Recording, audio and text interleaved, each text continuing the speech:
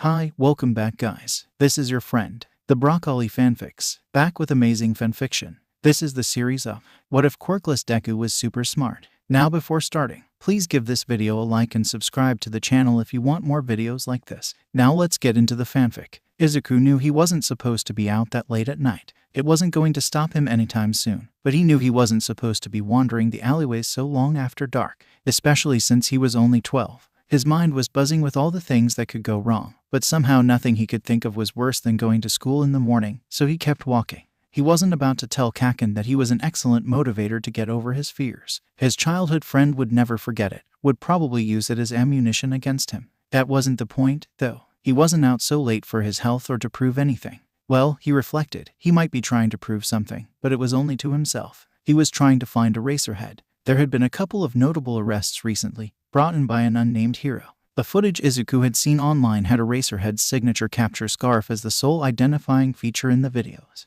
Well, that in the image of an alley across from a bar. What was more, it was an area Izuku was familiar with, which was why he was out on the streets trying to see if Eraserhead was still in the area. Walking around late at night was unusual. He was the only one around and his footsteps echoed around him oddly. It was like someone else was walking behind him, but no one was there when he turned to look. And yet it still wasn't as scary as facing down an angry Kaken. Izuku found the alleyway almost too soon. He hadn't seen many people in the streets, though a couple stumbled out of the bar across the street and wandered in the vague direction of the nearest train station. He turned down the alley and let his eyes adjust to the lower light level. It was almost disappointing how normal the alley looked. The smell of rotting garbage, stagnant water, and old vomit cluttered the atmosphere, but that was to be expected. Alleyways weren't clean, and they weren't usually a priority to be cleaned. A few large garbage and recycling bins were pushed up against one building, but whoever was supposed to be using them didn't seem to care much because there were bits of trash scattered about, including, oddly, something that looked like a long compression bandage. Izuku frowned. That wasn't exactly something people just threw away. They were reusable and useful. He wandered over to pick it up. It was a lot heavier than he was expecting it to be and it rustled when he touched it. Frowning again, Izuku pulled his hand back. Whatever this was, it wasn't a compression bandage. Realization slowly trickled over him as he reached to pick it up again and it moved in his fingers. He was holding a capture scarf. And not just any capture scarf, Eraserhead's. Izuku's head shot up and he looked around suddenly. He was a hero fanboy. He knew this, but to just take it was a step too far in his mind. It was like stealing, even if it had been left behind for whatever reason. Maybe it was malfunctioning. Maybe the villain Eraserhead took down had somehow managed to break it. Eraserhead didn't strike him as the sort of person to leave his main weapon behind. But it had been a couple days since the fight, and it was still here. As wrong as the idea of taking it was, Izuku's mind raced through all the worst-case scenarios he could think of. What if a villain got their hands on it? Someone who encountered Eraserhead often? They could study it, maybe learn how to neutralize it. Although Izuku didn't doubt the man would adapt, it wasn't worth taking the risk. He gathered the scarf in his arms. Well, he tried to gather it in his arms. It was like trying to hold a bunch of writhing snakes as the loops moved under his hands like it was trying to run away from him. Maybe that was why it was still in the alley. As he tried to settle it in some form of order, he felt a sharp pinch on his upper arm. Apparently, snakes were too accurate a metaphor. Fortunately, though, the scarf settled after causing him pain. A dry voice in the back of his mind pointed out how much it was like everything else in his life. Practically impossible until it causes him enough pain to be satisfied. Izuku pushed that voice back as far as he could. He was just projecting bad feelings on an inanimate object and that wasn't fair. He took the scarf back home and managed to sneak back into the house without his mother noticing that he'd gone missing in the first place. By the cold light of day, Izuku looked at the scarf again where he had deposited it just inside his closet. He reached to touch it and it reached back. He panicked, flinging himself back and away from it. Just in time, apparently, as it started thrashing around again. He wasn't touching it, but it was freaking out almost as much as he was. He froze, and so did the scarf. As far as he was aware, the scarf wasn't actually alive. Was it? The very idea was terrifying. And weird. And a little bit funny when it wasn't freaking him out. Most people brought home stray dogs or cats. But Izuku, he had to bring home a potentially sentient capture scarf. He wasn't even sure why he was surprised by this new level of absurdity. At least it probably didn't need to eat. Probably. Izuku crossed the hall to the bathroom just to do something to distract himself. It was only when he was staring at his reflection in the mirror that he remembered the strange pinch in his arm right before the scarf settled down. Pulling up his sleeve, there was a small scratch in the same general area. One part of the scratch was deeper than the rest, almost like a puncture wound of some sort. how he would have gotten it from a scarf he didn't know, but it cemented in his mind the need for research. He needed to know everything he could find out about the capture scarf itself, be it speculation or something else. Fortunately for Izuku, it was Sunday. He didn't think he'd be able to think about anything else other than this problem, and his distraction around Kaken was a recipe for disaster and chemical burns, neither of which he welcomed at the best of times, least of all when he was unable to mitigate as much of the damage. Once he was back in his room, the capture scarf rustling softly on the floor of his closet, he booted up his laptop and made his way to the Underground Hero pages. He knew it wouldn't be the best information and there was no guaranteeing it would be at all accurate, but he needed somewhere to start.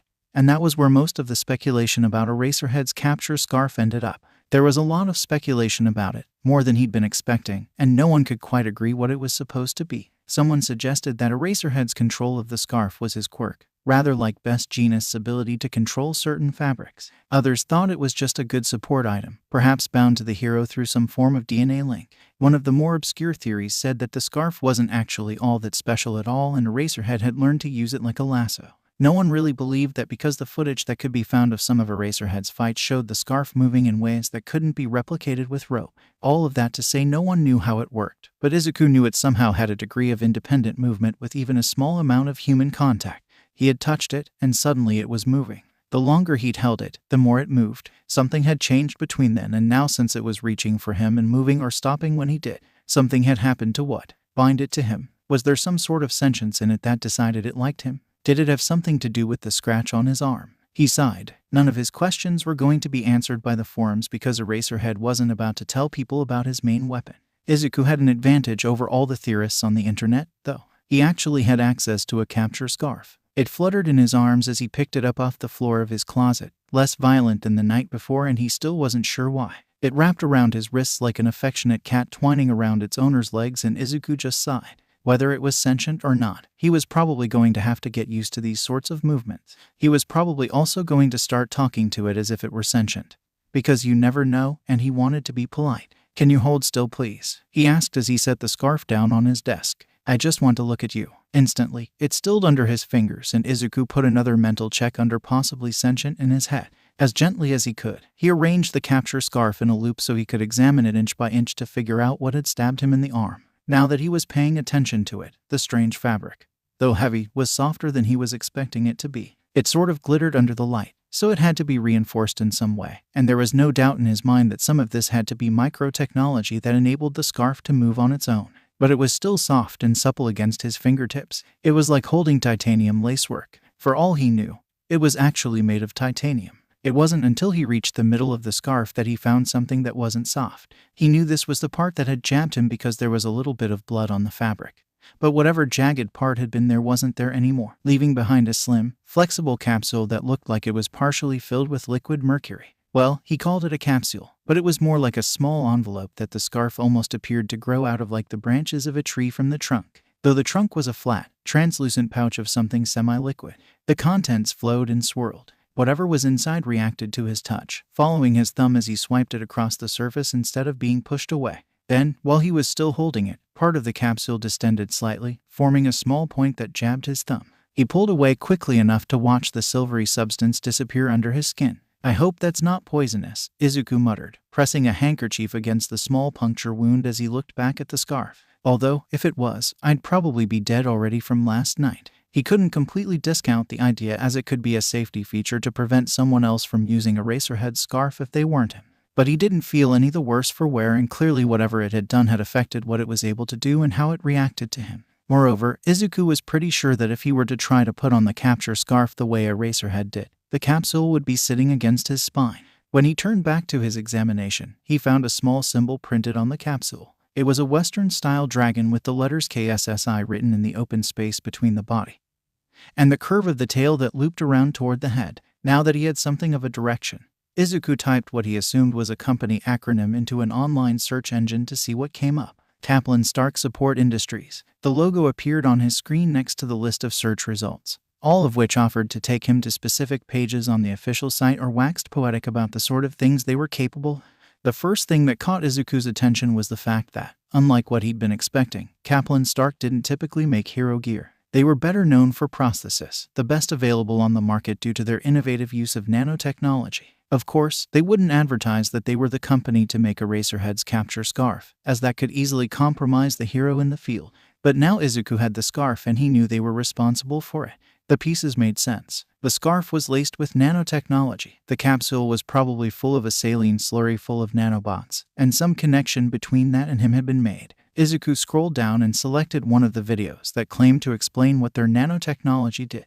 A mildly informative 3 hours later had Izuku sitting back in his chair, looking at the scarf with awe and more than a little trepidation. The videos described the use of nanobots in the average prosthetic as bridging the gap between the mechanical arm and the central nervous system. The nanobots were self-replicating to a certain point, using trace amounts of minerals and nutrients already found in the blood to create more bots to keep the system running. There was a threshold the nanobots weren't allowed to surpass, and the defunct bots were recycled by the body. The difference between the normal prosthetic and the capture scarf, however, was that a prosthetic replaced a missing body part while the scarf was not technically part of the body at all. The videos didn't expound upon this as it wasn't something they advertised as a commercial product. It did explain that the prosthetic was not sentient regardless of whatever strange movements people had observed whether or not it was attached, as this was the brain trying to assimilate new or renewed input from the missing limb. The nanobots operated on a closed network with one another, and so contact was not required for them to receive signals for movement. Privately, Izuku was still sure there was something about the scarf that wasn't exactly the same, so he would probably still talk to it like a person. It couldn't hurt his reputation more than it was already damaged by being quirkless. Having 20 meters worth of capture scarf that he talked to sometimes wasn't going to be any weirder than that. It wasn't until that moment he realized he didn't intend to return it. While he didn't have a way of getting in contact with Eraserhead, it wasn't that hard to find someone who knew him or could get in contact with him. But no part of Izuku's plans had him tracking the man down to return the scarf. This was probably exactly why people called him a creepy stalker. He had gone out actively looking for Eraserhead, had found his capture scarf instead, and decided to keep it instead of returning it like a normal person. Shame burned in his gut. But it wasn't enough to change his mind, especially as the scarf wound itself around him like a hug. He wanted to learn to use it, to train his brain to wield it like an extra limb the way Eraserhead used his. The man clearly had another one if he wasn't too concerned about losing it in the alleyway. It had been cast aside like him, and even if it didn't have feelings, he couldn't stop himself from drawing the connections between it and himself. Besides, Eraserhead used his capture scarf as an equalizer against more physically powerful quirks. That was exactly what Izuku needed. He just hoped the hero wouldn't begrudge him taking the chance while it was in front of him. Izuku tried to wear the scarf the same way as Eraserhead at first, but he quickly realized that he would either be written off as an idiot for wearing a scarf as big as it was when he didn't need one, or someone would recognize it and get it taken away. Leaving it at home wasn't an option in his mind, so he managed to find a way to twine the scarf around his torso and arms under his gakurin so he would always have it. After a couple months of practice with it, he managed to make wrapping it around him in the mornings second nature. He was constantly warm for the extra layer it offered, but he would sacrifice his physical comfort for the protection it offered. It was resistant to a lot of the damage Bakugo and others tended to do to him, and Izuku started having less injuries to deal with after school. He had begun exercising as well, realizing that if he wanted to get into UA on his own merits, he probably had to have some physical skills to back up the capture scarf and his analysis. He was already pretty quick on his feet, which was necessary if he wanted to escape bullies at the end of the day or during lunch. He hadn't really found a reliable way to work on strength, but he was attending as many free self-defense classes as he could. Working with the scarf itself was slow going as he needed to train himself to use it like another limb, and he had no idea how to do that without focusing on every movement he needed it to make. His best idea was to use it as often as possible for little things as well as bigger things. More delicate movements were harder to do, and he spent a good portion of the first few months trying to pick up a pencil from the cup of writing utensils on his desk without knocking it over. Larger things, however, were simple enough if he managed to get a grip. One of the first things he realized was that, barring his ability to focus on the action, there were few physical limits on what the scarf could lift. It wasn't an actual limb, so it wasn't gated by his physical strength. Moreover, he could use them to pull his body around, climbing trees and buildings with ease. The only physical limit he had encountered was whether he could brace himself well enough to leverage whatever he was trying to lift up. It was honestly easier to pull himself along until he had the strength to stand his ground. No one at school had noticed Izuku's new accessory. It wasn't exactly surprising since he was actively trying to hide it, and people only paid attention to him when they wanted to hurt or belittle him. He was glad his classmates didn't know him well enough to tell that he was hiding something.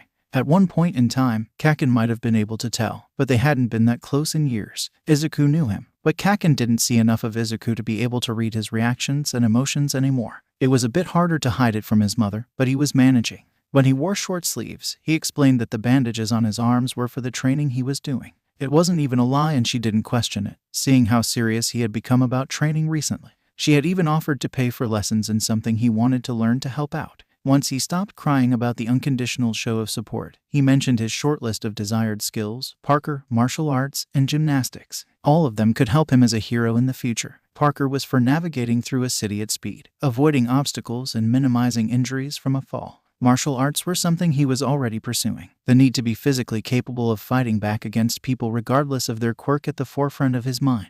Gymnastics was also in the vein of learning to tumble and fall, but he also wanted to be able to maneuver in the air, which was necessary with how he used the capture scarf to get around.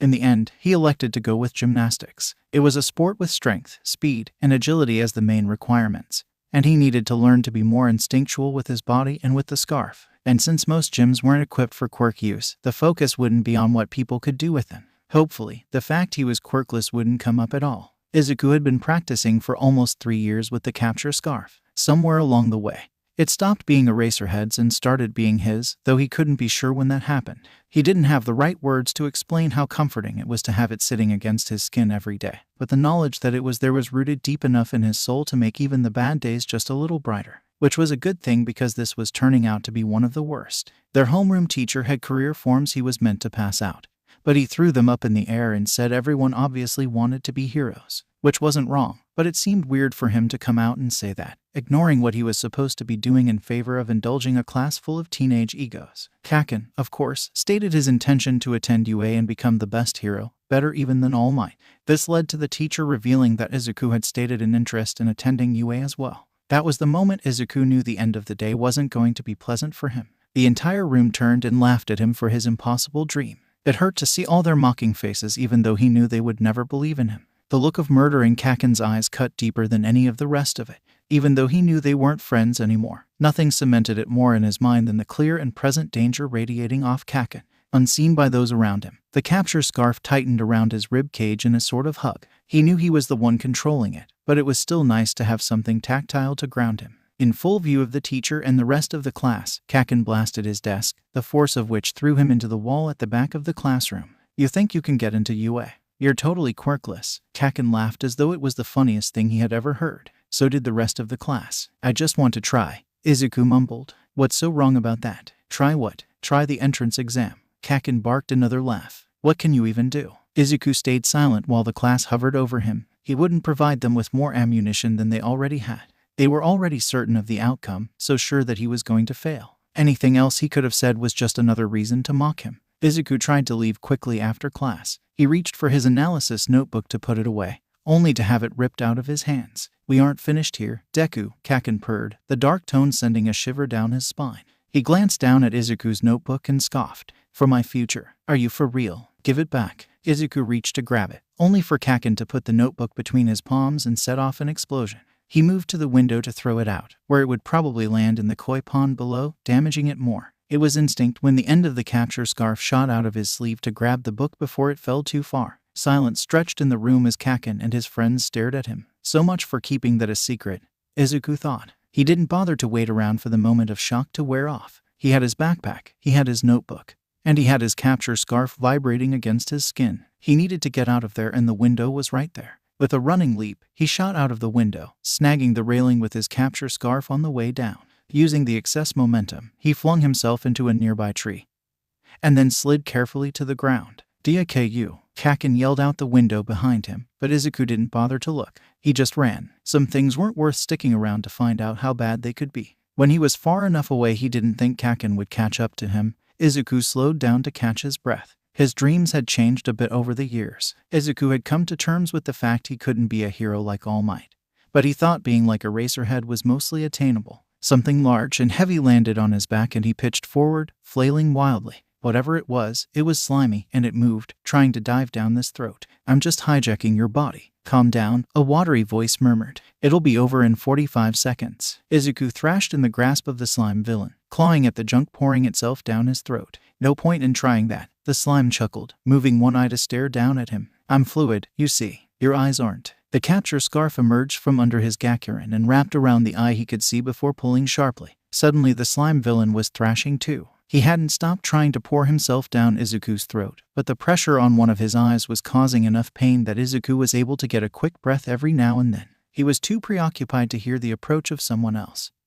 So his only warning that he wasn't alone anymore was an eerily familiar voice shouting, "Texas Smash." A blast of wind knocked the slime villain away, and Izuku choked on the slime still in his throat, vomiting it up as best he could. All in all, not the best way to meet one of his heroes. "Sorry you had to get caught up in that," All Might said. "I am a bit new to the area." Izuku nodded, suddenly unable to find any words. He wanted to ask the hero if he could be a hero too, but the jeering voices of his classmates echoed in his mind.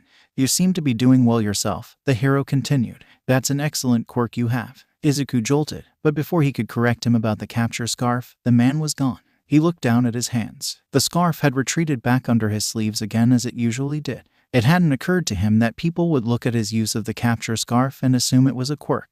But most people didn't know about Eraserhead, and for good reason. The more people knew about him, the less effective he could be. Izuku hadn't intended to lie to the #1 hero about having a quirk, but apparently that's what he had inadvertently done by failing to correct the misconception. Was that what Kaken thought too? Was that why he and his friends had gone so silent when Izuku retrieved his notebook? He started making his way home, trying to decide if he should pass off the capture weapon as a quirk. He could call it scarves, or something like that. If people assumed it was a quirk rather than a support item, would that change how they treated him? If he managed to convince them, he needed to prevent anyone from finding out anything different about it. He had learned through trial and error how to fix it, and through a lot of study. It was fortunate that the nanobots were largely self-replicating. Because of that, minor damage to the scarf was self-repairing, and he'd only needed to worry about a couple of times Kaken had practically burned through a layer. He had a theory that if he managed to remove some of the nanobots from the capsule and place them with enough raw materials that he'd be able to let them replicate another scarf.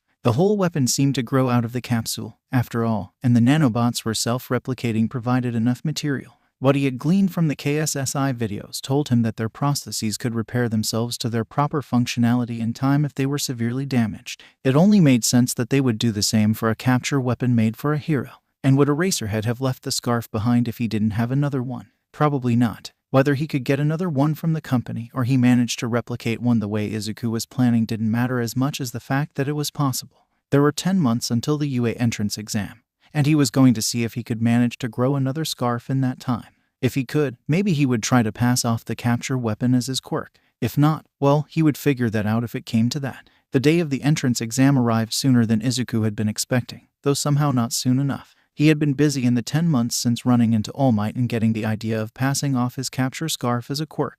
It wasn't the best idea, but he found the choice was taken out of his hands almost immediately because of Kaken and his friends. The entire school was convinced that he'd spontaneously developed a quirk out of nowhere, though no one could quite agree if it were tentacles, fabric manipulation, or some kind of weird spider mutation. Naturally, he didn't demonstrate his quirk for anyone short of using it to escape from Kaken, but that didn't stop the teacher from slipping some paperwork to register his quirk on his desk the Monday after the rumors started. In a rare display of a magnanimous leader, Sensei even offered to turn the paperwork in for him. That he also made some remark about how it was about time he presented a quirk. Izuku decided not to correct him. Teachers had never helped him before, so he didn't see why he should help them. If the paperwork was filled out and left on the teacher's desk at the end of the day, there was no evidence that Izuku had been the one to do it. Any issues that came from turning it in would reflect on his teacher rather than him. Oddly, Izuku decided he was okay with this potential outcome, if only because he could imagine the face Sensei would make when he realized he'd helped a quirkless student commit fraud. Of course, a quirk known only as Tendril wasn't going to rate very highly in people's minds, so Izuku figured that moment would never actually come to pass. Replicating the scarf had become a bit of a priority after that.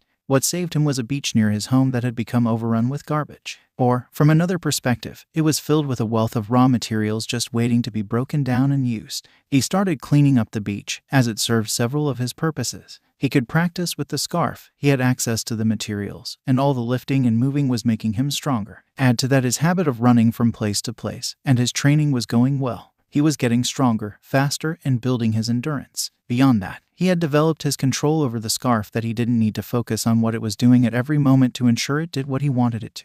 Honestly, he needed to focus more to stop it from acting on his behalf. The first experiment with growing a scarf was a success, though he'd had to sacrifice a small collection of his old clothes to it. With a pile of scrap metal from the beach in those clothes, his backup scarf grew to its full 20 meters in 3 weeks, which was about how long it was taking Izuku to begin wondering what would happen if he supplied the nanobots with different materials, like the rubber tires he was pulling out of the mounds of trash on the beach. If he could get a higher quality of metal as well, the scarf that came out of that would be formidable. And if he managed to craft a scarf out of Kevlar or something that afforded a similar level of protection, he might prefer to use that, provided he got into the hero course. It was still surreal to him that getting into the hero course wasn't looking like a distant dream for someone else to achieve. According to what he had looked up, UAS entrance exam featured robots of varying values, and prospective students were meant to destroy or disable as many as they could. There wasn't a lot to find on the robots themselves, but Izuku was fairly certain they would have a weak spot to exploit. If not, then the test was heavily geared toward people with destructive quirks, which was more than a little unfair. He was determined to do his best, but he also applied to the general education department just in case. With that, he was fairly certain he could make it into UA with his test scores and potentially move up to the heroics department in the sports festival. Even with that assurance, he was still a nervous wreck walking through the gates of UA. He was drifting, woefully off-kilter, and still trying desperately to convince himself that everything was real. The familiar pressure of the capture scarf tightening around his ribs was grounding in a way little else was, and Izuku walked toward the building to take the written part of the test. Unfortunately, he tripped over his own feet shortly before the stairs, fully expecting to land on his face. He was surprised when the impact never came. "Sorry for using my quirk on you without asking," said a voice behind him as he opened his eyes to see the ground centimeters away from his face. He was floating, flailing almost, without touching the ground. Izuku turned to look at the person who had spoken and locked eyes with a girl who stood beside him. She reached out to help pull him upright, then touched the tips of her fingers together. When she did, gravity reasserted itself and he landed on his feet, his wobbly knees protesting the renewed pressure of remaining upright.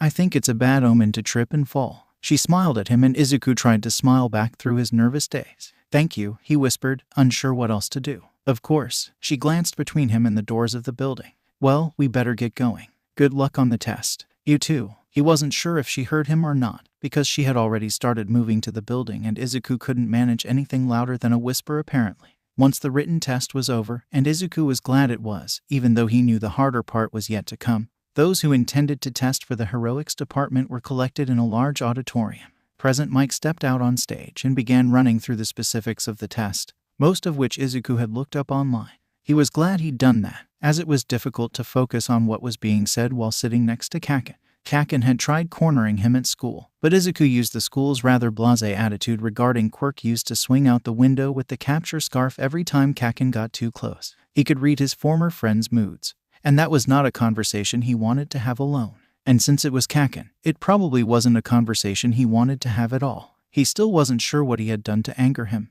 "This is how the test will go, my listeners," President Mike was saying. "You'll be experiencing 10-minute-long mock sit escape maneuvers. Bring along whatever you want." Izuku let out a breath he didn't realize he'd been holding. Even if it somehow came out that the capture scarf wasn't a quirk, they couldn't ignore him if he managed to make it into the hero course. They said he could bring anything he wanted. If he brought a capture scarf, then he was simply better prepared than the rest of the test takers, or more resourceful. Actually, it probably only counted as luck. He was lucky enough to find and figure out how to use a capture scarf, and there was nothing they could do about that right now. And if they took it away, he had more now, scarves that didn't originally belong to Eraserhead. If they tried to take them away, he would just grow more and hide them until they could never be sure they'd retrieved them all. He hoped that wouldn't happen. "Shut up," Kaken growled. A student closer to the stage stood up. "I have a question. There appears to be no less than 4 faux villains on this handout. Such a blatant error, if it is one, is highly unbecoming of an institute as prestigious as UA." Then the boy turned and glared directly at Izuku. "And you with the curly hair. You've been muttering this entire time and it's highly distracting. If you think this is some sort of game, then you should just leave." Izuku shrunk in his seat. He much preferred it when attention sort of slid off him. Now the whole auditorium was looking at him, if only briefly. The capture scarf tightened against him again, practically constricting his ribs and limiting his breathing. He forced himself to calm down as President Mike drew the attention of the room back to the front. "Nice catch, Examinee 7111, the voice hero said, easily smoothing over the crowd. "The 4th type of faux villain is worth 0 points. There is only one per testing ground, a gimmick that rampages around in close quarters. Izuku stared down at the handout, at the pictures of each of the robots. There was no sense of scale to them as they stood against a white background, but he could already see a couple of places that might be weaknesses he could exploit. If not, he'd have to improvise more on the spot. Provided, of course, his anxiety didn't cause him to freeze up. After changing into a pair of sweatpants and a tank top, he followed the instructions to find his testing ground and joined the crowd gathered there. Well, joined was perhaps not the right word. The testing ground was huge, as was the crowd, and he was terrified of dealing with either. He noticed the girl who had helped him at the gate. Before he could go over and thank her again, a heavy hand landed on his shoulder and he flinched. "What do you think you're doing?" the boy who called him out in the auditorium demanded. "She's obviously going to do a meditation of some sort. Were you going to sabotage her?" Izuku froze in the face of such animosity, and he felt the eyes of the entire crowd turn to look at him again. Whispers raced through them, the familiar tone of mocking setting his stomach to tying itself in knots. He should have known nothing would really change. He should have known it was useless to try and reach out and begin. There was a moment of silence as everyone, Izuku included, attempted to process what had just been said. "What's wrong?" Present Mike demanded. The test started. The die is cast. Everyone started running at once, Izuku choosing to race down side streets away from the main crowd. He couldn't handle the eyes on him, and being in the crush of the main battle wasn't going to do him any good. A robot appeared around one corner and Izuku froze for a second before the capture scarf lurched forward to find purchase on the machine and pull him into a flying kick at the one-pointer's main sensor array. It smashed under his shoes and he tore out a bundle of wires while swinging around to land on the ground again. He was running again before the robot hit the ground. He managed to take out a couple of two-pointers by getting them to shoot each other, then aimed straight for the bundle of exposed wires on the next one-pointer he saw. The first three-pointer was larger than he expected it to be, and someone with a laser in his stomach managed to take it out while it was focused on Izuku. "Merci pour l'assistance, mon ami," the boy called to him before moving on. Izuku vowed to take on the next three-pointer on his own. As if summoned by his desire to prove himself, one crawled over a partially collapsed building to get to him. Directing his scarf to wrap around a nicely sized piece of rubble, Izuku swung the makeshift shot put into the robot's sensor array before diving underneath to get at a conspicuously loose panel. He pried it open and ripped out as many wires as he could, burning his fingers in the process. He had to drag himself out from under it before it collapsed on top of him. From the sound of things, the central plaza was where most of the fighting was taking place. Deciding to take the high road as he made his way over, he swung between the buildings and from the telephone poles. He dropped on top of a one-pointer that was aimed at one student's back, driving it into the ground. He was forced to dodge a two-pointer almost immediately that struck at him with its scorpion tail. Latching onto the tail with the scarf, he let himself be pulled toward the robot until he dropped on its back. There, he found another conveniently loose panel and pried out another set of wires. The robot dropped like a marionette with its strings cut. Suddenly, a rumbling louder than anything Izuku had ever heard filled the mock city, and a robot larger than the horizon appeared like everyone's worst nightmare. There was a moment of stillness as everyone stared up at the so-called gimmick of the test, because what were they supposed to do against that? Most people elected to run. Izuku was prepared to run himself when he heard a small cry of pain. He turned back to see the girl with the gravity quirk half buried in rubble near the foot of the approaching robot. There was no time to think. No time to dig her out before the robot was upon both of them. The only chance he had was to disable the robot where it stood. He was already running before he realized what he'd decided. The scarf unwound more than it usually did, stretching to latch onto the forward-reaching arm of the zero-pointer, then contracting like a rubber band to send him shooting towards the large head. A simple kick wasn't going to be enough to take it down, but there was exposed wiring around the joints. He aimed for the neck and started ripping as much out as he could, using his own body weight as leverage to knock the thicker cables loose. The robot started and shuddered before finally going eerily silent, leaving him hanging like a spider on its web from the head. Now that the danger was over, the departure of adrenaline was causing his body to crash hard. Slowly, as he was suddenly aware of how much his shoulders and arms ached, he lowered himself to the ground and picked his way across the rubble to the girl. He didn't even particularly care when Present Mike announced that the exam was over. He started shifting the rubble away from the girl's legs until she could sit up and start pushing the concrete away herself. It aggravated the pain in his arms, but he wasn't about to make her wait for help when he was right there. "Are you okay?" he asked quietly, exhaustion folding over him like a blanket. He had practiced endurance, strength, and speed, but never in such a dangerous scenario. Somehow going to school with Kaken had become less dangerous and more tedious, so an injection of real terror facing down a city full of rampaging robots was more than he'd been equipped to handle. I'm fine, she replied, but winced as she shifted one of her feet. It had gotten scraped up quite a bit, and he wished he thought to carry around actual bandages rather than a scarf that resembled them rather strongly. That's good, because, he reasoned, if her foot was the worst of her injuries, she had escaped rather well off for the ordeal. An old woman hobbled her way through the crowd toward them, checking on the students she passed on her way. Even if Izuku hadn't been a hero fanboy, he would have known about Recovery Girl. She had one of the strongest healing quirks in the world and was frequently held up as the reason why the entrance exam could be as hectic as it was. When a member of staff had the ability to heal injuries almost instantaneously, there wasn't a lot to be afraid of. Now then, Recovery Girl said, settling in place and leaning on her cane. Who's hurt and in need of healing? Izuku pushed himself to his feet and offered an arm to the girl with the gravity quirk. Here, let me help you over. Thanks, the girl smiled.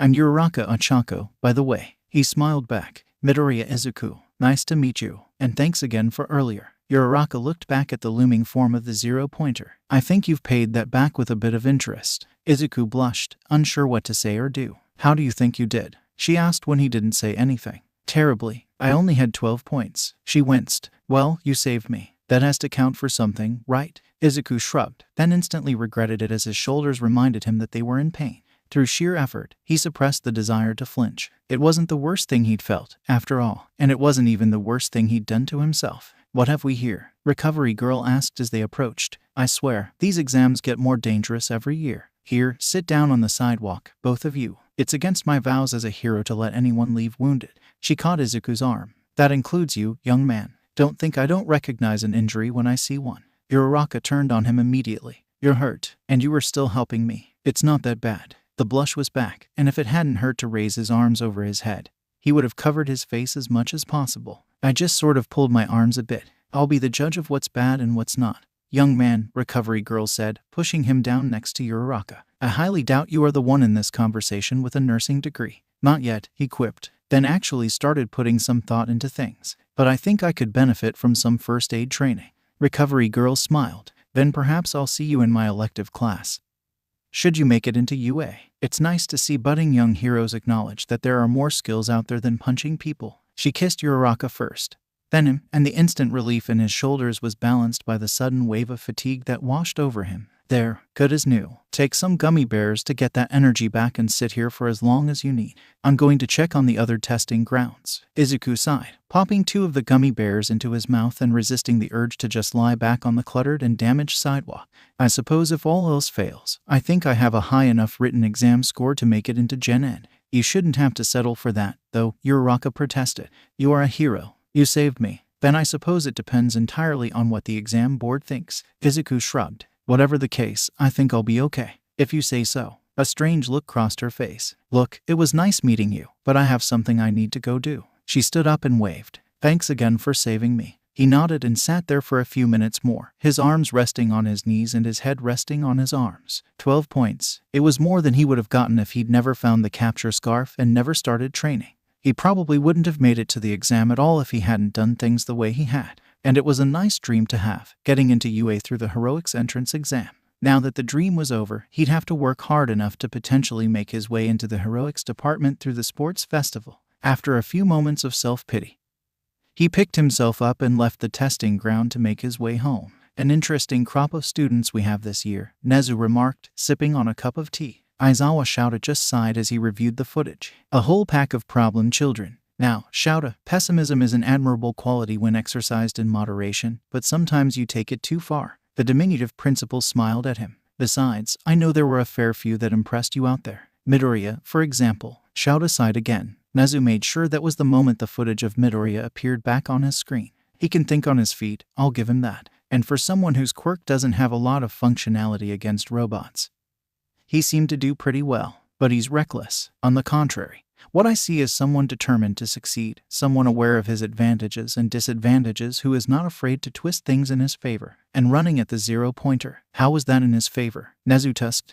You know as well as I do what that particular part of the test is for. When the danger appears insurmountable, it is the true measure of a hero to find a way to victory in the face of defeat, to stand and fight when the outlook appears most bleak. Shouta blinked. Gods above. He was too tired for this shit. You mean you're going to put him in my class? He frowned. Is this punishment? Look at it this way. You are the one best suited to take his raw potential and refine it into something outstanding. That wasn't a no. He bit back a groan because it wouldn't help. It would only make Nezu's stupid grin wider and push the headache he was nursing over into the vein of migraine.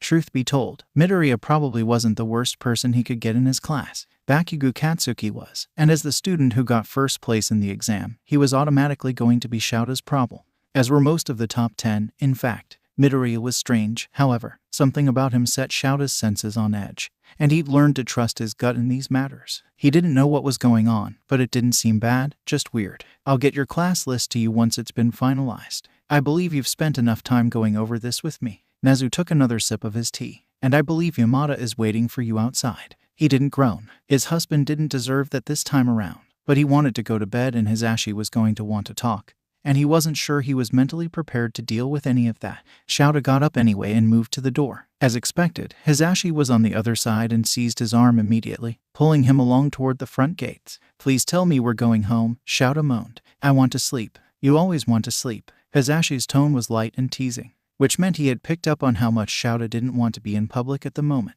I love this man, he thought. God knows why he married me, but I love him. Interesting bunch of kids out there today, Hisashi murmured, keeping his voice low and even. Any favorites? Shouta frowned. I don't pick favorites. We both know that's not true. Deciding to be the better person, he didn't hit Hisashi. What about you? You always pick favorites. That Midoriya kid was good. Reminded me a bit of you, actually. Shouta frowned. No, you're not allowed to like the problem child. Then the last bit of what he said registered. Wait, what do you mean he reminded you of me? Hisashi shrugged. He's driven, and his quirk is a little bit like your capture scarf. He clearly trained with it for a long time in order to make everything look effortless and organic. He's a nervous little listener, though, like he doesn't have a lot of confidence in his ability to face others, like how you first started out. Shouta did groan this time and buried his face in his husband's shoulder. He'd been an awkward and desperate kid, so quick to lash out because that's what he'd had to do to protect himself that it took Hisashi and Oboro months to get through to him. Even after that, he didn't really place a lot of trust in anyone else, which was why he still regularly worked himself to the bone or ended up in the hospital because he was too stubborn to call in backup for a situation he wasn't sure he could handle. You're going to jinx it, he moaned. He's going to be worse than I ever was. And that will be entirely your fault because you jinxed it. Or he could be better, Hisashi suggested, ever the optimist. You could teach him to be better. Bold of you to assume I know what I'm doing here. Shouta sighed. You really like this kid. Hisashi nodded, and it meant more that he didn't say anything else. With a quirk like his, Hisashi was loud more often than he wasn't. He was on and open and utterly exhausting, but that was part of who he was. But they had learned together that it was in the moments he wasn't saying anything that he was at his most sincere. At some point, saying something aloud lost all meaning. But the intense and meaningful silence of a situation held more gravity than anything else. Okay then, Shouta knew he was going to have to get over things eventually. And he did have a begrudging respect for the kid doing what few others were willing to do in something as simple as the entrance exam. I suppose I can give the kid a chance. He did not blush when Hisashi kissed him. If his husband claimed otherwise, he was a rotten liar. Izuku was waiting for the letter that would tell him how badly he had failed the entrance exam. It had been a week since he took it and he had spent every spare moment second-guessing the decisions he had made. The only thing he couldn't bring himself to regret was saving Uraraka. He would have done that again, even if he somehow managed to half-kill himself in the process. Though upon reflection, he wondered if death hadn't been a real possibility. He probably looked like an idiot to the adjudicators, running at their gimmick and attempting to tear out as many wires as he could until something changed. If there was one reason that could explain why he wasn't going to get into the hero course, it would be how reckless he'd been and would be. A bunch of pro heroes would definitely have picked up on that particular peculiarity of his. As the week had worn on, he was slowly coming to the realization that he wasn't as okay with the outcome as he tried to pretend he was. He had put in a lot of work to prepare for the entrance exam. He had gone in with some knowledge of what he was facing, and he still managed to freeze when it mattered. As much as he wanted to claim it was unfair, most of the other people in the exam hadn't let the situation stop them. Of course, they had actual quirks to back them up. They could trust in their abilities and didn't have to worry about accidentally exposing themselves as a fraud. Maybe it was better this way. He had told himself that he would explain the situation with the scarf to his mother if he got into the hero course, but he wasn't ready to admit that he'd been hiding something so big from her for the past 3 years. It was rude of him to do so, and he didn't even really have a good excuse for it. Not getting into the hero course would give him a little while longer to get used to the idea of telling her and potentially figure out how to mention it without getting in trouble or making her needlessly upset with his apparent lack of trust. She patted his shoulder as she passed by him on the couch. No matter what happens, I'm proud of you, Izuku, she said, clearly able to tell that the events of last week were weighing on his mind. You've come so far in so little time. and I know you can go so much further. He was really going to need to figure out a good way to explain everything. Just coming right out and saying it was sounding like a worse plan every time he thought of it. I just wish the letter would arrive already, so I know one way or the other. He looked down at his hands. I don't like having the possibility hanging over my head like this. Well, it should be coming soon, shouldn't it? It's been almost a week since the exams. Izuku nodded. Then it might be in today's mail, his mother continued. Wait just a few more hours and then you'll know for sure. A few hours spent just waiting sounded like the closest thing Izuku could conceive of as torture, so he went to his room and pulled up some of the latest footage of hero fights. He had figured out a while ago that his analysis was really the only real advantage he was going to have over his opponents. He couldn't assume he would always have his capture scarf on hand, and if he lost it, he needed something to fall back on. His notes lately tended more towards how to neutralize quirks, to fight them with something that gave them the same disadvantage he always suffered from. That wasn't to say he wasn't still figuring out ways people could use their quirks in creative ways. He usually started there, figuring out what the most effective method for using a quirk would be, then used that list to figure out how he could prevent each and every use with a method that was easy and accessible to use when he couldn't be sure of the materials he'd have access to. He couldn't assume he would always have access to water against a fire user, but he could probably find something to use as a large fan to manipulate the air currents and redirect the flames away from him. Most of his analysis pointed to shields being a useful tool to have in use in the field, as they could, depending on the material it's made out of, block a fair number of quirks. There was a reason he made notes about a durable shield of some sort to go with his hero costume, should he make it into the hero course. On his own, he intended to look up stronger, more cut-resistant materials to use to grow another scarf. They wouldn't be as useful as a shield, but given that he wore the scarf wrapped around his torso, he figured an extra layer of protection was nothing to belittle. Izuku had moved on to the footage of a battle that had taken place in downtown Tokyo less than an hour ago when his mother knocked on his door. She opened it a moment later, her eyes bright and shining as she held out an envelope with the UA insignia on it. Izuku suddenly couldn't breathe. The letter was here, and he would have his answer, and he wasn't sure now he wanted to open it. Mechanically, he reached to take it from her, feeling the strange weight of it as it dropped into his hand. His mother pushed the door open further and stood behind him, her hand on his shoulder as he tore it open carefully. As he was pulling out the letter, a small metal disc dropped onto his desk. It rolled to a stop and fell flat. Then, after a moment of silence as Izuku just stared at it, a light in the middle suddenly sprang to life. "Hello, listener," came the voice of Present Mike shortly before an image of him resolved in the light. Izuku let out an undignified squeak at the sight. "You made a good showing out in the field and collected 12 villain points. However, I am afraid this is not enough to qualify you for the hero course." Izuku's heart sank, and he was glad his mother was there with him. He hadn't explained anything to her about the scarves yet, but now he had time to figure out how to explain things. If villain points were the only way of scoring in the test, that would be the end of our conversation. We had an interesting visitor in the observation booth shortly after the conclusion of the test, and I think you should see this. Behind Present Mike, a video appeared on a screen, showing a dimly lit room as the door opened. Uraraka appeared around it, looking at the faces on the other side of the camera. Excuse me," she said, letting the door swing open the rest of the way. Midoriya Izuku, the plain-looking boy with green hair and the bandaged tentacle things. "He saved me, but he didn't get a lot of points. He could have been chasing after more robots. But he saved me, and I wanted to know if I could maybe share some of my points with him, because it isn't fair that he might not make it because of me." She frowned at them. Heroes are supposed to save people, so he deserves to be in the hero course. In the video, Present Mike stepped forward from behind the camera and patted Uraraka's head. "I'm afraid we can't give him any of your points. But don't worry too much about the kid. He'll be fine." The other Present Mike in the projection turned back to face the camera. "Not only did you make a good showing for the adjudicators of the exam, you also impressed your fellow examinee with your selflessness." As she observed, being a hero isn't just about fighting villains, it's about saving people and standing up for what's right, and we would be a poor institution if we didn't recognize that. As such, we have a secret system known as rescue points. For your bravery and willingness to help save Uraraka-chan, you have been awarded 50 rescue points. This brings your total points up to 62 and puts you in 6th place overall in the exam.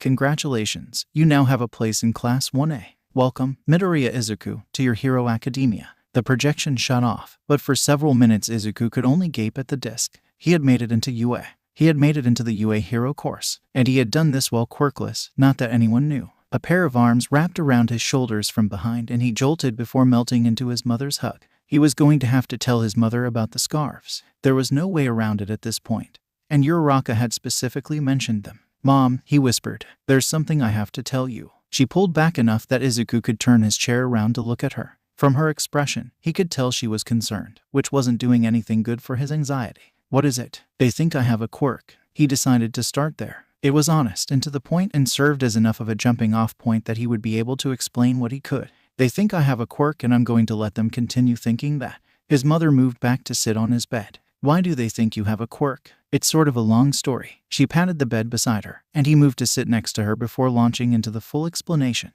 He told her about going out at night when he shouldn't have and finding Eraserhead's capture scarf. He told her about the research he had done into how it worked and whether it was safe. He even told her about the bullying and how everyone at school was convinced it was a quirk because he used it to escape from Kaken.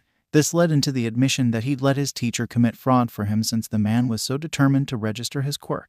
She didn't look particularly happy about that bit, but Izuku was quick to point out the man hadn't done anything to help him when he believed, rightly so, that he was quirkless. It was petty and vindictive, but he refused to feel sorry for the man should the truth ever come out. Finally, he told her about the other scarves he had grown, opening his closet to show off the neatly folded finished varieties and the container that had yet another one in the process of growing. Izuku, she murmured, reaching out for him as though she thought he might disappear or pull away from him. You've done all this just to be a hero. I always wanted to be one, Mom. I never stopped wanting to be a hero. I intended to use the scarf in the entrance exam as soon as I figured out how to use it, but I never considered presenting it as my quirk until All Might mistook it for one. And then, because Kaken and his friends saw me use it to get away from them, they all thought it was a quirk too and took the decision out of my hands.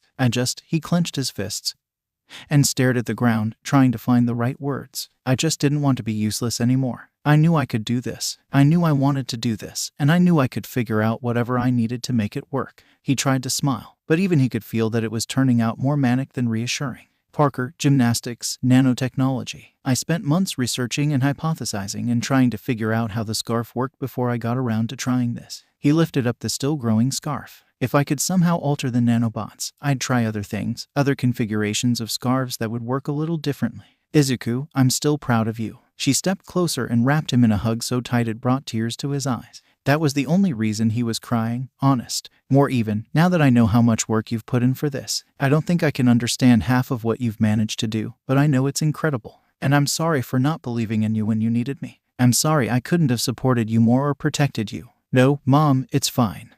He choked on the words, unable to find a way to articulate how much even the slightest support she had offered had meant to him. She had never abandoned him for his lack of quirk, had never let her love for him become conditional, gated behind something so unattainable as manifesting a quirk out of the ether. She was the best part of his day for years because she cared for him more than anyone else dared to. So instead of trying to use words, he just held her, crying into her shoulder as she hugged him back and cried into his. They stayed there for a while, until Izuku's head started to ache from the crying. He was glad he'd told her. Yes, it was necessary for her to know what to expect when people talked about his quirk, but it was also cathartic to have it out in the open, to admit to picking up Eraserhead's capture scarf and using it to join the hero course. It was such a big part of his life that lying to her for years had been difficult, even painful at times. Now she knew, and he felt like he could float away for lack of the weight of it. For the first time and longer than he cared to admit, he was finally free of the secrets he'd been holding back out of fear. They celebrated his acceptance into Class 1 with Katsuden, and Izuku was willing to swear it was the best meal he'd eaten in years. His mother just smiled and took the compliment. The first day of high school arrived, and the thick knot of nerves in his gut had kept him awake most of the night.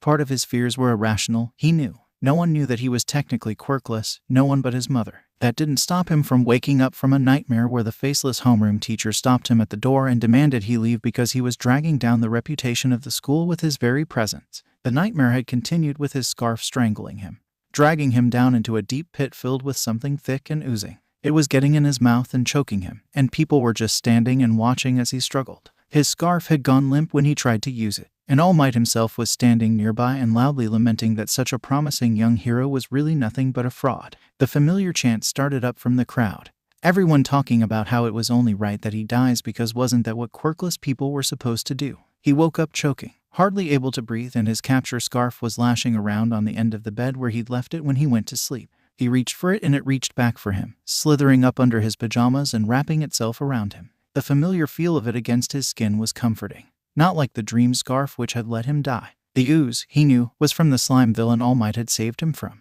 Telling his mother about it had brought back the terror that had been so easily undercut by his shock at the hero's assumption of his scarf being part of a quirk. His mind had moved on in the moment, but apparently his subconscious hadn't. He had heard a few things about imposter syndrome, but could he have that if he were actually an imposter? The capture scarf technically wasn't his, even though he had made it his own over the years, and he knew he wouldn't have made it into UA without it. What was to say his dream was going to become reality? All the teachers at UA were pro-heroes. They could probably look at him and be able to tell that he didn't actually have a quirk. Then he would get in trouble for faking it, for making out that he was something other than what he was. Would he go to prison for faking a quirk? Or would it just go on some permanent record he'd never be able to expunge? Would people point and laugh at him, saying that's the worthless, quirkless kid who tried to be a hero and lied his way into UA? All he had ever wanted in his life was to be a hero. Now he had his chance, but it felt like it could be ripped away from him at any moment, even knowing he was going to fight with everything he had to keep his dream alive. Part of him insisted he be ready for the moment it all started to fall apart. When his mother knocked on his door to wake him up, she found him already up and dressed and sitting at his desk with a new notebook filled with feverish writing. Izuku, his head shot up, glancing around for a moment before his eyes settled on her and he relaxed. Yes, it's time for breakfast. She looked between the notebook and him. How long have you been up? Izuku rubbed the back of his neck sheepishly. I'm not sure exactly. I couldn't sleep. He stood and stretched before following her out to the kitchen table. I suppose it's good you're up early, his mother said after a while. I had something I wanted to talk to you about. Izuku froze. In his experience, at least where other people were concerned, those words never meant anything good. He couldn't think of anything he'd forgotten to do around the house that would make his mom say them. But if he'd forgotten something, he couldn't exactly remember what he'd forgotten.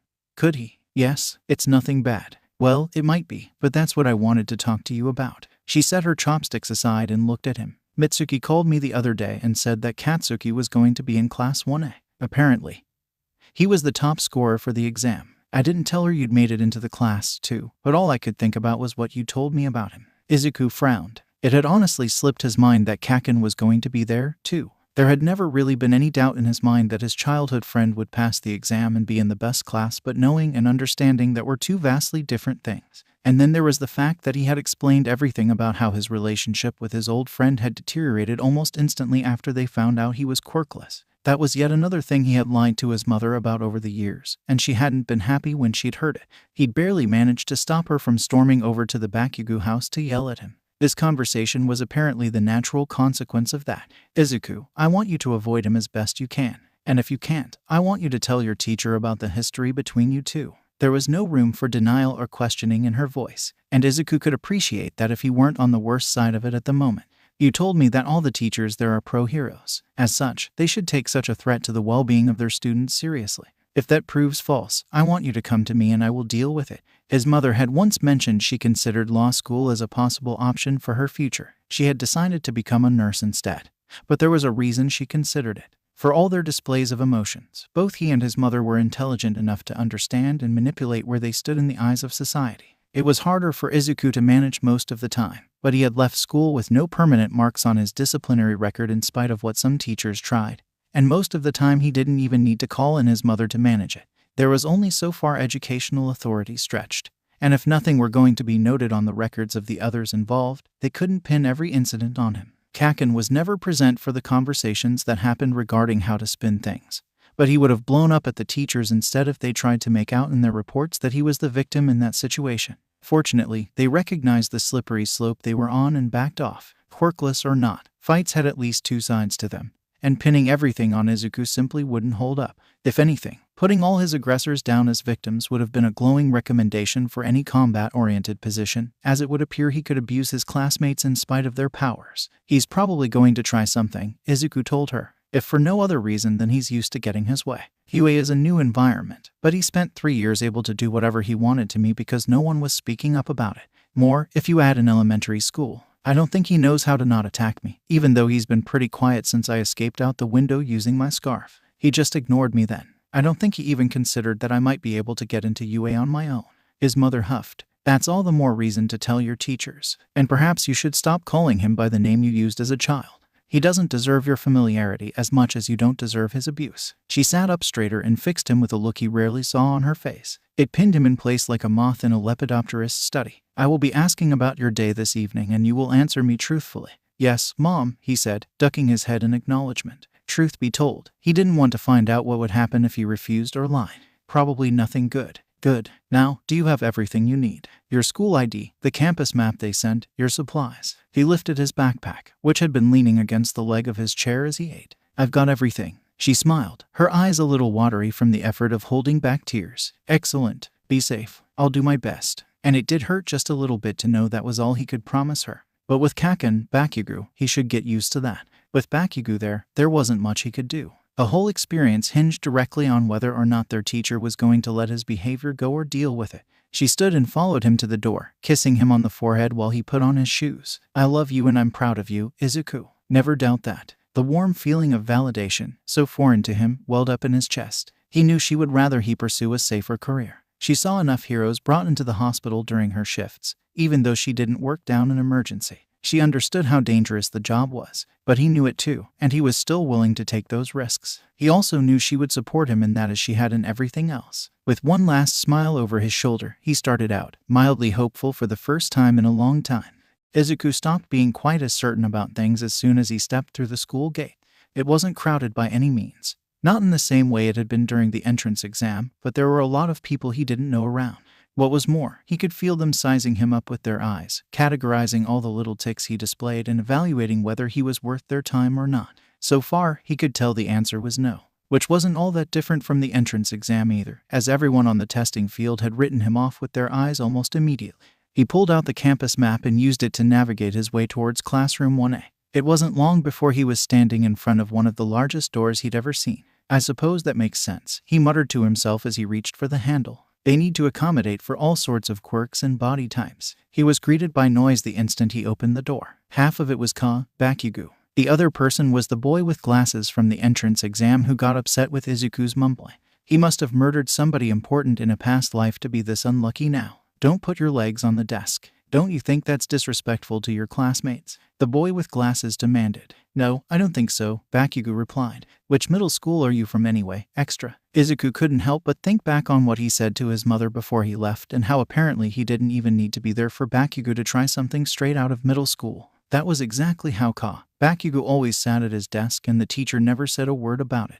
Nor did anyone else. And the fact he was still calling people extras was a perfect example of how much respect he had for his classmates, most of whom took the exact same exam and got in on their own merits. He didn't respect anyone who wasn't him or hadn't beaten him in a fight. And since Izuku had never seen Bakugo lose a fight, he didn't respect anyone. He tried to skirt around the argument, spying his name on the desk directly behind Bakugo. The motion, however, seemed to catch the eye of the boy with glasses, and he shuffled over. Hello, I am Idatenya from Sumi Junior High School. Izuku could feel every eye in the room turn to him like a persistent itch all over his body. One glance was particularly heated, and he knew that if looks could kill, he would be dead where he stood. The fuck are you doing here, Deku? Bakugo demanded. Izuku opened his mouth to answer, but he wasn't quite sure what to say. Bakugo would probably take any answer he gave as something snarky, and thus count it as a reason to attack him. He looked between Ada and Bakugo and decided on the lesser of two evils. I'm Midoriya Izuku, he said, bowing slightly to Ada. Nice to meet you,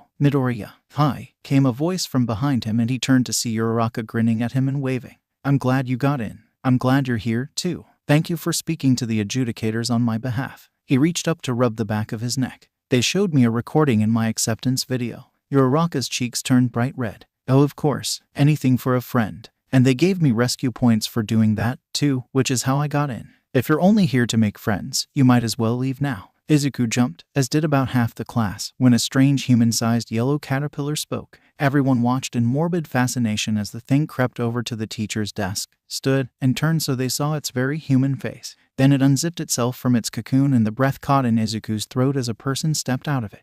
He knew exactly who this was, if only for the scarf wrapped around the man's neck. Eraserhead. The scarf around his chest and arms was suddenly feeling very stolen, in spite of the fact he'd found it abandoned in an alley. After 3 years, he was confident that none of the nanobots in his scarf were aligned with Eraserhead anymore and hadn't been since at least 6 months after he picked it up. But Izuku couldn't help feeling like everything was going to fall apart as soon as Eraserhead saw the scarf.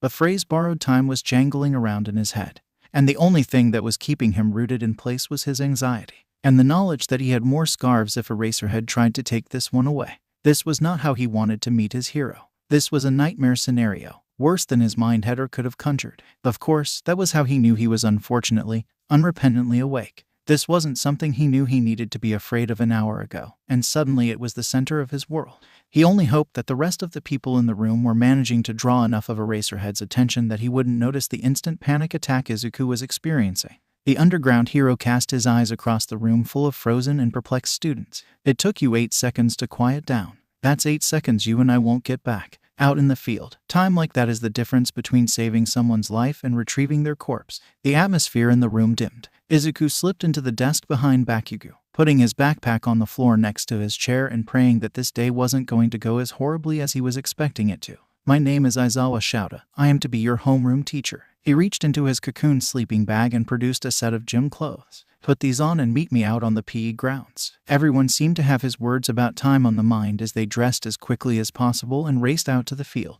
Aizawa-sensei watched as they approached, none of them running, but moving at something more than a leisurely stroll. He didn't pay a lot of attention to anyone in particular, but Izuku's heart still stopped when Aizawa's eyes paused on him. Good, they're here. Now you're going to do a quirk apprehension test. Izuku felt the first bubble of nerves explode in his gut. A quirk apprehension test, and he was only playing at having a quirk. At least Aizawa didn't say anything about the scarf. He didn't even appear to recognize it, despite having a copy wrapped around his own neck. Though maybe that had something to do with the differences in how they wore it openly. On Aizawa, the capture scarf looked a bit like an actual scarf. Around Izuku's arms, it looked like thick bandages, which neatly covered up the scars he had collected from the bullying he'd suffered over the years. That would have caused a lot of questions. More than the capture scarf perhaps, though not by much. Bakugo, you got first in the entrance exam. Come up here, please. Bakugo slouched his way up to Aizawa, offering a disinterested stare at anyone and everyone, including the teacher. From the way Aizawa-sensei had stilled, he wasn't impressed with the attitude, but he wasn't going to say anything about it.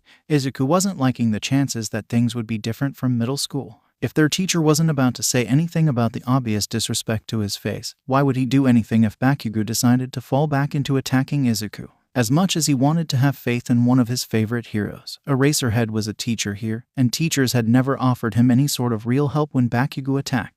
How far was your softball throw in middle school? Bakugo scoffed. 67 meters. Now try it with your quirk. There was a sort of vindictive fire in Bakugo's eyes at the invitation to use his quirk in such a way. He grabbed the softball from Aizawa-sensei's hand and stepped into the circle. He wound up, putting his whole body into the throw. He boosted it with an explosion as it left his hand with a scream of die. Izuku, meanwhile, was having violent flashbacks to middle school and elementary school when he had been the softball, and part of him wasn't sure if Bakugo actually meant what he was saying. He never asked because he was afraid the answer would be yes. Aizawa-sensei held up the sensor, which read 705.2 meters. It's important for us to know our limits, he explained. That's the first logical step to figuring out what sort of heroes you'll be. Izuku was mentally running over the sort of tests they had done before, trying to figure out how he was supposed to be able to include the capture scarf in that, especially how to use it in ways that didn't immediately out it as a capture scarf. Pretending it was a bunch of prehensile fabric he could control like an extra limb was all well and good. But it didn't change the fact that this was the exact function of a capture scarf. Attempting to use it in the same way around its original owner was going to get him caught. And he didn't have the nice loophole about bringing whatever he wanted to this test. Around him, he was vaguely aware of his classmates muttering excitedly about being able to utilize their quirks for the test. You think this is fun? Aizawa said suddenly, pulling Izuku out of his thoughts. You have 3 years to prove that you can be heroes and you think this is fun. All right then. He straightened and fixed them all with a serious look. How about we make this a little more fun? The person who scores the lowest on these tests will be expelled. He grinned at them and Izuku was inclined to say the expression looked downright sadistic. Welcome to UAS Hero Course. Expelled, Uraraka exclaimed. But that's not fair. The world we live in is inherently unfair. Villain attacks, natural disasters, traffic accidents. It's our job as heroes to correct the unfairness. Aizawa-sensei brushed the hair out of his eyes. If you can't do anything about that unfairness in a simple test, you probably shouldn't be a hero. There were still a few grumbles from the group, people who weren't happy with the extra condition, but Izuku knew better than anyone how unfair the world could be. He was living proof that sometimes the world wasn't fair no matter what you tried to do about it. Everything he had done since picking up the capture scarf had been an attempt to make life just a little bit fairer for himself, and he would probably fight harder than anyone else here to keep his position. Everyone else had quirks, after all. They didn't have nearly as much to lose. And it wouldn't matter if he were in last place if Eraserhead figured out that Izuku was wearing and using one of his scarves. If he was figured out here, he was going to be expelled and there was no way around it, which meant he wasn't allowed to fail here. He wasn't allowed to be found out, no matter what. The capture scarf didn't belong to Eraserhead anymore, and Izuku had put too much work into this to go home now. Determination burned in his gut alongside the constant quiver of desperation. He had thought the entrance exam was the biggest hurdle on the road to becoming a hero, but he was starting to see that it was only the first. It was going to be a long 3 years if threats of expulsion came with every exercise. But he refused to give up. The first test was the 50-meter dash, which they were running in pairs. There wasn't anything nearby Izuku could grip to pull himself along, except perhaps Bakugo, and that wouldn't really end well for him. It could, however, get him in trouble like it would have back in middle school, so he wasn't willing to even try it. Instead, he went for a full-tilt sprint, imagining that he was being chased by bullies again. He was partially thwarted by Bakugo, who used his explosions to propel him forward. Izuku tripped as the explosion blinded him momentarily, and it was only with instincts honed by Parker and gymnastics that he turned his stumble into a forward roll before bouncing back up to his feet. 6.47 seconds, the robot at the end of the track chirped. He could be happy with that. It was a full second faster than he'd been in middle school. The second test was grip strength, and the only test he really had any plan for. Part of the capture scarf slipped down his arm to wrap around the handle beside his hand. He clenched tighter and tighter, focusing the extent of his physical strength and the pressure of the capture scarf together. He knew the grip of the capture scarf was considerable, especially since it wasn't bound by physical limits and he used it to grip and climb all the time. His mastery of that simple task was the first thing he had pursued other than accuracy. The device beeped, reading 262 kilograms. Not the best in the class. That went to a guy with multiple arms, but not the worst either. He turned when he felt eyes on him and managed to catch Aizawa-sensei staring, which wasn't unnerving at all. It only sent his heart into his throat at Mach 4. Whatever Aizawa was thinking, though, he didn't say it. Izuku couldn't tell if that was good or bad yet. History said bad, but he was still hopeful that UA would be different. He'd probably still be hopeful up to the moment they kicked him through the gate and told him never to come back. For the standing long jump, he tried something different, something that didn't seem like what a person could or should do with a capture scarf at all. Unwrapping the ends of the scarf from his arms, he let it coil underneath him in a rough sort of spring. He jumped and tried to use the scarf to throw himself that much further forward. It wasn't as successful as he hoped it would be, but he got about half a meter further than he was expecting to go, which he counted as a win. He would need a lot more practice on the ground with it before he tried to incorporate the move in Parker,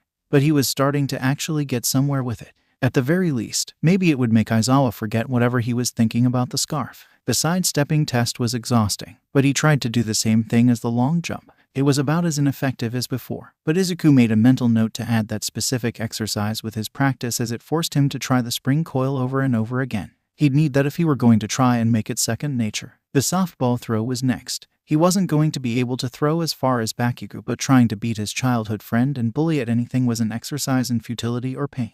Or both. Fortunately, he hadn't been anywhere nearby when Izuku reported the numbers for the grip test, as he probably would have exploded in more ways than one. Izuku lifted the ball and let the end of the capture scarf wrap around it. Then, swinging the now weighted down scarf around in circles beside him, he released the ball on an upswing when it would have the most lateral movement. Aizawa held out the sensor so he could see the bright 139.4 meters at display. He looked like he wanted to say something else, but apparently decided against it. The silence sent another freesaw of anxiety shooting through Izuku's body. He wanted to scream in the man's face and demand to know what he wanted, but that would probably just get him expelled, so Izuku met Aizawa's silence with silence of his own. Eventually one of them would crack. It was probably going to be Izuku, but at least he could have the satisfaction of saying he'd been brought to his absolute breaking point in the process. He wasn't going to give the man anything less, if only to prove a point. There wasn't much he could do with the scarf for the endurance running, but he definitely relied on it for upper body training exercises, taking over some of the weight during the pull-ups and the hanging bar crunches, which wasn't demonstrate that he couldn't do them without the scarf, just that it was wonderful to fall back on it when he was starting to reach the limits of his physical body. Surely part of the test was proving how one's quirk could help them surpass those limits safely. Or, in his case, quirk. The last test was seated toe touches, and Izuku wrapped the ends of the capture scarf around the bottoms of his shoes to pull himself into a deeper stretch, being mindful of the limit between difficult and painful. He could feel Aizawa-sensei's eyes on him like a simmering burn on his back, and he wondered if the man had figured him out now. He hadn't said anything, but the man saw his capture scarf in action every single day. Wearing it differently or using it in non-traditional ways wasn't going to change what it was. Not really. This was it, wasn't it? Aizawa was going to expose him to the entire class for not having a quirk. turning everybody against him, and then he was going to be expelled, disgraced, and probably arrested. It probably wouldn't end with just expulsion because he lied about having a quirk and he had kept Eraserhead's capture scarf for more than 3 years at this point.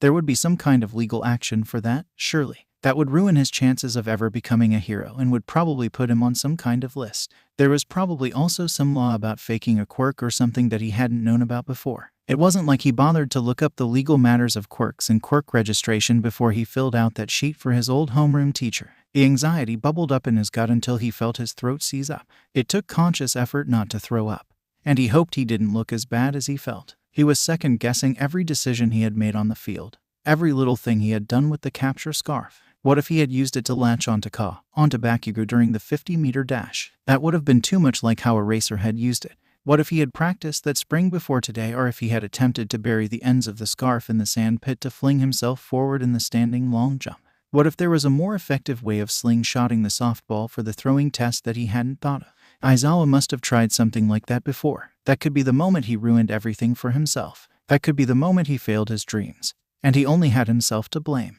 On the other hand, what if Izuku made Aizawa angry using the scarf in a way he'd never used it before? Teachers didn't like to be corrected in their own subject, and wearing the capture scarf to school and using it as his quirk was like spitting in the man's face, wasn't it?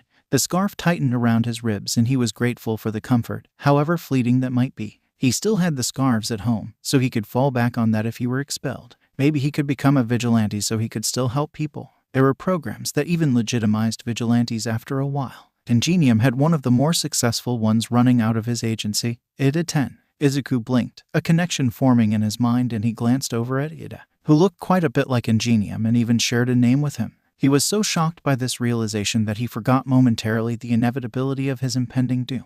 The anxiety came right back once Aizawa-sensei spoke. Your total scores represent your performance in each test, he told them, holding a small remote. Don't ask me to explain the ranking process, as that would take far too much time, and I believe I've made my feelings on that matter clear. Izuku tensed, unsure where he would fall in the rankings. Probably at the bottom. Eraserhead could erase quirks, which meant he could probably tell whether or not someone was using a quirk, which could mean he knew Izuku hadn't used a quirk that whole time.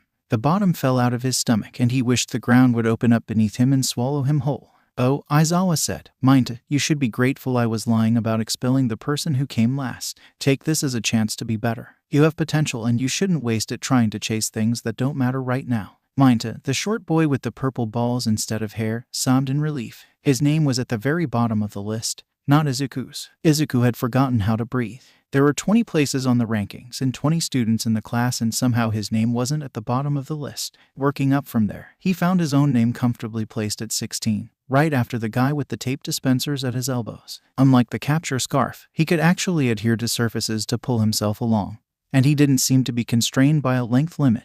Aizawa wasn't expelling him. He wasn't expelling anyone, to be fair, but he wasn't expelling Izuku, and he apparently didn't recognize the scarf. Or he did, and he just wasn't saying anything. The emotional whiplash he was experiencing was exhausting. He wanted to ride the euphoria of not getting discovered and expelled, but new and more troubling questions were starting to filter into his brain.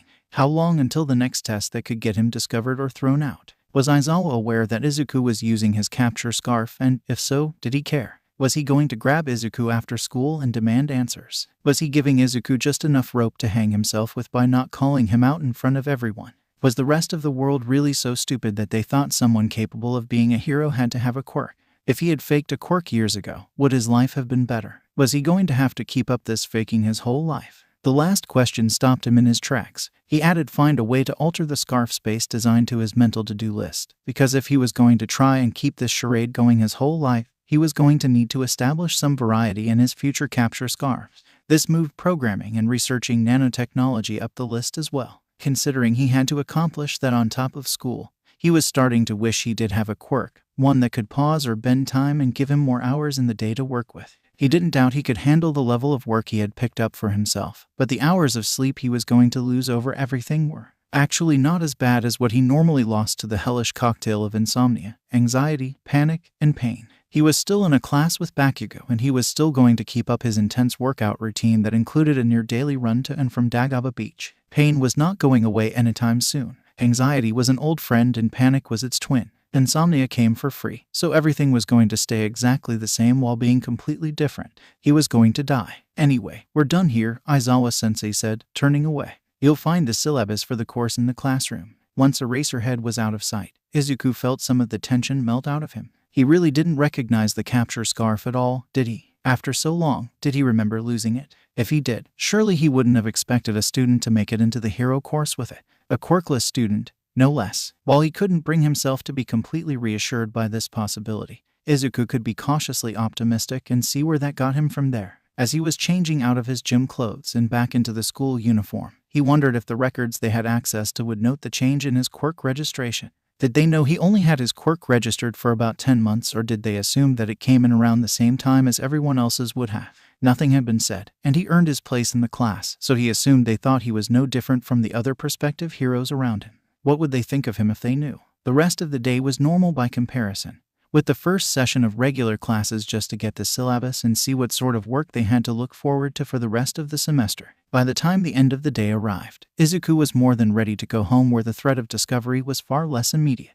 Considering all of the teachers who worked with Eraserhead, it might only take one of them noticing how similar his quirk was to the scarf around Eraserhead's neck. He was glad the scarf was easily and effectively hidden under his uniform, just like it always was. He was walking to the gate, intent on going home, when a heavy hand landed on his shoulder. He flinched, expecting to turn around and see Kaken or Aizawa behind him. Instead, it was Ida. You have excellent control of your quirk, he said. Pardon my asking, but it was unclear. Is it a mutation or an emitter-type quirk? Oh, it's not a mutation, Izuku explained. I can just control it, which wasn't a lie. He didn't say it was a quirk, but Ida was free to infer what he wished from that. And you have clearly spent a lot of time working to control it as you do. Izuku nodded. When I first started using it, I couldn't grip anything tightly, except myself. He rubbed the back of his neck sheepishly. I kept getting tangled up in it and had to figure out how to get free on my own. Oh, hey, Midoriya. Izuku turned to see Uraraka running after the two of them. Ida nodded to himself. The Infinity Girl. Yeah, I'm Uraraka Ochako. You're Ida Tenya, right? I met Midoriya at the entrance exam when he saved me from the zero-pointer. I was in that testing ground as well. Ida turned to look at Izuku. I am ashamed that I did not suss out the hidden portion of the test until after it was concluded. No, Izuku said, waving his hands frantically. I didn't know there were rescue points until after my letter came. Someone needed to help, and I was right there. My feet moved on their own. He could remember the half-blind panic of the moment, throwing himself at the zero-pointer with only the thought that if he tore out enough wires it would stop. Until the letter arrived, I honestly thought I failed because I only got 12 points. What you did at the exam was still pretty brave, Midoriya. Uraraka sped up until they were all walking side by side. No one else was going to fight it. I wasn't really fighting. I was trying to rip out as many important wires as I could find. He shrugged. Honestly, it probably would have worked better if a lot of people got together to take it down. They have rescue points. Do you suppose they have cooperation points too? Perhaps, Ida replied. Being able to work with fellow heroes is an important part of becoming a hero. However, when focused on one's individual desire to pass the exam, I don't know whether anyone would listen, especially since the target wasn't worth any points. Still, it would have been cool to see a whole exam site come together to take one down, wouldn't it?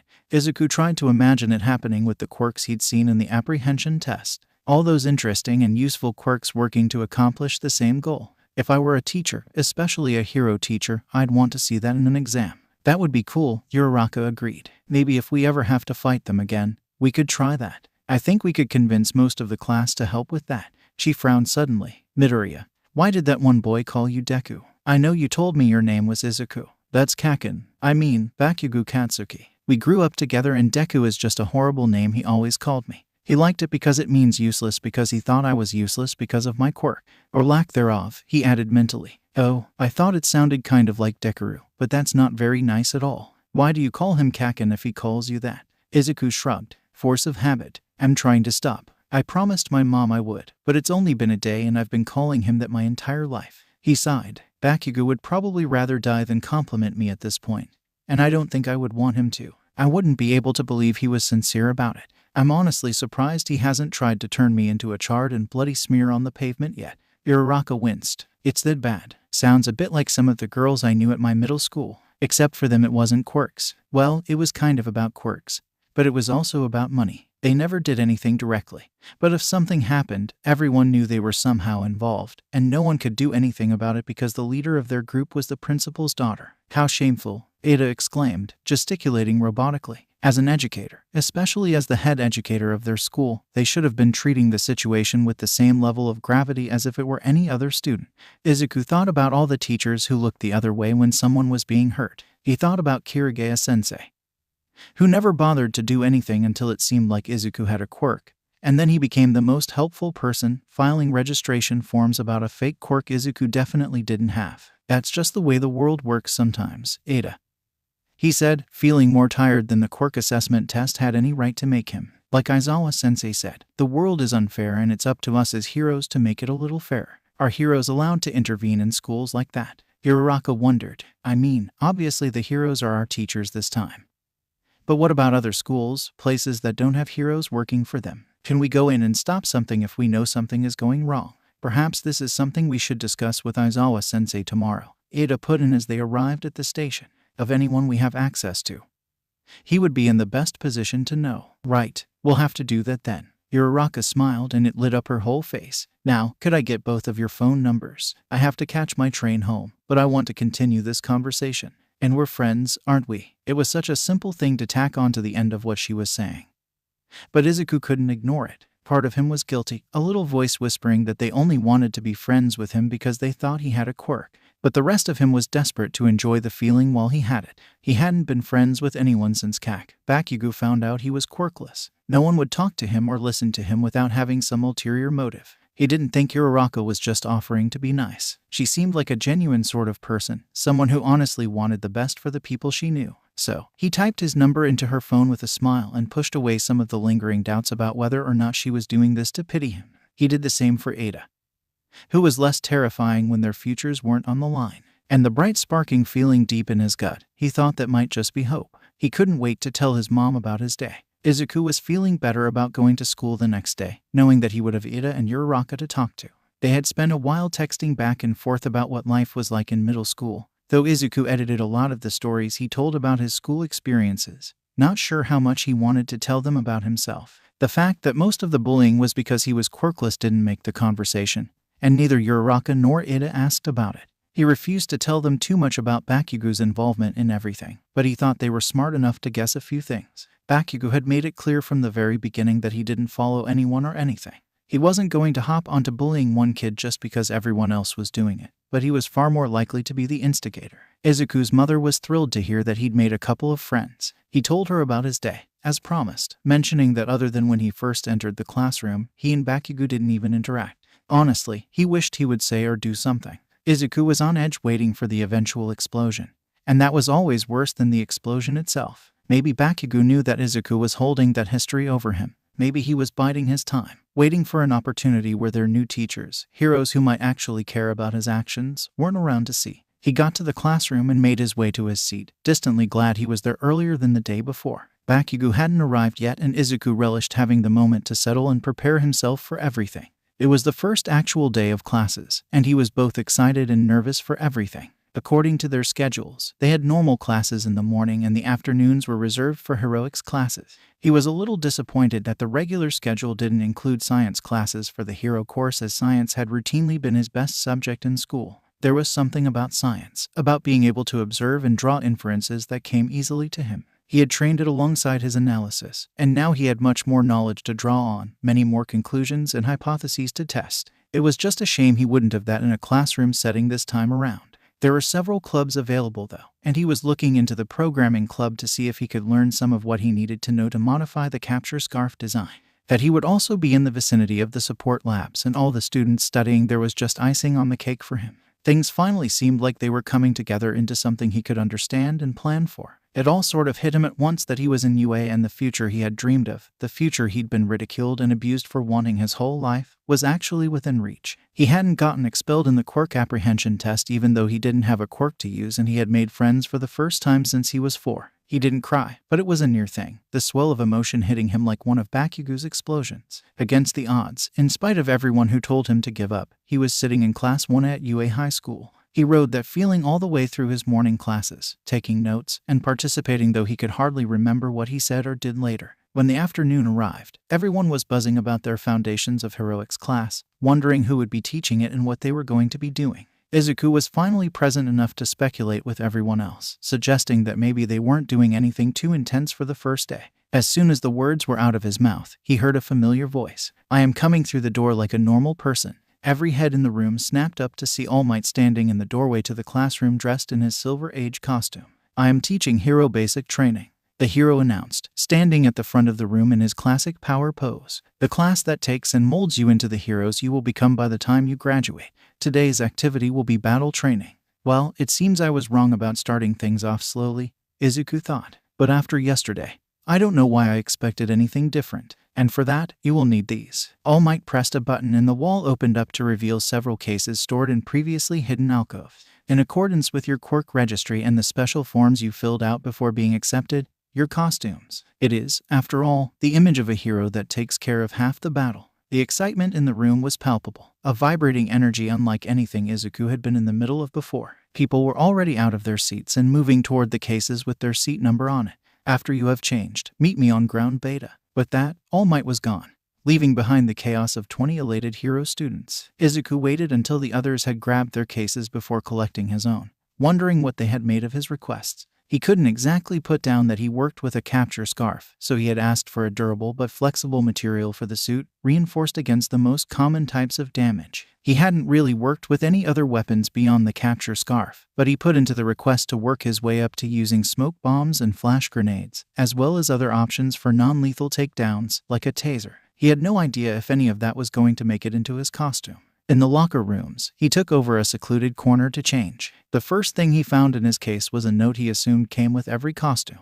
It was from Power Loader, who was apparently the support class teacher, letting him know that if any changes or alterations needed to be made to his costume or gear, that he should submit a request to the support department and schedule a meeting to figure out what he needed. He was grateful for the consideration, even if it was something everyone was given. He was glad to know that changes to costumes were possible, potentially encouraged, and that his rambling requests were not going to handicap him in the future with something he couldn't manage to use. Under the note was the costume itself, and something caught in Izuku's chest at the sight of it. Armed with the knowledge that his best option as a hero would be to go into underground heroics, he had asked for a color scheme suited for hiding in the shadows. This was exactly what he received. The suit wasn't quite black, but it was a shade of charcoal gray that would be easy to miss in the shadows. A dark matte helmet in the same color was with it, promising enough protection to stop a bullet if it came to it, though Izuku hoped he never had cause to test that. The material of the suit did offer about as much protection as the capture scarf normally did, so he unraveled the scarf a bit to have more length to access on his arms before he pulled the suit on over it. The sleeves were loose enough that he wouldn't have trouble sending the ends of the scarf out to grab something. The pair of gloves that came with the suit didn't quite reach the ends of the sleeves, so the scarf had room to unravel from his arm without constricting it. To make up for this small chink in his armor, he wrapped the very ends of the scarf around his wrists. It was a small adjustment to how he normally wore it, but it accounted for the extra length he'd created unwinding some from around his chest. He found another note with the utility belt that explained the contents of each of the pouches. For the convenience of less required space, one of the upper year support students had made and patented several pellets that worked the same as flashbangs, smoke bombs, and even small explosives. They were carefully sorted and none of them were particularly dangerous unless someone swallowed them. As they looked like colored marbles, Izuku didn't think the urge to eat them would be a factor to deal with. Besides those, there was also a small collection of discs made by another support student that would administer an electrical shock equivalent to a taser charge while taking up less than a fourth of the space of an actual taser. Izuku decided he needed to meet more support students and pick their brains if they were able to build things like this. They could probably put him on the right path to figuring out his own problem with nanotech without too much trouble. Once everything was in place, he raced to catch up with the others already headed to ground beta. It was a cityscape not unlike the fields used for the exam. Looking around, Izuku was fairly certain it had been one of the testing grounds. He could imagine it filled with robots, the buildings crumbling under the assault, though it had been fixed up between now and then. He wasn't the only one to notice this as Iter raised his hand. "Sensei, this appears to be the same field used in the entrance exam. Will we once again be performing cityscape maneuvers?" All Might grinned at them. "Nope, you'll be moving on to step 2, indoor anti-personnel battle training." He started leading them deeper into the fake city. You see, in spite of the outdoor battles that make up the majority of what you see in the news, the most insidious fights actually happen inside. Black market deals, hostage situations, These happen in contained spaces that villains can control far easier than they can control an outdoor situation, which is why you will be split into hero and villain teams for this exercise and face off in 2 versus 2 battles. Izuku listened carefully to the explanation of the scenario as his mind whirled away with possibilities for both sides of the equation. It was a little disappointing that they wouldn't be able to pick their teammates, but no one could really predict who they were going to be working with in an emergency. And something like a bomb threat certainly counted as an emergency situation that would pull in whoever was closest to deal with it. Izuku just hoped he didn't have to team with Bakugo. He couldn't imagine that ending well at all. The bomb in the scenario might be fake, but Bakugo wasn't shy about using his own explosions in any situation, as Izuku's expansive scar tissue proved. Although he had all the nice pellets and taser discs to use, he decided that a mock battle was probably not the best place to test them. It wasn't that he didn't trust the support student's abilities, but he didn't know the scope of what he had access to and didn't want to potentially handicap himself or his teammate by introducing another unknown factor to the equation. "Ah, teammate," Uraraka said, holding out the piece with a large letter on it that matched the one in Izuku's hand. "It's nice to be on a team with a friend." "Yeah," he agreed, letting out the breath he'd been holding since Bakugo grabbed his piece. "Now we just need to know if we're on the villain team or the hero team and who we're up against." Izuku was almost sure he knew what the outcome of that was going to be when All Might reached into the boxes. He wished he weren't as sure as he was, but the universe always seemed to conspire to put Bakugo in his path or the other way around.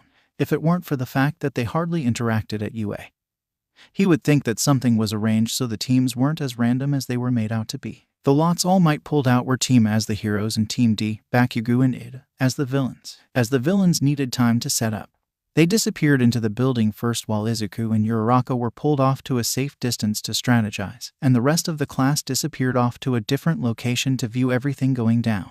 Or, since it was Bakugo, to watch the inevitable fireworks. "Okay," Uraraka said once they were alone. "Bakugo has those explosions and Ada is really fast. How are we going to handle this? Bakugo is probably going to come straight for me." Izuku sighed. "He knows me, and I know him, so his first priority is going to be taking me out. And even beyond that, he's always looking to fight." Uraraka frowned. "So, we should avoid him, then? That would probably be best if we can manage it. Not to mention it was more or less what he had promised his mother he would do. He wasn't expecting to be thrown into a fight with him on the second day that made their confrontation more or less inevitable.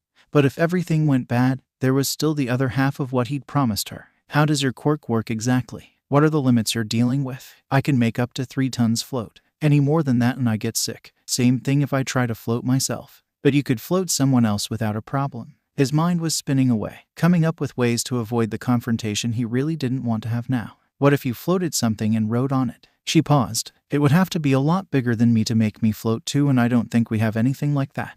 But yes, I could float you, if that's what you're asking. With my tendrils, I'd have mobility, even weightless. Do you have enough control to float just me and not my clothes? Because I don't know how the fabric would react while weightless, or if I would have the same level of control over it, and we don't really have the time to experiment now. Yes, I can float just you or I could float just your clothes. I did it with my shoes in the apprehension test." A plan was starting to form in Izuku's mind. "Okay, so they are going to be expecting us to come through the door. We're not going to do that. This building has a lot of windows, so we can float up to one of the upper windows and enter through there. You can hold on to me and I'll pull us up. By negating my weight, I will be putting less weight on the tendrils trying to climb the building." Uraraka nodded. "Maybe we could go in through the roof. There should be some sort of access there. We'll see. If not, an upper window should do just fine." It wasn't long before they received the go-ahead to approach the building. They circled around to the far side, away from the entrance and any windows the villain team might have been watching from. Uraraka grabbed his hand and Izuku felt a strange sensation of vertigo settle into the pit of his stomach. Suddenly her nausea trying to float herself made more sense. He didn't think he was that bad off, but it was probably worse since it was her power that caused the floating and she was probably constantly aware of the weight of whatever she was floating. The sensation of weightlessness combined with the constant awareness of weight probably didn't agree with her. He wondered if it was more of a mental block, where her mind was rejecting the idea of both realities, weightless but possessing weight, and its only recourse was to make her instantly nauseous. Perhaps that was something to test later. "Get on my back," he told her, turning around slowly. He wasn't sure if weightlessness would also affect his normal inertia, but he didn't want to test that now either. She scrambled onto his back, hooking her arms around his neck and her legs around his waist. Once he was reasonably sure she was secure, he sent out the capture scarf to grab onto the drain pipe. Uraraka was lighter than him when he actually had weight, so he nearly pulled them into the wall with his first retraction before he hastily sent out the other end of the scarf to grab the next handhold and redirect the motion. It occurred to him as he was climbing that while he had done this sort of thing before, he had never done it with another person. There had never been anyone else to do it with. No one who would have listened or agreed to experiment with a quirkless Deku like him. He wouldn't always have access to someone with an anti-gravity quirk all the time, so he should see if his normal scarf configuration were able to support more than just him without unnecessarily crushing his ribs. He'd like to think the answer would be yes, but he couldn't be sure without experimentation. Yet another item to add to the list. Maybe if other exercises were different, he would be able to experiment with it in class. He pulled the two of them up onto the roof to find that, yes, there was a hatch leading into the building. That thing you said about making your shoes lighter, do you think it would make your footsteps softer? He asked. We don't want them to know we're up here. It's worth a try, Uraraka said, reaching down to tap the boots of her costume. Oh, I should have returned your gravity first. He waved her off. It's fine. I have my tendrils, and it will be faster to slingshot around without weight. The pressure wave from Bakugo's explosions will make sure I don't take the full brunt of the explosion itself if he comes back. As if summoned, there was an explosion from below, though Izuku wasn't sure if it was a tactic to draw them out or just plain frustration at not finding them. That's probably a good thing, then, Uraraka agreed, glancing down through the floors to wherever Bakugo seemed to be. Hopefully, we can get this over with quickly. She opened the hatch and Izuku pulled himself through first, glancing around carefully. Crates and furniture were stacked haphazardly throughout the room with no particular order or thought. Some were more organized than others, but those were closest to the door. It looked like they had stumbled on some sort of junk room. Uraraka jumped down, landing softly beside him. I guess that works. Izuku was still floating, so he pulled himself along to the door with one end of the scarf. Well, there weren't really many doors, just open doorways for him to pull himself through before gliding up to the ceiling. He slithered along not unlike a snake, if the snake had its gravity inverted. Uraraka walked beneath and a bit behind him. They were both trying to be quiet and not draw attention to themselves. Izuku winced as another explosion sounded somewhere below them. This one was louder, but still rather distant. As soon as Ida spotted them, he was sure to call Bakugo, but maybe they would be able to complete their objective before that happened. They reached the end of the floor, where a staircase down waited for them. Apparently, the bomb wasn't on the topmost floor, which meant they might have accounted for the possibility of rooftop access and planned accordingly. Should we split up on the next floor? Uraraka asked. So, we can cover more ground. Izuku hesitated. Maybe. How long do you think we have? 7 minutes? Probably about that. Okay, if the bomb isn't on this floor and we don't see either Ada or Bakugo, we meet at the staircase on the opposite end of the floor before going down further. We can't rule out the possibility of an ambush. As if to punctuate his point, there was another explosion, this one much closer. They separated, Izuku wandering along the ceiling to the left while Uraraka tiptoed off to the right. He was almost to the stairs on the far side of the building when his comm crackled.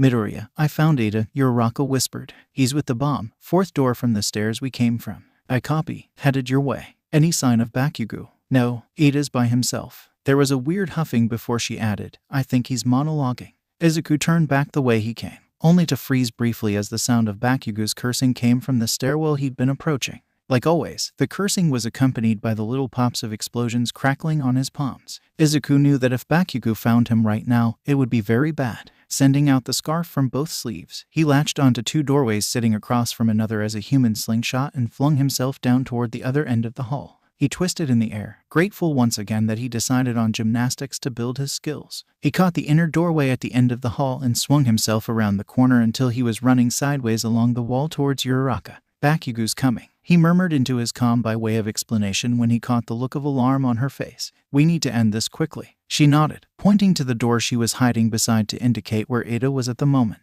What should we do? Izuku pulled himself to a stop above the doorway and glanced in quickly to take stock of the situation. The bomb was sitting in the back of the room away from the door but near the windows. With Bakugo on his way and the exercise quickly counting down on them, they didn't have the time to maneuver outside to get in through the windows. The only thing saving them at the moment was the fact that Ada hadn't noticed them at the door yet as he was wrapped up in his speech about how the heroes were going to fail and the bomb was going to go off. Can you draw his attention away from the door? Izuku whispered. If you take him one way, I can swing around the other side. Be ready to cancel your quirk on me. Uraraka nodded. I can do that. I'll take him right. You go left. It's a plan. There was an explosion at the end of the building Izuku had run from. Apparently Bakugo had arrived on their floor. He wasn't stupid by any means, so he had to know they were going for the bomb while avoiding him. Now he was bringing the fight to them. Found you, Uraraka shouted into the room, instantly drawing Ada's attention. "You're out of luck, hero," Ada replied. "I have removed everything you could have used from this room." "Darn, guess I'll just have to take you out first." She dodged to the right in an attempt to outmaneuver him, at least from Ada's perspective. Instead, it was effective at what it was meant to do, distracting him from the doorway so Izuku could catapult into the room and around the pillars on the left. He moved until he was situated against the wall near the bomb. "Uraraka, now." His weight returned almost instantly, accompanied by Ada's shocked exclamation, but Izuku was turning his fall into a tumble that brought him right up next to the bomb, where he slapped his hand on it before Ada could properly react to his presence. It was just in time, too, as Bakugo slid into the room with the smell of burnt sugar and a vicious growl. All Might's voice came over the pause system in the building. "Hero team wins." Izuku released the breath he didn't realize he'd been holding and staggered back a couple steps as Uraraka ran up to hug him. "We did it," she squealed, dissolving into giggles probably caused by the sudden loss of adrenaline. Goodness knows Izuku felt like laughing too, but he couldn't bring himself to do more than smile weakly with Bakugo fuming in the doorway. He spun on his heel and left the room, another explosion sounding before he was out of sight, this one strong enough to crack the walls. Izuku winced. Bakugo was probably most angry about not getting a proper fight out of the exercise. But the loss was also part of it. With as powerful a quirk as explosion, he probably anticipated that most of his fights would be head-to-head, something that neither Izuku nor Uraraka were made for. While a gravity quirk like Uraraka's could be used in combat, it wasn't suited for the kind of fighting Bakugo was used to, as it would require a lot of preparation before fighting more directly became feasible. And Izuku with the capture scarf as his fake quirk was also more of a utility hero than a frontline fighter. The only way he and Uraraka would have won the exercise was by utilizing their skills to sneak around and cause misdirection, which was exactly what they did. "Are you okay?" Uraraka asked. "I've never kept anyone up that long." "And then you fell." Izuku shook his head, patting her shoulder. "It was a controlled fall. I knew what I was doing. I'm not going to lie, being weightless was weird, but I wouldn't mind doing that again sometime. Please return to the observation room," All Might called, drawing them out of their conversation. Ada walked back with them. "I was not expecting both of you," he admitted. "I had assumed that you would split up to look. We did for a bit, but we came back together." Izuku rubbed the back of his neck sheepishly. "Neither of us wanted to run into Bakugo, especially not alone. And then we had to plan around whatever we found when we found the bomb." "But where were you?" Ada asked. "I didn't see you in the hallway when Uraraka was there. That was why I assumed she was alone." He was floating above the door. Uraraka grinned, like he'd been doing for most of the exercise. "Actually, that was what you meant. I had wondered." In the observation room, they were met by a chorus of cheers and Izuku felt his cheeks instantly start to burn. "Now," All Might was saying as he hovered over them. "Who was the MVP for this round?" "Midoriya was," Yaoyorozu replied. "He figured out how to take advantage of Uraraka's quirk in this scenario. And he made the plan to draw Ada's attention away from the door." She turned to look at Izuku. "Have you worked without gravity before?" Unable to speak, Izuku just shook his head. "What?" Kirishima exclaimed. "But you were so good at it." "Yeah," Kaminari agreed. "You had to have done something like that before." Izuku shrugged, trying unsuccessfully to disappear into the background. "Gymnastics." Ashido slapped him on the back, almost knocking him over. "Either way, it was awesome. Especially that wall running bit. It was like you stepped right out of a video game." "Yes, well, we should move on to the next team," All Might said. "Congratulations, hero team, for your win, but we need to move things along." Now that the attention was off of him, Izuku slumped in his chair and let himself drift a bit while he watched the others. No one had figured out yet that his quirk didn't exist, and he hoped he managed to keep that streak up. It was only a matter of time before someone did realize he was actually quirkless. But maybe by then he would have proved he could stand beside everyone else who did have a quirk. Although honestly, just the fact that he was sitting in a foundational heroics class having come out on top for the first exercise of the year meant that he was capable of doing exactly what he was doing. Hopefully, the teachers would see it that way when they finally figured things out. Izuku didn't see Bakugo again the rest of that day, and he wasn't about to complain about that. Avoidance was the best method for dealing with him, but when he didn't have to actively run away, the world always seemed a little bit better. That probably had something to do with the fact that he wasn't in pain, which was a bit of a novelty. He still felt stretched a little thin, but it wasn't terrible. Izuku had signed up for all of this, so he really had no space to complain about the workload he volunteered to take on. The absence of Bakugo probably had something to do with the fact that he was searching out a part of the school most students avoided. The support classes had a reputation for housing the more destructively insane geniuses UA collected, which wasn't to say they didn't end up in other sections, just that support classes with their focus on science and invention tended to collect the more eccentric variety known for blowing things up in a fit of inspiration. He wondered what it said about him that he was seeking them out. One of the students he asked in the hallway looked at him like he had a death wish. They didn't ask it aloud, so Izuku didn't get the chance to find out what their reaction would have been to him answering. Not anymore. It probably would have been more horror and pity and discomfort. But support students would have the sort of knowledge and resources he didn't currently have access to and would probably be willing to help him if he played the part of a guinea pig, sounding bored. He was starting to doubt his own sanity when he heard the explosion. Unlike Bakugu's, this explosion sounded heavier, like it had more substance and less flash. It was also helpful, as it identified the main support lab by the smoke leaking out around the edges of the large metal door. Even without the smoke, he would probably have been able to identify it, as there were marks burned into the wall around it and uneven patches of plaster where the door had likely been blown off its hinges and later repaired. There was a reinforced panel next to it, covered in a thin layer of soot, a few old scorch marks, and a plethora of dents and scratches from whatever abuse it had taken in its tenure as the support lab's doorbell. Izuku moved until he wasn't standing in front of the door. Not only did it open out, it clearly had a history of being blasted off into the hallway, which would definitely crush him if he were standing in the way. And for all he knew, blowing the door off its hinges was a form of initiation, or a test to see if someone was smart enough to avoid obvious hazards, even if most people had to be crazy coming down this way at all. He rang the doorbell and listened as there was a frantic scuffling inside before the door was opened by Power Loader. "Yes?" the support teacher asked. "You're a hero student, right? Is there a problem with your costume?" No." Izuku reached up to rub the back of his neck. "I was actually wondering if I could talk to you or one of the support students about a personal project of mine." He could feel Power Loader staring down at him, even though he couldn't see his eyes in the helmet. "What sort of project?" Izuku flinched under the gaze. He never had a lot of luck getting a teacher to let him do something non-standard, no matter how reasonable the request, and he wasn't honestly sure if his interest would be considered reasonable in the slightest. "Nanotech, are you asking or telling me?" "Telling. I have an interest in constructing and building nanotech, and I wanted to know if there's any way I could talk to someone about it." There was a moment of silence where Power Loader just looked at him. Then he groaned and tilted his head toward the ceiling. It was only a matter of time. "I should have known eventually that the hero course was going to have one of you." Izuku winced. "I'm sorry. No.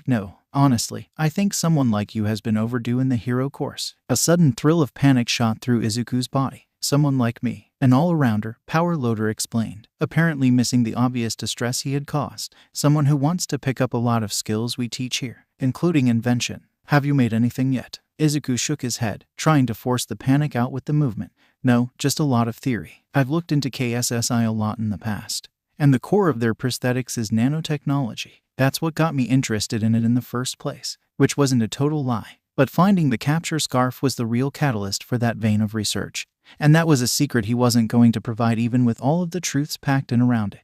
Their nanobots are self-replicating, provided they have enough material they can use. And that's just fascinating to me. But it obviously needs precise programming, otherwise it would consume and replicate like a virus, and then you would have a really big problem on your hands because you wouldn't be able to stop it. Power Loader chuckled, cutting off his rambling. "You're definitely an all-arounder. 1 or 1B? 1A. Shit, how did Shouta get you?" "Never mind." He turned to go back into the lab and beckoned for Izuku to follow him. "Hero courses are always a little packed, so you definitely won't have time for all of the support courses you need to be able to work on that on your own. Which is why I came to ask for help," Izuku admitted. "I know programming is going to be half the battle with this, making sure the bots know what to do and when to stop, so I was going to join the programming club.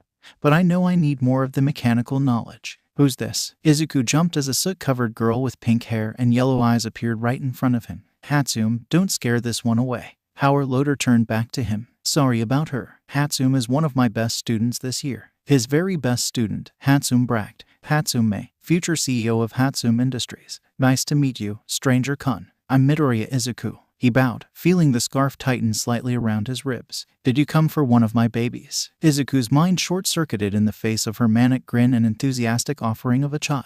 Her inventions," Power Loader explained. "And no, Hatsum, he's here because he has an interest in support tech on his own." Hatsum's gaze suddenly sharpened into something gleeful and calculating. Izuku shrank under it. That sort of expression never spelled good things for him. "Specific branch or something more general?" "Nanotech," Izuku whispered, hoping the answer would satisfy her and she didn't get mad at him. "Ew, that's new. Hatsum, don't drag him into your crazy, please." There was a sort of amused exasperation in Power Loader's voice, which could be either good or bad for him. He might never come back. "You don't know how long I've been waiting for an all-arounder to show up at this school." He led Izuku over to his desk and scribbled down a quick note. "Give that to Aizawa next time you see him. and we'll try to work something out. Even if it's just some time after school here in the labs or figuring out how to put a science class in your course schedule, we'll figure out a way to make this work. Thank you, Sensei. If this works out, you can thank me by devoting as much effort to it as you would to your hero courses. Izuku nodded vigorously, as though he would do anything less. He never wanted to disappoint the people who actually put time and effort into him and his interests. And when it came to making himself a better hero, he was willing to drive himself to exhaustion to meet his own expectations. He had done that more than once in the past, to the exasperation and worry of his mother, but everything paid off in the end. He was in a far better place now than he'd ever been, and he was sure that most of it had to do with getting into the hero course. He wasn't about to jeopardize his place in UA by giving half of what he could do. The school motto was plus ultra, wasn't it? How could he in good conscience do anything else? Midoriya-kun. He turned back to see Hatsune waving at him. Next time you come I can introduce you to my babies. Maybe we could work together on something once you have the right foundation in place. In spite of himself, Izuku smiled. I think I'd like that. Hatsune was the personification of mad science if he'd ever seen it, but he couldn't help but think of the sort of things they could accomplish together. She had all the answers, and Izuku was very good at asking the right questions. Glancing back at Power Loader before he left, he wondered how quickly their collaboration would drive him to distraction. For all he seemed to be worried about her chasing him away, the man was ridiculously fond of her, explosions and all. If she and Izuku did start collaborating on projects, he would probably complain in public but start bragging once it was just the teachers around,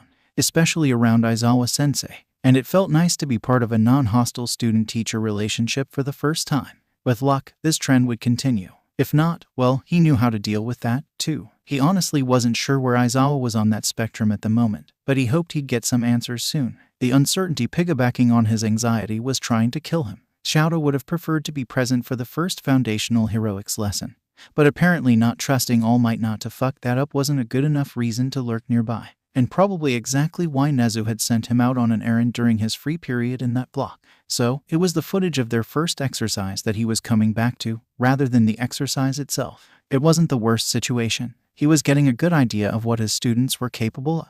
That being said, he had put off the matchup with Midoriya and Bakugo until much later. He was willing to admit that Midoriya had some good instincts, especially with that flip he managed in the 50-meter dash while blinded. But Bakugo wore his rage and entitlement like a badge, and Shouto wasn't unaware that there was some kind of history between the two. They had gone to the same middle school and he had assumed that they'd applied together, but Midoriya avoided Bakugo wherever possible. Meanwhile, Bakugo was either oblivious to the backlash of his quirk on others or he didn't care, and Shouto was leaning toward the latter. He couldn't say the kid was without potential, but if he didn't start thinking more about his actions beyond attack, Shouto was more than willing to fast-track him through an expulsion.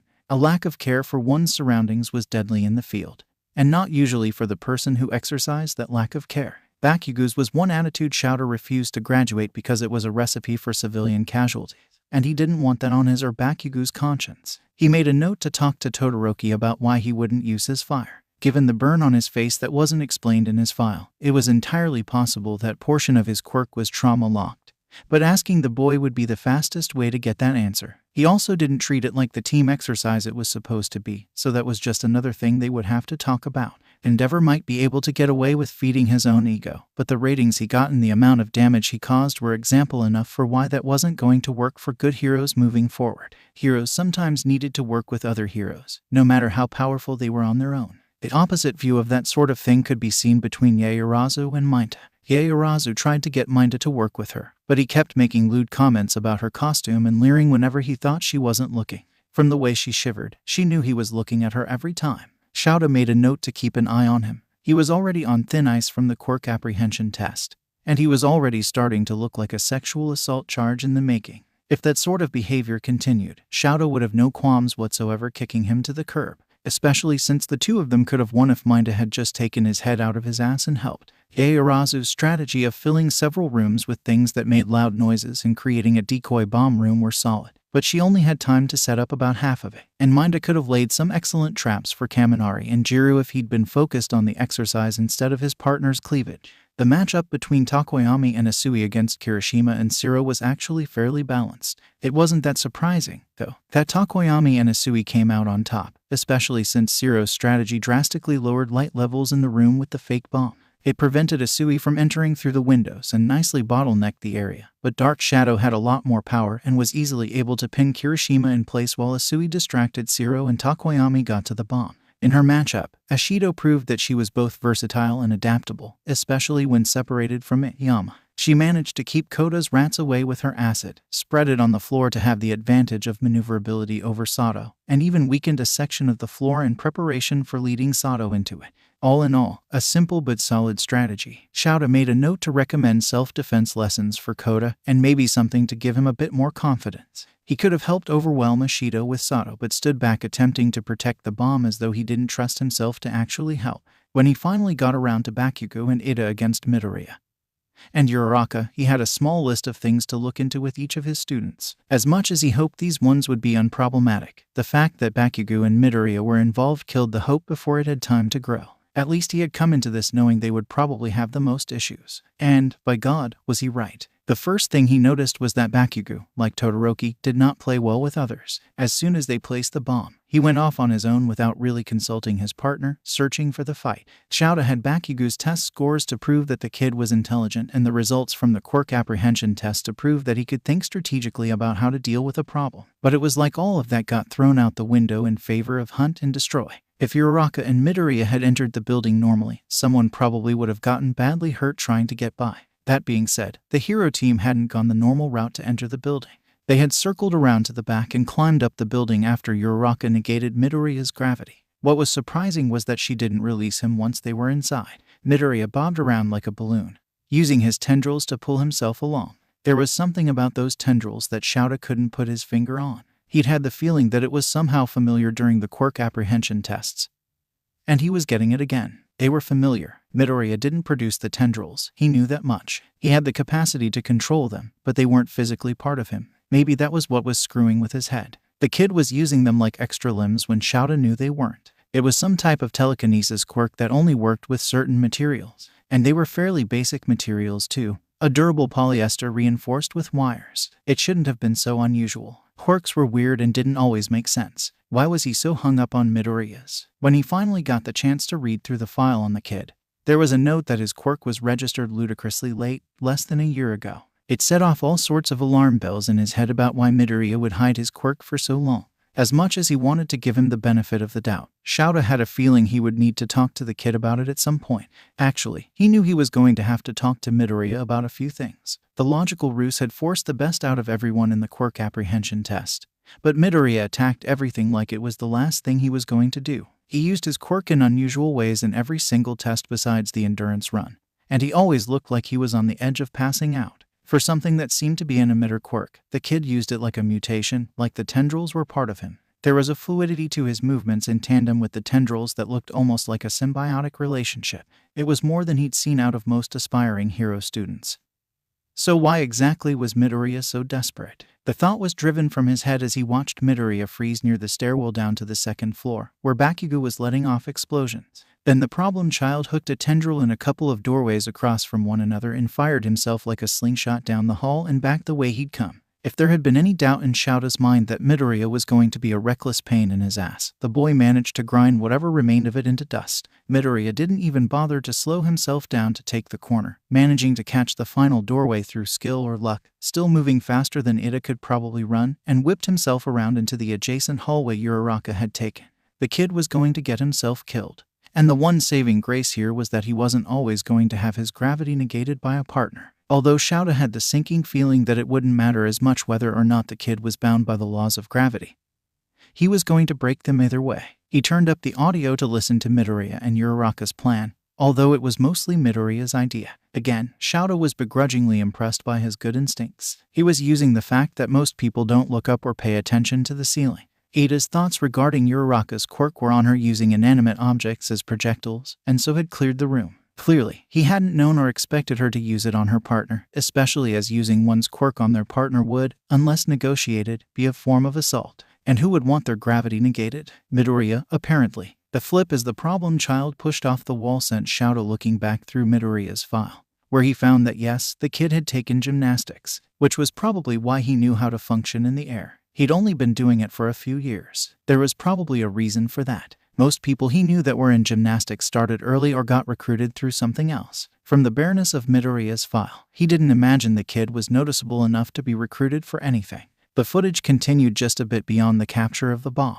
Bakugo was definitely going to be a problem as well, and not a particularly good variety of trouble either. There was an excellent camera angle that managed to catch the incandescent rage and disbelief that bled onto Bakugo's face as he watched Midoriya secure the bomb. If All Might hadn't called the exercise there, the explosion he let off in the hallway probably would have been in Midoriya's face instead. Shouta didn't understand the anger and frustration pouring off the kid. Yeah, Midoriya didn't have a quirk nearly as powerful as his, and he and Uraraka managed to secure the win, but there was something deeper to it, something he didn't have the perspective to figure out just yet. So, he dove back into their files, putting them side by side to compare them. It wasn't just that they came from the same middle school. They were in the same class all the way back to when they first started school, and before that, the boys went to the same daycare facility. But there was nothing in their files to indicate that they really knew each other, beyond the fact that the parent or parents of one happened to be the emergency contact for the other. It shouldn't be a hostile relationship if their families were that close. At best, it should have been a rivalry, but something about that struck Shouta as false. Neither Bakugo nor Midoriya was mentioned in the others' reports from their teachers, which didn't track with the antagonism Shouta had observed from Bakugo. The boy wasn't particularly subtle about it, as he probably wasn't subtle about anything, but that sort of note should have been in one or the other's file. However, the more Shouta read, the more muddled the picture became. For all that the files contained the summation of their achievements, the reports from their teachers on their character and behavior, the records of their academic ability, they were remarkably sterile. The notes on Midoriya's file were so basic and unimpressive that Shouta had to wonder if they even knew who they were talking about. Having spent less than a day observing him, he knew that Midoriya was driven, intelligent, resourceful, and constantly pushing his own boundaries of thought and body. While the recklessness was easier to see in a combat situation, Shouta found it hard to believe that the sheer desperation never spilled over into other aspects of his life. But to read the reports from his teachers, Midoriya was supposedly painfully average in all areas, an unremarkable but good student who could probably focus more on his classwork instead of whatever project he brought from home. There was no mention of what that project was, only that it was in a notebook and so should not have been particularly disruptive. That was the most specific thing Midoriya's teachers had mentioned. Bakugo's file had a similarly distilled figure present. If distilled was the right word for someone described as respectful, driven, a model student, Shouta had yet to see anything approaching tolerance out of Bakugo, much less respect. Driven he could believe, and Bakugo could be considered a model student from a purely academic point of view, but that wasn't what the file was for. It was meant to give an accurate picture of a student's character, based on interactions both in and out of the classroom. While there was the possibility that Bakugo spent the first 14 years of his life pulling the wool over everyone's eyes regarding his own reckless disregard for people and property, that would again require subtlety he didn't have. Something wrong, Shouta? Nimari asked, leaning over his desk. You've just been sitting there staring at your computer for the past 15 minutes. Shouta sighed. I think I need to talk to Nezu. Why? Is there something wrong? I'm not sure yet, but I think there might be. At least with whoever last had their hands on these files. Nimari shifted into his space to look at them. Midoriya and Bakugo. Why do you think that? They're too clean. Moreover, they're absolutely useless. Either their teachers didn't bother to pay any attention to them, which is unlikely, or someone has tampered with them. He let out another heavy sigh. There's too much missing for me to believe anything but the most basic information in these files. And according to Midoriya's, his quirk was only registered last year, something that should have been on his teacher's radar considering it wouldn't have been in his file before. Nimari hummed. There's only so many reasons why someone wouldn't have a registered quirk on file. Exactly. Which is why I think I need to talk to Nezu. A message appeared in the corner of Shouta's computer screen. Available now, feel free to come on up. Nezu Jorhai. It was Nimari's turn to sigh. Looks like he's bugged the office again, or something, considering their principal loved to lean into all of his eccentricities. Shouta wasn't about to discount the possibility of Nezu lurking in the vents and listening in. He'd be back in his office by the time Shouta got there, but it was a possibility, just like the idea that all of the computers themselves were Nezu's bugs. It wasn't like he was about to start doing his paperwork on actual paper to avoid it.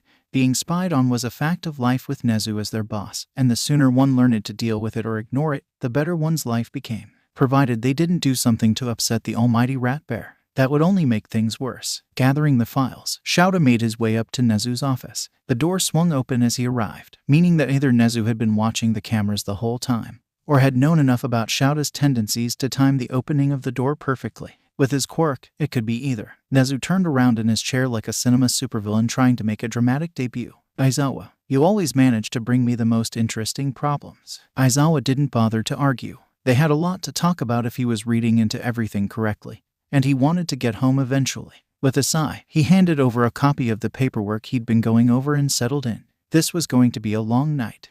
Izuku arrived early the next day, which proved to be a good thing since several people with cameras and microphones were loitering around the gate. Reporters. He didn't like crowds at the best of times, or collections of people lying in wait for someone to come around. This was developing into both, and it likely had everything to do with the article that announced All Might having taken up a teaching position at UA. Reporters, especially those around heroes, didn't let up or back off easily, and he didn't imagine that any of these people would be different. And since they were camped at the main entrance, they were probably there to talk to students, not teachers. Teachers had ways to avoid the main entrance, he was sure. Students usually didn't. He stopped and pulled out the campus map to see if there was another entrance he could use, but the main gate was the easiest and best way into UA, so he was going to have to risk the attention. There was a collection of maybe a dozen people there, and from what he could hear, there were more coming, which meant this was the best time to get in before the collection turned into a media mob. Drawing on all of his skills from middle school to fade into the background, Izuku somehow managed to slip past the reporters with only a sharp call after him. It wouldn't have worked so well if they had acted more like a crowd, and he didn't envy anyone who was going to encounter the burgeoning mob by coming later. He needed to find Aizawa-sensei and hand over the note Power Loader had given him, which meant he needed to find the teacher's lounge or offices and hope he was in one or the other. Consulting the campus map yet again, he turned down the hallway that promised to have the teacher's lounge and hoped. He didn't even make it down the hallway. Almost as soon as he turned down it, he saw Aizawa walking toward him. "Ah, Midoriya, I was hoping to speak with you today. Are you free at the moment?" Izuku had thought he was mentally prepared to talk to his teacher, but apparently only when he had been seeking Eraserhead, not the other way around. Yes. He tried desperately to recollect his frazzled thoughts. I was actually looking for you. I have a note to give you from Power Loader." Aizawa frowned. "Did your costume need adjustments already?" Izuku shook his head. "No, I went to the support labs because I had a few questions about what they did down there. I'm interested in support tech and what it would take to make my own." It was the simplest explanation for everything that wouldn't immediately incriminate him. What was more, it was true. Having support items made and provided by people in the support track was all well and good.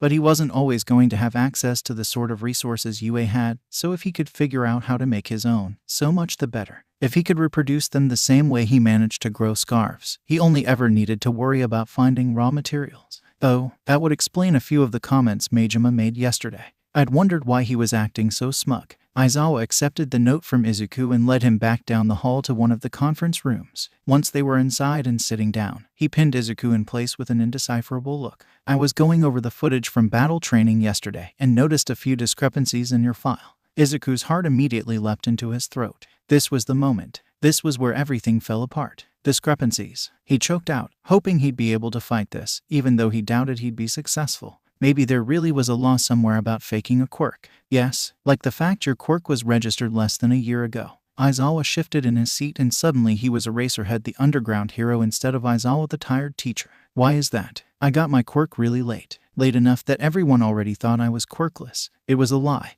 and it tasted like ash on his tongue. He could only pray to whatever beings watched over him that Eraserhead wouldn't realize it. At that point, I just wanted something for myself. It was already as bad as it could be. I didn't want it to get any worse by suddenly showing up with a quirk. There were kids that used to say I'd steal people's quirks if they got too close. I knew if I said anything, someone would suddenly remember that, and I'd be the quirkless freak who stole someone's quirk. The best lies always had some truth to them. He'd managed to lie to his mother about the bullying in school by saying it wasn't that bad, which was true in that he could imagine all the ways it could be worse for him. Bakugo and the others were looking to cause pain, to humiliate them. He let them succeed in that, let them think they could break him down, and things at school were manageable. Kids had really thought he could steal their quirks. Whenever someone new transferred into the school, the first thing they learned was that he was quirkless, which meant he was obviously looking to steal someone's quirk. Somehow the story had died when he never claimed the scarf as a quirk. When they came to the conclusion themselves, spurred on by the natural bias to consider anything particularly unusual the product of a quirk,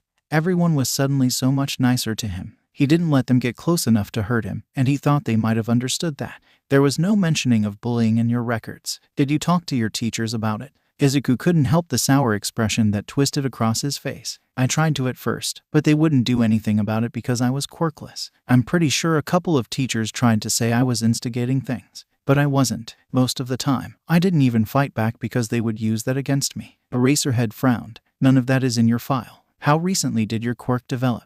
I assume it's been more than a year. I was 12. The scarf tightened around his chest, encouraging him to sit up a little straighter in his seat. By that point, I didn't think I'd ever get a quirk, so I hid it from everyone. But I've been practicing almost constantly, whenever I could, to get it under control. That was when you took up gymnastics, then. Izuku nodded. And as many self-defense classes as I could manage. I always wanted to be a hero. That was when I finally figured out that I needed to do something about it. He didn't add that he came to this conclusion because that was when he realized it was pointless waiting for a quirk that would never come. He didn't expand on the broken dreams he had built upon, dragging himself out of the ruins of his childhood expectations to meet the future with a more realistic point of view. He wondered if anyone would know that side of the story someday, how the life he was currently fighting to live started in a dark alley late at night with a capture scarf that didn't used to be his.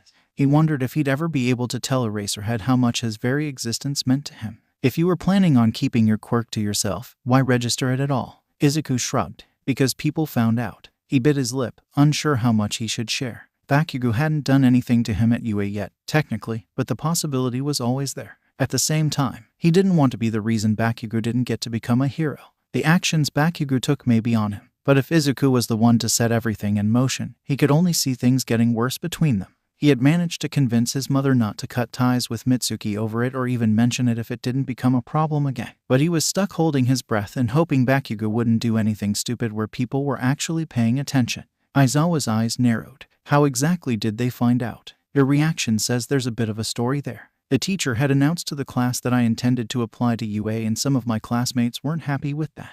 He looked away, hoping Aizawa wouldn't ask for names. They took some of my things so I couldn't just leave, then tossed it out the window. The first thing I trained when I got my quirk was how to grab things until it was almost instinctual, and I didn't want to lose that notebook, so I just reached after it and the tendril grabbed it out of midair. Everyone was so shocked that it happened that I was able to get away. When I got to class the next day, everyone was congratulating me on how my quirk finally came in and the teacher handed me a registration form for it. Eraserhead's gaze was heavy on him. Izuku didn't even need to look to know they were both aware that there was more to the story than just that. Thankfully, the man didn't press the issue. You trained on your own to do what you do. Izuku nodded. Whenever and wherever I could, as long as no one was around. A lot of it happened in my room or on Dagaba Beach, since no one in their right mind would go there. I hesitate to speculate what that means about you. Aizawa pulled the note from Power Loader out of his pocket and read it. So, support tech. I'll have to talk with BGMI and figure out if there's something in your schedule that can be replaced with a science class or if this is all going to be after school work. But I'll see what I can do. As for right now, you should head to class. Nodding, Izuku stood. Thank you, sensei, for listening. And maybe Aizawa could tell now how much that meant to him knowing even just some small pieces of his past. No one had listened to him before. When they did, they blamed the bad things on him. To have a teacher willing to listen and take his story at face value was more valuable than all the placating words previous teachers had thrown at him. The natural bias against quirklessness was apparently working in his favor yet again, as Aizawa didn't even question the unlikeliness of a quirk coming in that late. It was a bit frustrating that no one believed someone quirkless could be capable of the things he accomplished. But as long as it kept people unaware of what he actually did, he would hide his disappointment in their social blindness. Izuku sat in his seat and let himself relax just a bit. His classmates were slowly trickling in, but he didn't put a lot of thought or effort into being mentally present at that moment. He was tired and stressed, but somehow okay at the same time. The conversation with Aizawa had settled him in a way, grounded all of the loose and panicked feelings. He wanted to trust the man, to believe that Bakugo wouldn't be the problem at UA, that he'd been at Aldera because Eraserhead was looking into things. Maybe it was selfish, but he wanted the teachers to be on his side this time. Aizawa entered, calling the class to attention and announcing the need to select a class representative, before tucking himself into his yellow sleeping bag. For all appearances to the contrary, Izuku didn't think he actually went to sleep whenever he did that. Did he need the sleep? Probably, but he never relaxed enough for Izuku to believe he'd actually fallen asleep. Izuku was still mostly stuck in his head when they agreed to put it to a vote.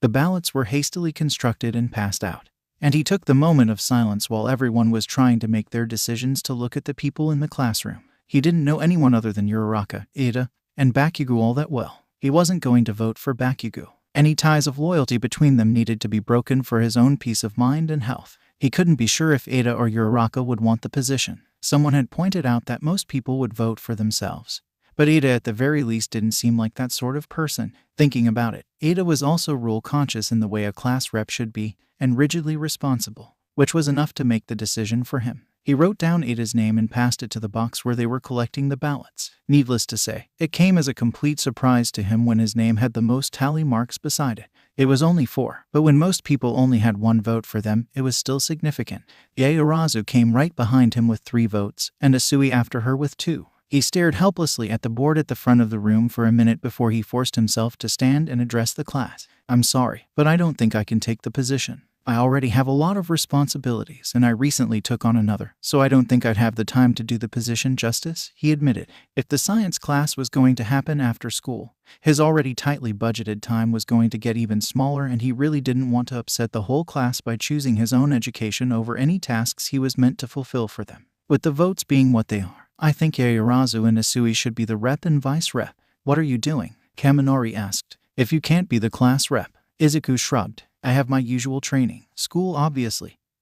Homework, and I just asked to add science classes to my schedule, so that's another commitment that will take a lot of time and energy." He sat back down. "I'm sorry, but I'd prioritize my education first over other responsibilities, and I don't want to let any of you down by forgetting something important if I were the class rep." "That makes sense," Ashido chirped. "And I'm all for girl power. If you've all decided then," Aizawa cut in, rising out of his sleeping bag like the Walking Dead. "Your class rep is Yaoyorozu Momo and your vice rep is Asui Tsuyu. Congratulations. Now go to lunch." Once they were crowded around a table in the lunchroom, Izuku let himself relax a little. Sitting behind Bakugo gave him the perfect angle to see how Bakugo's shoulders tensed when the votes were total.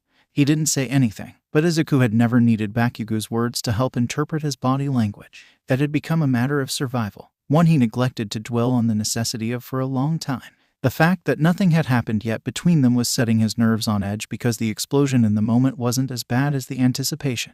But when Bakugo waited, when he stored up all that rage, the resulting explosion, both in words and fire, was always terrible. The last time it happened, Izuku barely managed to avoid his mother finding out about it, and only because she came home late. "So, science classes," Uraraka remarked. "I had noticed they weren't really included in our schedules. Is there any reason why you wanted to put them back in?" Izuku glanced up. "Oh, it's more that the science classes are the basis for getting into support tech. You've got to know what you're doing before you try to make something, right? You have an interest in support technology?" Ida asked. "Why would you not pursue a place in the support department in that case?" "Because I want to be a hero." He sighed. "Support tech, as I see it, is sort of an equalizer between people with different power levels. Take what Todoroki can do, for example. He iced over that whole building in the exercise, which made the floors slippery and blocked doors. You could combat the slipperiness of the ice with a number of things. Spikes on shoes, a bunch of gravel or sand, even a flamethrower. The flamethrower would work on the blocked doors too because it would melt the ice. Or you could just use an ice pick.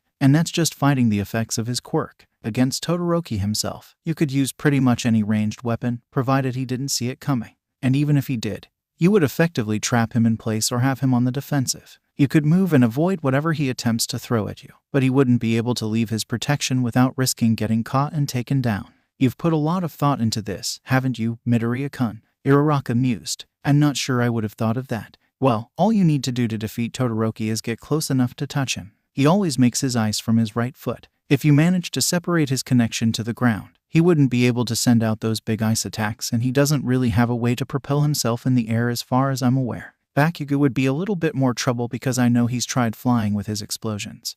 But most people don't think they'll be flying, so most of your opponents would be disoriented if they suddenly didn't have any gravity. I don't have that kind of power, though, so I have to think of other ways. At the moment, my best strategies are distract, deflect, and outlast. With support items, I can give myself more options in a fight. Knowing how to make them means I don't have to go into a fight without something I need because I can make what I need. An admirable strategy. Although I have to wonder, have you? Before Ada could finish his question, the sound of an alarm shattered the relatively calm atmosphere of lunch. The POS system crackled to life over the top of the den and announced, "Security level 3 has been broken.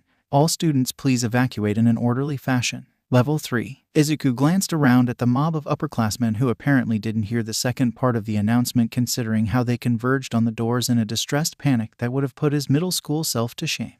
There was nothing orderly about the crowd rapidly bottlenecking the door, trampling one another to get out. "What is security level 3? Ida demanded of a passing upperclassman. "It means someone's infiltrated the building.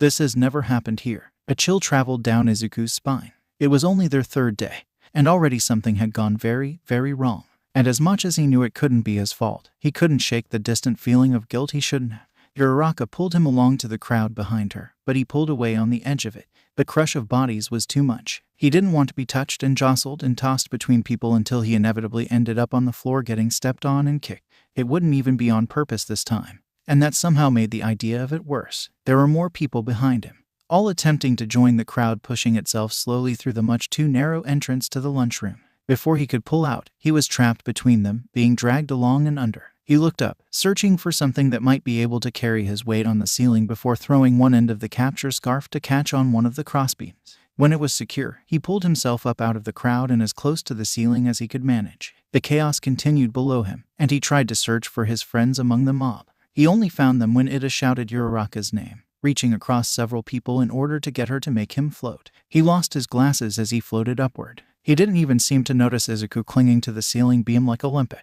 Izuku noticed him, however, and the out-of-control spin he sent himself into, using his engines to propel him while he had his gravity negated. Lashing out with the capture scarf, he managed to snag Ida's ankle before he could careen painfully into the wall. He had enough experience to know how much it hurt to be blasted into a wall, regardless of the fact it was Ida's decision to do it. Grabbing onto the pipe above the exit sign, Ida's eyes trailed up from the end of the capture scarf wrapped around his ankle until he noticed Izuku perched in the ceiling. Izuku waved sheepishly, and Ida nodded before turning his attention to the panicked mob. "Calm down," he shouted, pulling the attention of the room to him where he hung above the exit sign. "It's just the press. There's no actual danger and the teachers are taking care of it. Everything is fine." Izuku swung between beams until he was hanging nearby to catch Ida when Uraraka would eventually cancel her quirk on him. It was starting to become an interesting strategy, floating someone so they could get somewhere they couldn't otherwise reach. Now that the crowd and the frenetic energy of the room had calmed, he felt less like he needed to hide and lowered himself closer to the ground. When it thinned enough for Ida to safely land, Izuku wrapped one end of the scarf around Ida's chest as Uraraka canceled her quirk on him, following him down the rest of the way to the ground. "Thank you for the assistance, Midoriya-kun," Ida said, bowing. "I overestimated how much power to use to boost myself." "It's fine," Izuku said, trying to wave off the attention. "It's not really fun crashing into walls at speed and I didn't want you to get hurt. And it can be easy to lose control of yourself when you don't have any gravity to slow you down." "Is that what you did in the battle trial?" Uraraka asked. "You came around that corner so quickly." He nodded, rubbing the back of his neck. "I used my tendrils to turn myself into a slingshot and caught the last door on the corner to swing around. Probably not the smartest thing to do, but it worked." Uraraka blinked at him, and stared, and opened her mouth, then closed it again. She shook herself. "Midoriya-kun, you are a whole brand of crazy I've never encountered before, and I'm glad we're friends because I don't think I'd know how to handle that otherwise." She giggled. "I'm not sure I know how to handle that now. Just casually popping up to the ceiling because the crowd's getting pushy, throwing yourself down a hallway and hoping to catch yourself before you careen into a wall. The worst part is that it almost makes sense." Uraraka threw an arm around his shoulders. "I mean, I knew you were a bit crazy after the entrance exam, but I don't think I fully understood. I'm pretty sure it's too late now. At the end of this, I'm going to be just as crazy as you." Izuku wasn't sure if that was supposed to be a compliment or not, but he decided not to question it too deeply. He was a little afraid of the answer. There was a note on Katsuki's desk after lunch, not one of the sort that the extras at Aldera buzzed about all the time, which was actually sort of nice for a change. If he had to read one more note from someone who was convinced they were in love with them, he was going to track down whoever left it there and make them watch as he exploded it unopened.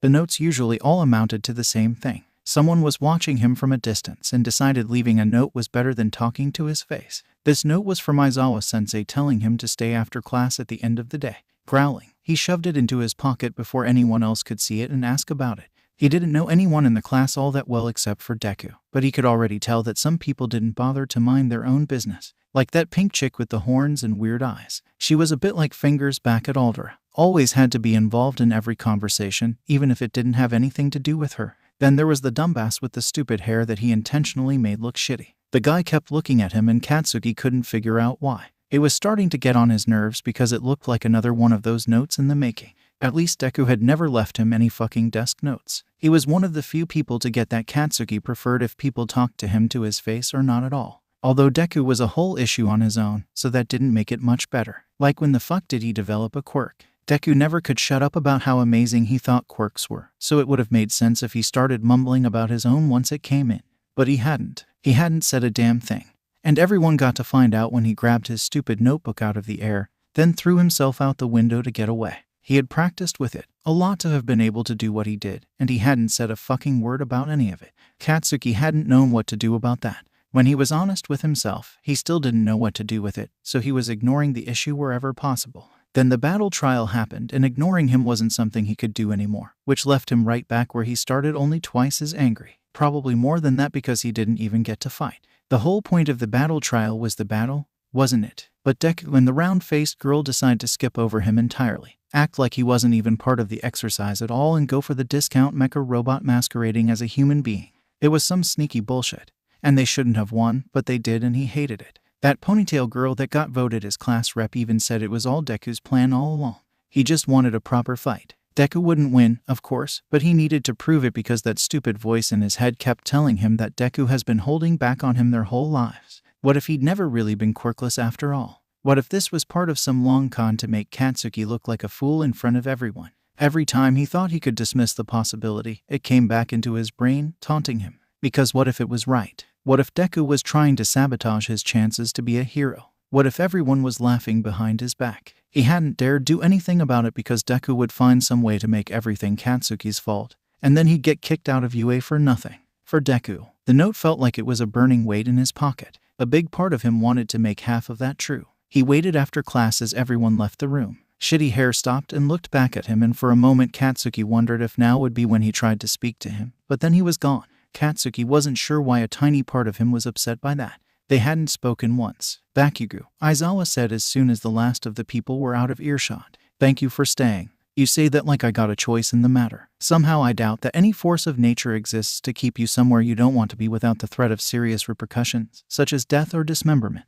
Aizawa sighed, neither of which are punishments UA employs. He stood. I think this is a conversation we should have somewhere more private than across a classroom. Katsuki stood and grabbed his things, already regretting having stayed. Sure, death and dismemberment may have been off the table in terms of punishments for walking out, but Aizawa had threatened the entire class with expulsion on the first day, and that wasn't above anyone at the school. What was more, they probably wouldn't even question it if he were expelled for not following a teacher's direction.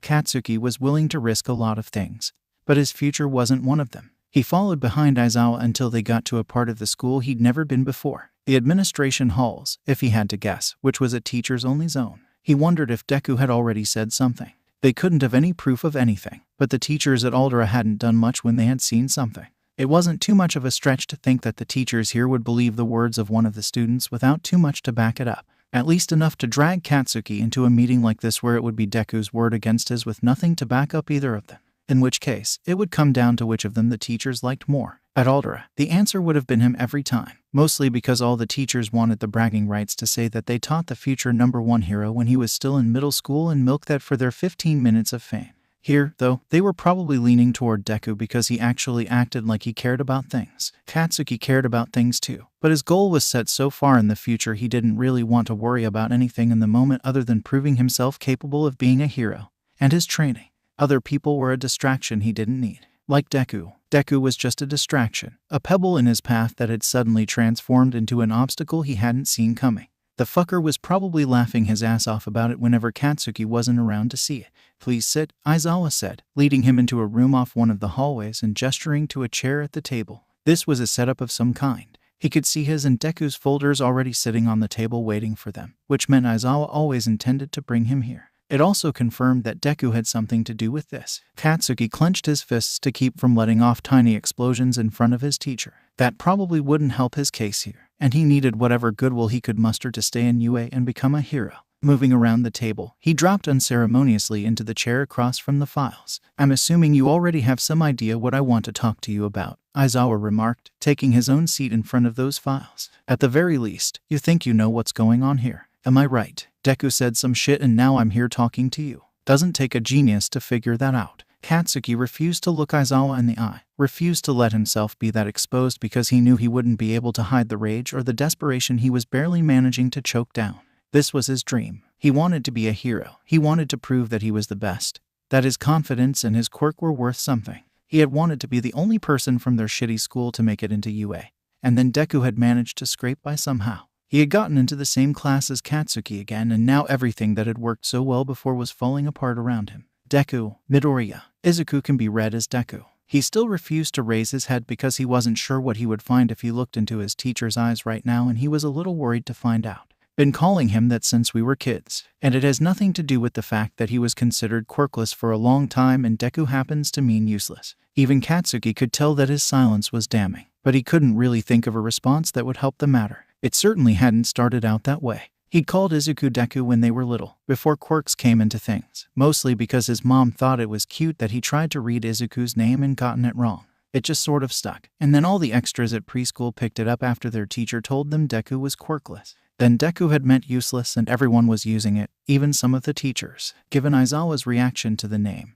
they probably shouldn't have been. What was so different between those teachers and the ones they had here that this was the first time it was coming up? Was it just because everyone teaching at UA was a pro hero? First of all, I have spoken to Midoriya, but you didn't really come up in that conversation. I think that's something we might touch on, as there is definitely some history between you given the name, but I want to cover what I originally asked you here for. Aizawa shifted the files until Katsuki's was on top and open on the table between them. In reviewing both of your files, I noted a number of disturbing discrepancies in them. Your file isn't particularly concerning on the surface, but it seemed like whoever compiled it never actually met you. Katsuki dared to look up then and caught the weird smirk on Aizawa's face. His eyes narrowed. What do you mean? Aizawa chuckled, and it made him want to snatch the folder away and find out what was so fucking funny. I think it would make more sense if I read one of the examples. He turned to a specific page in the file. Katsuki is a delight to have in the classroom. He is respectful and attentive. In group activities, he shows all the qualities of a good leader and coordinates well with other members of his group.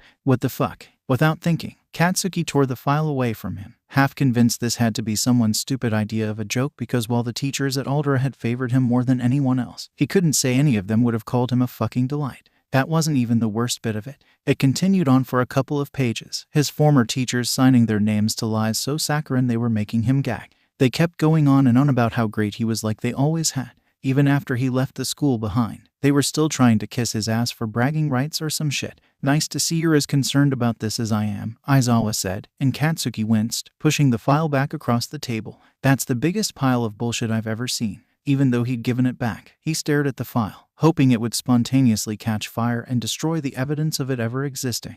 They knew I was going to get into UA, and they all wanted to be able to say they helped me get here, but they didn't do shit for me. Everything I did to get in, I did without their help. Yes, well, the word I have used for this is sterilized. Katsuki's blood suddenly ran cold. Tell me, what do you know of the bullying that was going on at Aldera? Aizawa closed the file and rested his elbows on the table. Considering you were in a lot of the same classes as Midoriya growing up, I assume you had to have seen something. He opened his mouth to answer, but his mind was reeling. Had Deku really said nothing about what Katsuki had done to him over the years, or was this just another one of their teachers' tricks to make him out himself? What if it was both? He wouldn't put it past Deku to have kept his mouth shut about a lot of things where he was concerned, because he was a fucking pushover who never stood up for himself. Except that one time when you found out he did have a quirk, his mind whispered. He ran, but he acted first. The teachers looked the other way for a lot of shit. And when they couldn't, they made out that that was what everything was like in the real world, and they were just preparing us for it early by letting whoever wanted to run the show. His palms were sweaty,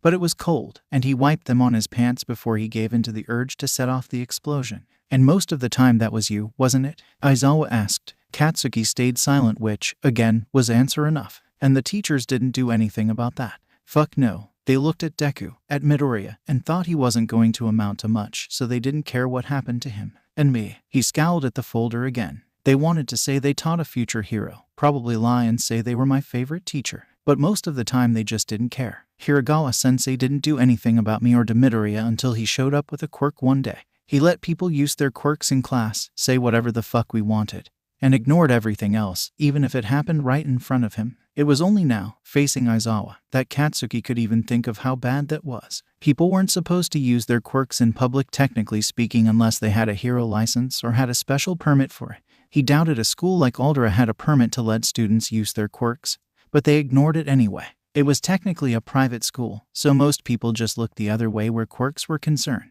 and he hadn't cared about that before. It had never been even a shadow in his mind. You know that UA has a zero-tolerance policy regarding bullying, right? Aizawa asked. This is something included in every information packet about the school. It's in the student handbook. We don't want anyone to be able to say they didn't know. Aldera said that too, he blurted out. Didn't stop anything there. He had seen the policy written out in the information packet every time he went through it, and it didn't matter to him because he was told that bullies were just weak people trying to pretend that they were strong. What did that make him? Everyone had told him he was strong, that his quirk was perfectly suited to heroics. It was. But if he was actually strong, why did that make him a bully? A horrible realization struck him. He thought he had made it into UA on his own, that he didn't know anything to any of the teachers who wrote that shit in his file. But if they had actually put down some of the things he had done, if that shit had been in his file instead, he wouldn't have been allowed to take the entrance exam. He wouldn't have been allowed through the gate. So, what the fuck is supposed to happen now? He demanded. Are you going to expel me? That is the question, isn't it? Aizawa muttered, and it made Katsuki want to explode something again. The urge was getting harder to shove down.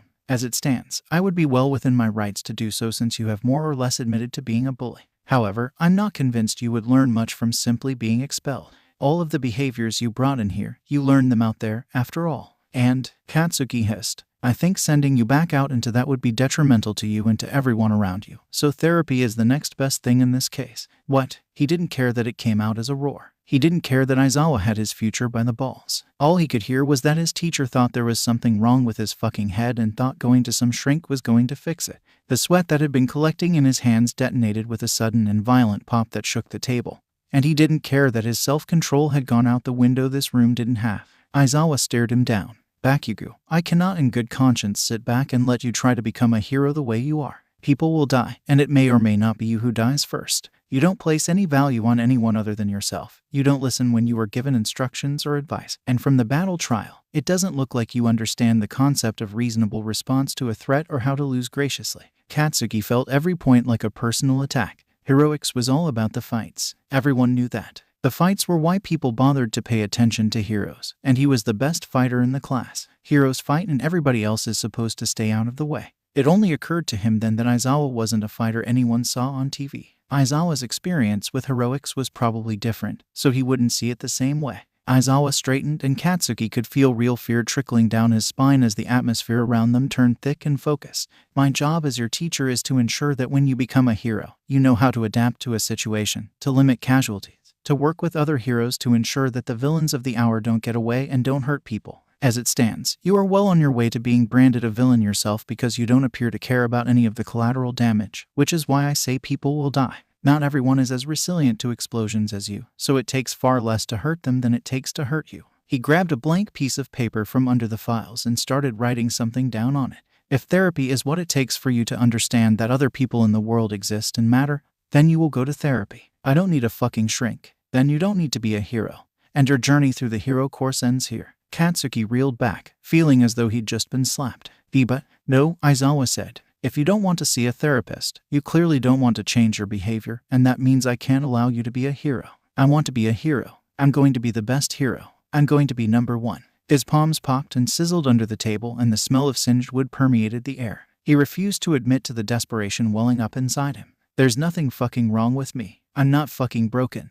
Aizawa blinked. I wasn't saying you were. Therapy isn't about being broken most of the time. It's about perspective, something which I think all heroes and hero hopefuls need. The reason I am saying this to you right now is because your perspective of how the world works has been warped by a school that built you up with an inflated image of who you are and what you could be. It's hurting your future because you don't seem to be able to work with anyone. And it's hurting any relationships you have or might have in the future. I'd like to think you're starting to see that. But therapy, Katsuki frowned. Isn't that for people who are too weak to get their shit together on their own? I'm not sure I would call anyone who knows when to ask for help weak. I know people say you can't save anyone if you can't save yourself, but you don't need to do that on your own. And honestly, take it from someone who's been there. It's better to have people you can fall back on, who can support you when you can't support yourself. That's what my therapist is for me. What? The tension in the atmosphere suddenly softened, and Katsuki didn't know what to do with it.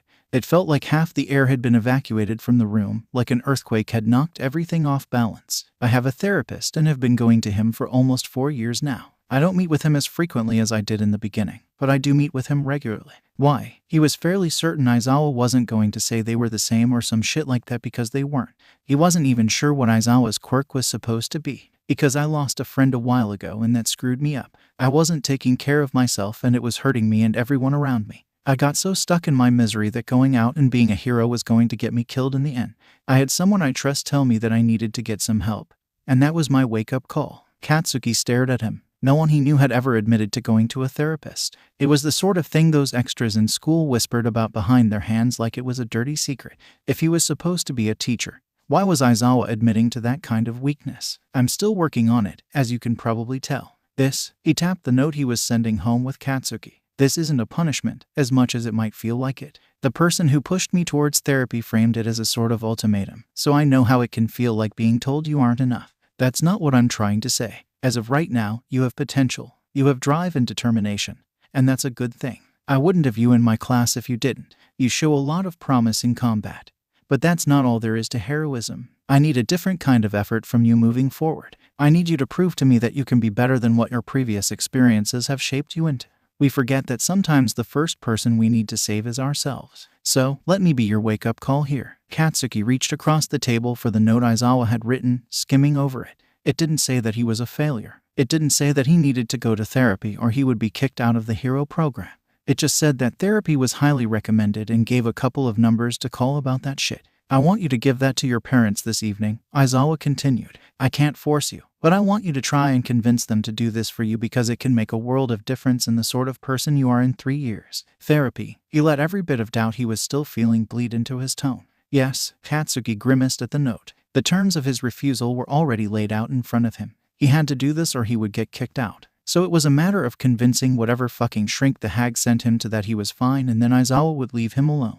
The thought of it still made him sick, though. He didn't do talking, didn't do any of that feelings crap. That's what therapists were all about, wasn't it? But for his future, for his dream of being the #1 hero, he'd do it for as long as it took. Shoving the note into his bag, he took the non-dismissal for what it was and left, trying not to think about how close everything was teetering to the edge. And all because of fucking Deku. Nezu was not happy about the security breach, although, being entirely serious, he wasn't aware of anyone who would be thrilled by the word security breach that didn't have something to gain from a lack of security. UA had nothing to gain from their security being compromised and quite a bit to lose. On the surface it wasn't horrible. Officially and most obviously, the media at the gates were responsible for the incident. Unofficially, however, no one at the gates had a registered quirk capable of the level of destruction caused. It was a wonder none of the reporters stopped to think about why the gate suddenly disintegrated. But it wasn't as though any of the vultures, as Aizawa called them, came from a truly reputable news outlet. Tabloid reporters to the last, with quirks that specialized mostly in information gathering or tracking down their latest scandal. Fortunately, none of the reporters particularly enjoyed being the scandal they were reporting on, so the incident at the gates and the subsequent Level 3 security breach they were all involved in would not be making the news. Editorials, perhaps, but not the news. He wished that the incident was the only thing he was dealing with, but there were a number of other matters demanding his attention, official cases or not. All Might and the issue of his successor, as yet undecided, was one matter that stole a portion of his time without existing in any official sphere. The man had yet to decide on his successor and time was running rather short, in more ways than one. He was down to a mere 3 hours in his empowered form, and a good portion of that time was required for class. That didn't stop him from intervening when there was trouble, however, and Nezu knew that would cause moments of conflict with Aizawa, who took his duties as a teacher very seriously. Beyond that, there was the matter of Aldera Middle School to deal with. Aizawa was gathering information on the situation from Bakugo and Midoriya. But there are avenues of information available to Nezu as both the principal of UA and a recognized information-gathering hero. His expertise was greatly sought after for a number of reasons, and so he held a special dispensation to investigate where and when he pleased. His efforts looking into Aldera was yielding a lot of information, most of it concerning. It's said that nothing is ever truly deleted, which isn't entirely true. Yes, there are usually traces to find, but the information can be so thoroughly corrupted as to be unusable.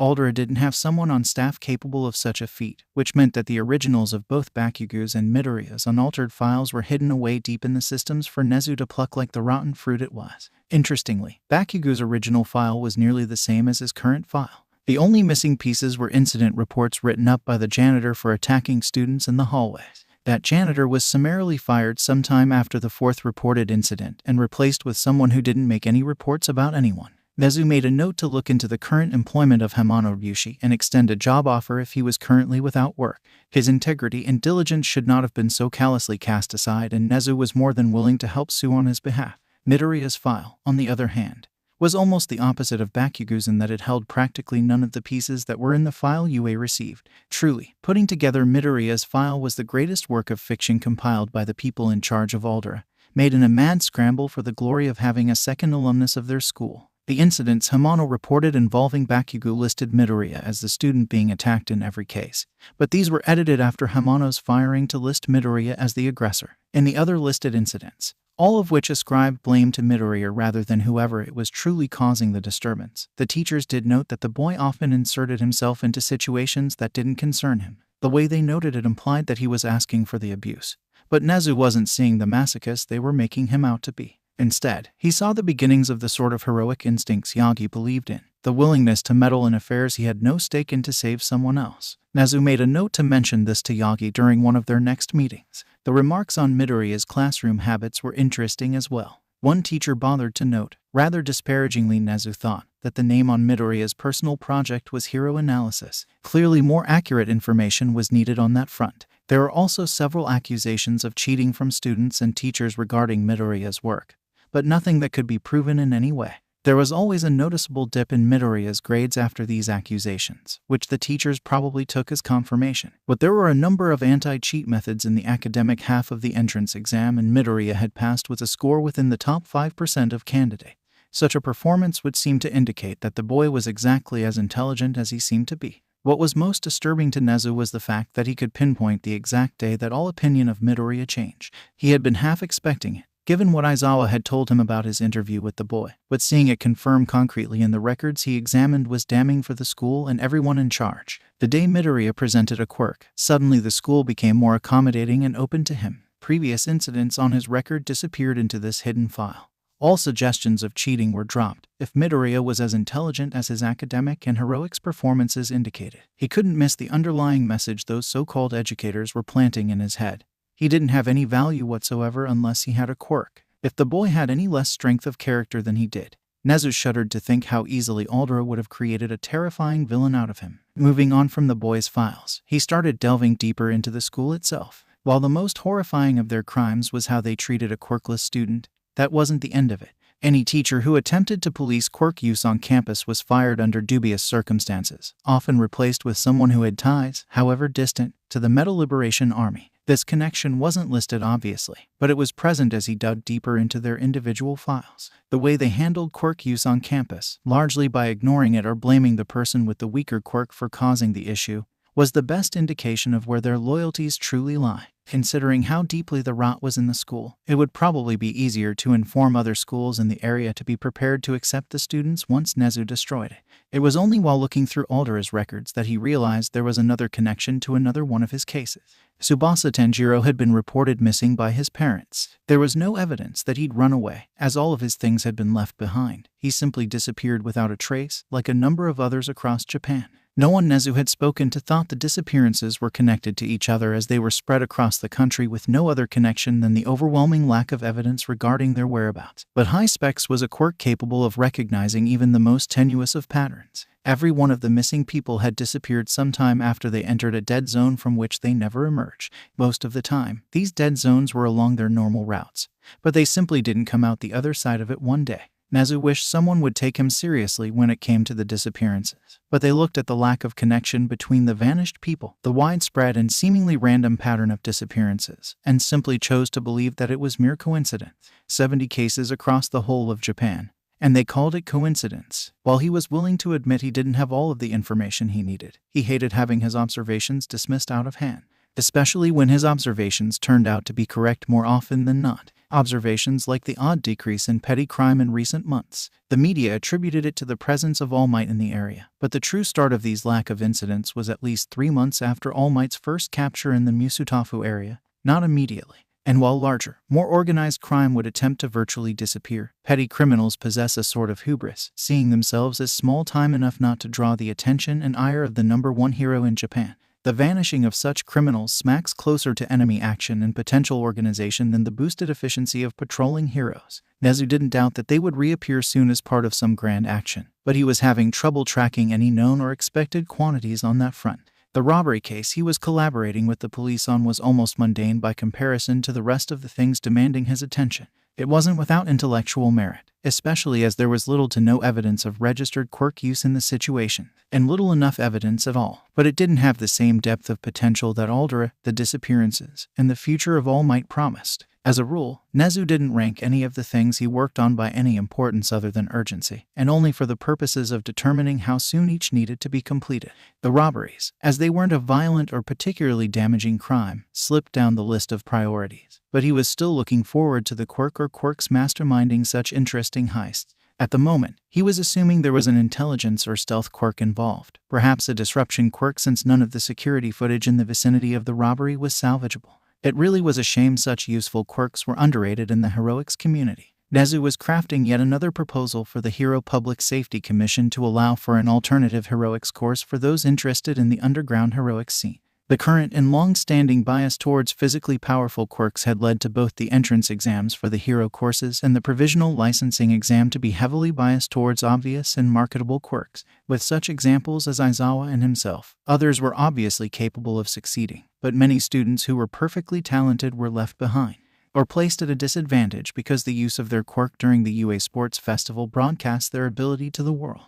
The influence the commission had over UA prevented Nezu from simply adding an underground course populated with students whose quirks didn't fit the parameters of the entrance exam but showed enough dedication and ingenuity to attempt something against their nature anyway. At this point, if they turned down his proposal for the 7th time, he was going to convert one of the general education classes into that course and shuffle students accordingly. Humans had a wonderful phrase about forgiveness and permission after all, and Nezu was provably the most intelligent creature in the room every time. As the commission was attempting to filibuster him into compliance, he would feel no remorse whatsoever doing the same to them while they attempted to prove that he had worked around them to create exactly the sort of course they wouldn't let him make. For an organization that was purportedly most concerned with the safety of the public, it was interesting that they worked against the public good so often.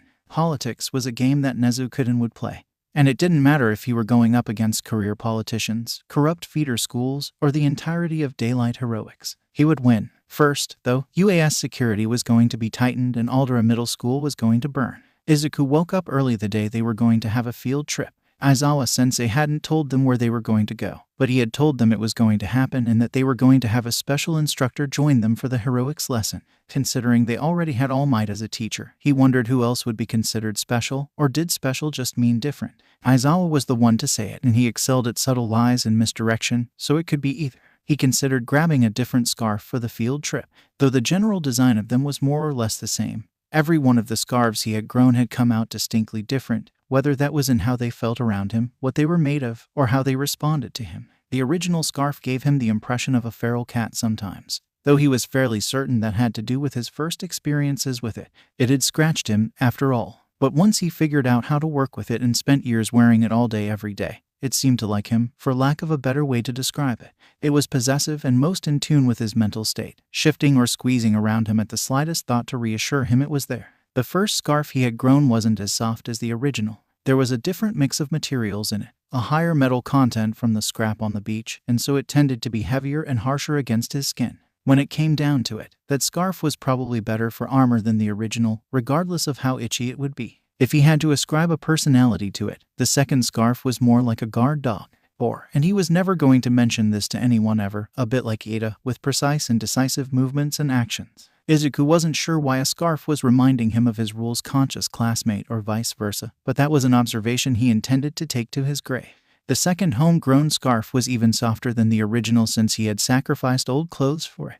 He'd found it was a lot more subtle than the others and capable of more delicate movements. It looked the most like bandages when he was wearing it, and it ended up being the most passive of all his scarves. It was responsive, but not in the same way as the original, as it didn't tighten around him at a thought unless he consciously wanted it to.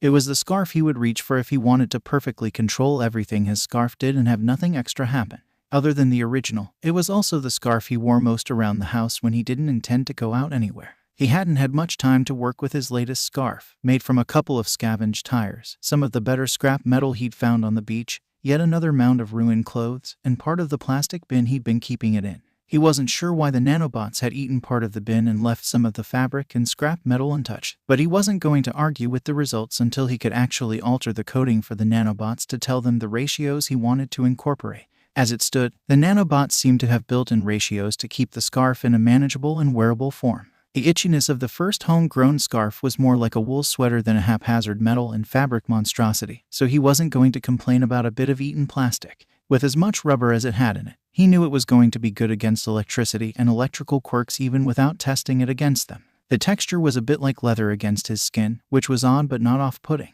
Clearly, it would be superior as armor compared to the first-grown scarf and had slightly more utility uses than the more metal-heavy scarf. Izuku could see himself relying on it a lot, but taking a largely untested scarf on the field trip wasn't something he wanted to do. And he hadn't even had a chance to learn the personality of this one yet, which could be distracting and detrimental to his efforts depending on what they were doing. In the end, he reached for the original scarf, which reached back for him like the possessive thing it was. Familiarity and function were far more useful to him than anything else in class, especially as this was going to be a heroic-specific field trip.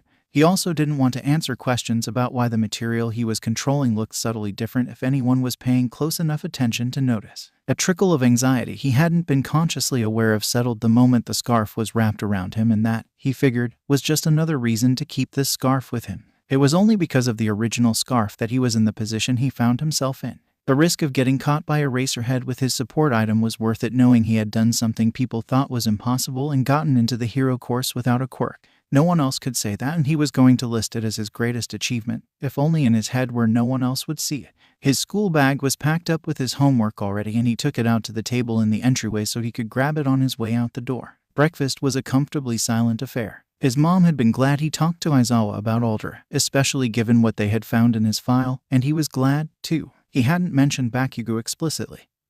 He hadn't really mentioned any names, but it wasn't like it was going to stop the investigation. Part of him was afraid of what was going to happen now. He didn't honestly want Bakugo kicked out. He never had. He had taken a large step back from everything Bakugo had once represented in his life, had talked about his bullies with Uraraka and Ida, and they had talked about their experiences as well. Izuku liked to think he was getting over things, even though it was difficult to ignore what had happened to him. He had made it when everyone said he couldn't. That should mean he didn't have to listen to any of them. Riding the train to UA was also a quiet affair. He was always careful to catch the train Bakugo wouldn't be on, because even if they were trying not to associate with one another unless they had to, he didn't want to get stuck in a confined space with him. People would be around. People that would probably not want their train car exploded during their commute. But there was something suffocating about the atmosphere around Bakugo even when they weren't talking to one another. Sitting behind him in class was bad enough because his senses were still finely tuned to the slightest change in mood.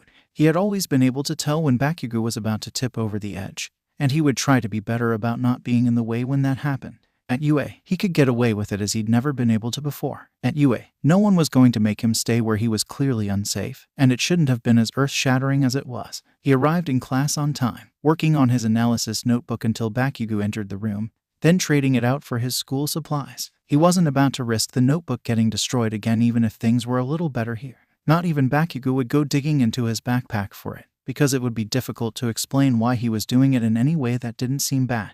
The morning classes passed quickly, the anticipation for the afternoon field trip making everyone a little anxious and inattentive. Izuku knew his notes weren't going to be quite up to his usual standards because of how much his mind had been wandering. Still, there was an energy building in the room as it neared lunch that only got thicker once they got back. Aizawa was waiting for them, slouched as usual at the front of the room as a clear sign that they should take their seats as soon as possible and cut off any conversations they were having. The lesson of don't waste time was firmly beaten into their brains, especially since they knew their teacher was willing to threaten them with expulsion.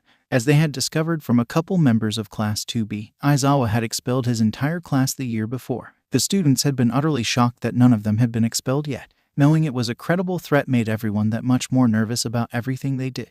Izuku was trying to do his best to ensure that nothing was going to draw attention to him in a negative way. Now that you're all here, Aizawa said as soon as the last person was in their seat, I'm sure you're aware that we're taking a bit of a field trip for this heroics lesson. Our focus is going to be on preparing you for disaster relief. Izuku let out a sigh of relief. He wasn't sure he was up for another heroics class where he went up against his classmate.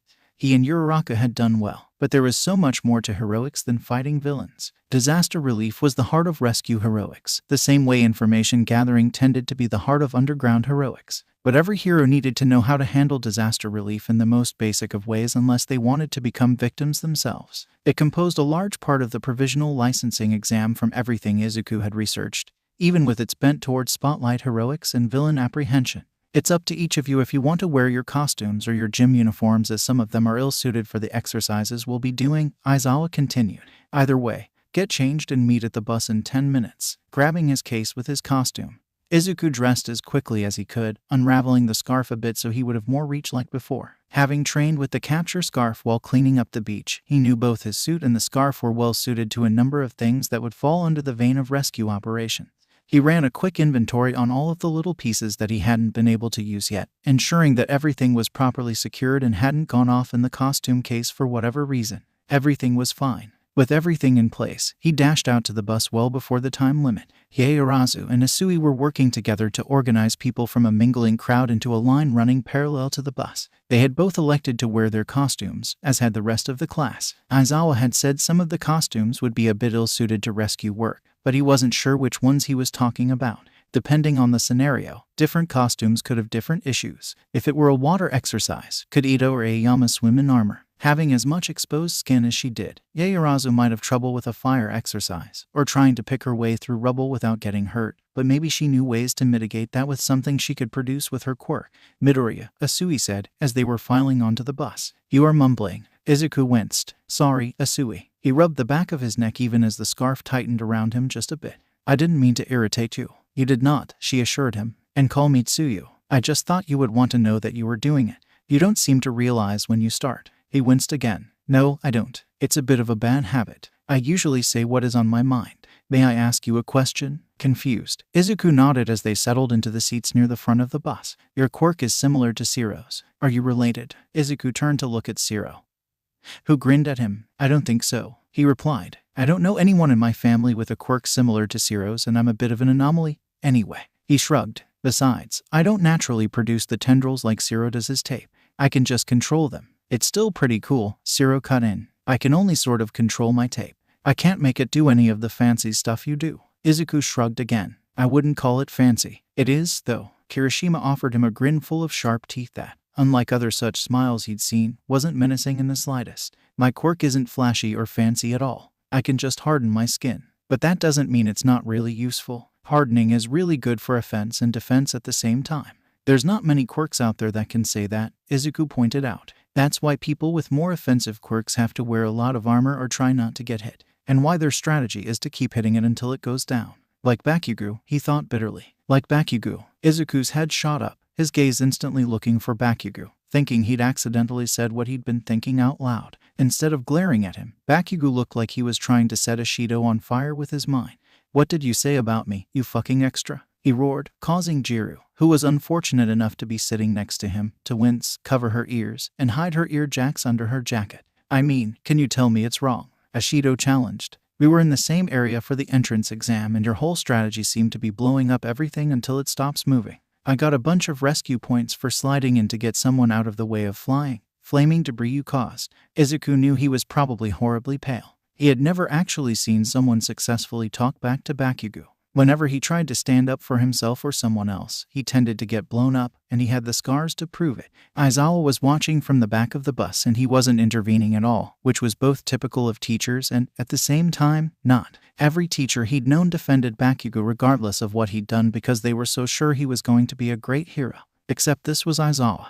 And he'd made it clear the first day that no amount of influence would keep any of them in his class if he didn't think they had potential. That was the only reason Minda was still part of their class. He didn't have long to think about the implications of it all as they pulled up to a large glass dome that looked like a biosphere. As they got off the bus, he could see different environments inside it, small cities that looked to be crumbling apart, an expanse of open space that looked sort of like a small lake, the biggest fire pit he had ever seen, and even a mountain complete with snow. Welcome to the unforeseen simulation joint, someone called to them as they gawked at the different environments inside. Izuku turned to see 13, the rescue hero, walking toward them. This is where we practice responding to real-world disasters in a simulated environment where we can control and change the variables. But you need to know that just because we have some control over the environment doesn't mean that it's not dangerous. The simulations are not the only variables in the field. Aizawa slunk closer to 13, a question in his posture. They tilted their head and surreptitiously held up 3 fingers, which caused Aizawa to sigh heavily and nod. Each and every one of you is a variable, 13 continued. Your quirk is a variable that the simulations can't always account for, and certainly won't always benefit. My quirk is called Black Hole. I have the ability to suck objects in and tear them apart. If I were to use this ability without care, I am more than capable of killing someone. Many of you probably have the same experience. If you use your quirk irresponsibly, you can get someone killed. Izuku went cold. He had never really thought about how most quirks had the capacity to kill. If Zero taped over someone's mouth and nose, they would suffocate. A hardened punch from Kirishima could probably kill someone as well. Someone near a rocket touch that was released from any significant height would suffer injury at the very least. If Ida dragged someone behind him at the speeds he was capable of, the resultant road rash could be bad enough to cause them to bleed out or get an infection they can't recover from. Even something as benign as Recovery Girl's quirk could kill if someone didn't have enough energy or stamina to be able to cope with the accelerated healing. What did that mean for him, however? Since he was actually quirkless, he didn't have a power that could kill someone. Did that mean that he was safer to be around? He scoffed to himself. Maybe safe enough to target. Most of his classmates went after him because he didn't fight back, overlooking or simply ignoring the fact that even if he did fight back, he would be the only one getting into trouble. Maybe that's why there were people who thought quirkless individuals were so fragile. They wrongly assumed that because they didn't fight back that they couldn't, completely missing how society would respond to someone without a quirk fighting back. He'd been there before himself, wondering what the point of fighting back was when people were just going to turn on him anyway. He knew the statistics for quirkless deaths, how the majority of quirkless kids his age had committed suicide by now because nothing ever changed. He knew there had been a higher chance of him dying in a villain attack or in a back alley, of being denied medical attention in the name of a mercy killing. He knew that people didn't think someone without a quirk could amount to anything,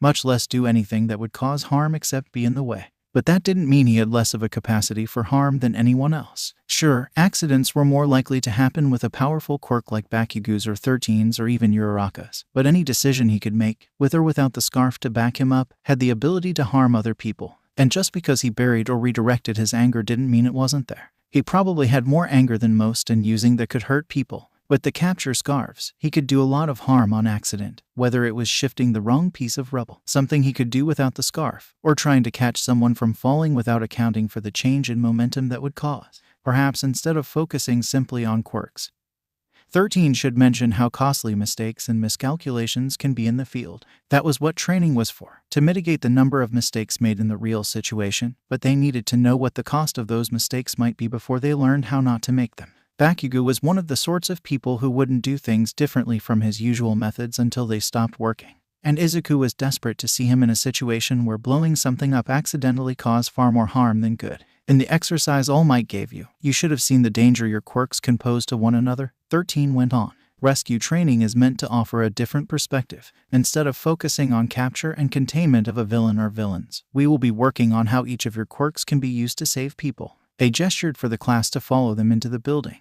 Now this is a lesson we'll revisit many times during your time here at UA, but to start out with, let's focus on showing you the environments you're going to be working in today. The interior of the USJ was set up sort of like a clock or a pie, where there were specifically divided sections that catered to a certain type of disaster, with concrete pathways in between them and a fountain at the central plaza. It was open and bright, and the glass ceiling of the dome was so high it hardly echoed as one would have expected from such a space. But Izuku suddenly felt like he was being watched. Glancing around, none of his classmates were looking at him, but the feeling persisted. As he turned towards their teachers, both of whom were facing away from him, Aizawa straightened, grabbing his capture scarf, and turned toward the central plaza. Izuku followed his gaze and watched as a figure emerged from a cloud of black mist. The person was slouching and covered in hands. Then, as though his presence was a catalyst, the mist expanded and more people were stepping out of it, spreading out to fill the plaza, all attention on the class. Is this another exercise? Someone whispered, like the robots at the entrance exam.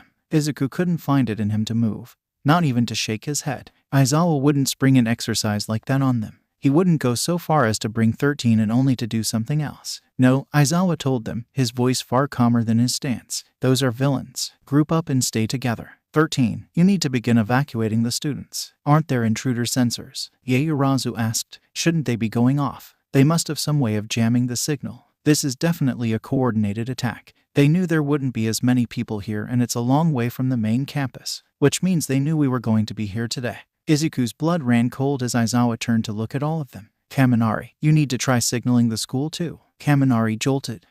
Me. Yes, sir. Aizawa turned away again and started to step towards the plaza. I'll hold them off. A chill ran down Izuku's spine. Sensei. Aizawa didn't turn back to look at him, but he halted. What is it, Midoriya? Izuku looked between their teacher and the crowd of villains that only seemed to be getting bigger. Be careful. He did turn his head to flash Izuku a grin that looked confident. I'll do what I can. As a group, they moved back towards the gate, 13 staying between them and the plaza full of villains. They were practically through it when some of the black mist that brought the villains appeared in their way and reformed into something like a human shape. Greetings, the mist person said. We are the League of Villains. Please forgive our audacity, but we have come to Yue, this bastion of heroism, to end the life of All Might, the symbol of peace. The villain made a show of looking back and forth. We were given to understand that he would be here today, but it appears that is unfortunately not the case. No matter, my role in this remains the same. The mist swelled suddenly, and then was sucked towards 13, who had moved through the group while the villain had been talking. Ada, go, they shouted, attempting to wave them through the gate. Run to the school and have them send help. But Izuku caught Ada's arm. You're the fastest. You need to. And take Kaminari with you. If he's out of range of the jammer, he can call for help sooner. To reinforce his point, he shoved Kaminari into Ada's arms. Go. To his credit, Ada didn't hesitate. Kaminari squawked a bit when the taller boy threw him over his shoulder, but he didn't fight, and they were barely through the gate when the sound of familiar explosions popped in Izuku's ears. Apparently Bakugo didn't like sitting back and listening to their teachers. Hardly a new development, but Izuku would have hoped he'd have better sense than to throw himself into the middle of a fight with a villain who very clearly outclassed them. But no, as he turned to look, Bakugo was throwing himself at the mist villain and 13 was forced to turn their quirk away before they hurt him. Kirishima had followed after him. The explosion had scattered a bit of the mist, but it was already coming back together as 13 tried to get them to back away. A dry chuckle froze Izuku to his bones. An admirable attempt, I congratulate you. But in the end, simply not enough. Begone. The mist swelled again, surrounding Bakugo and Kirishima as well as several others in the group.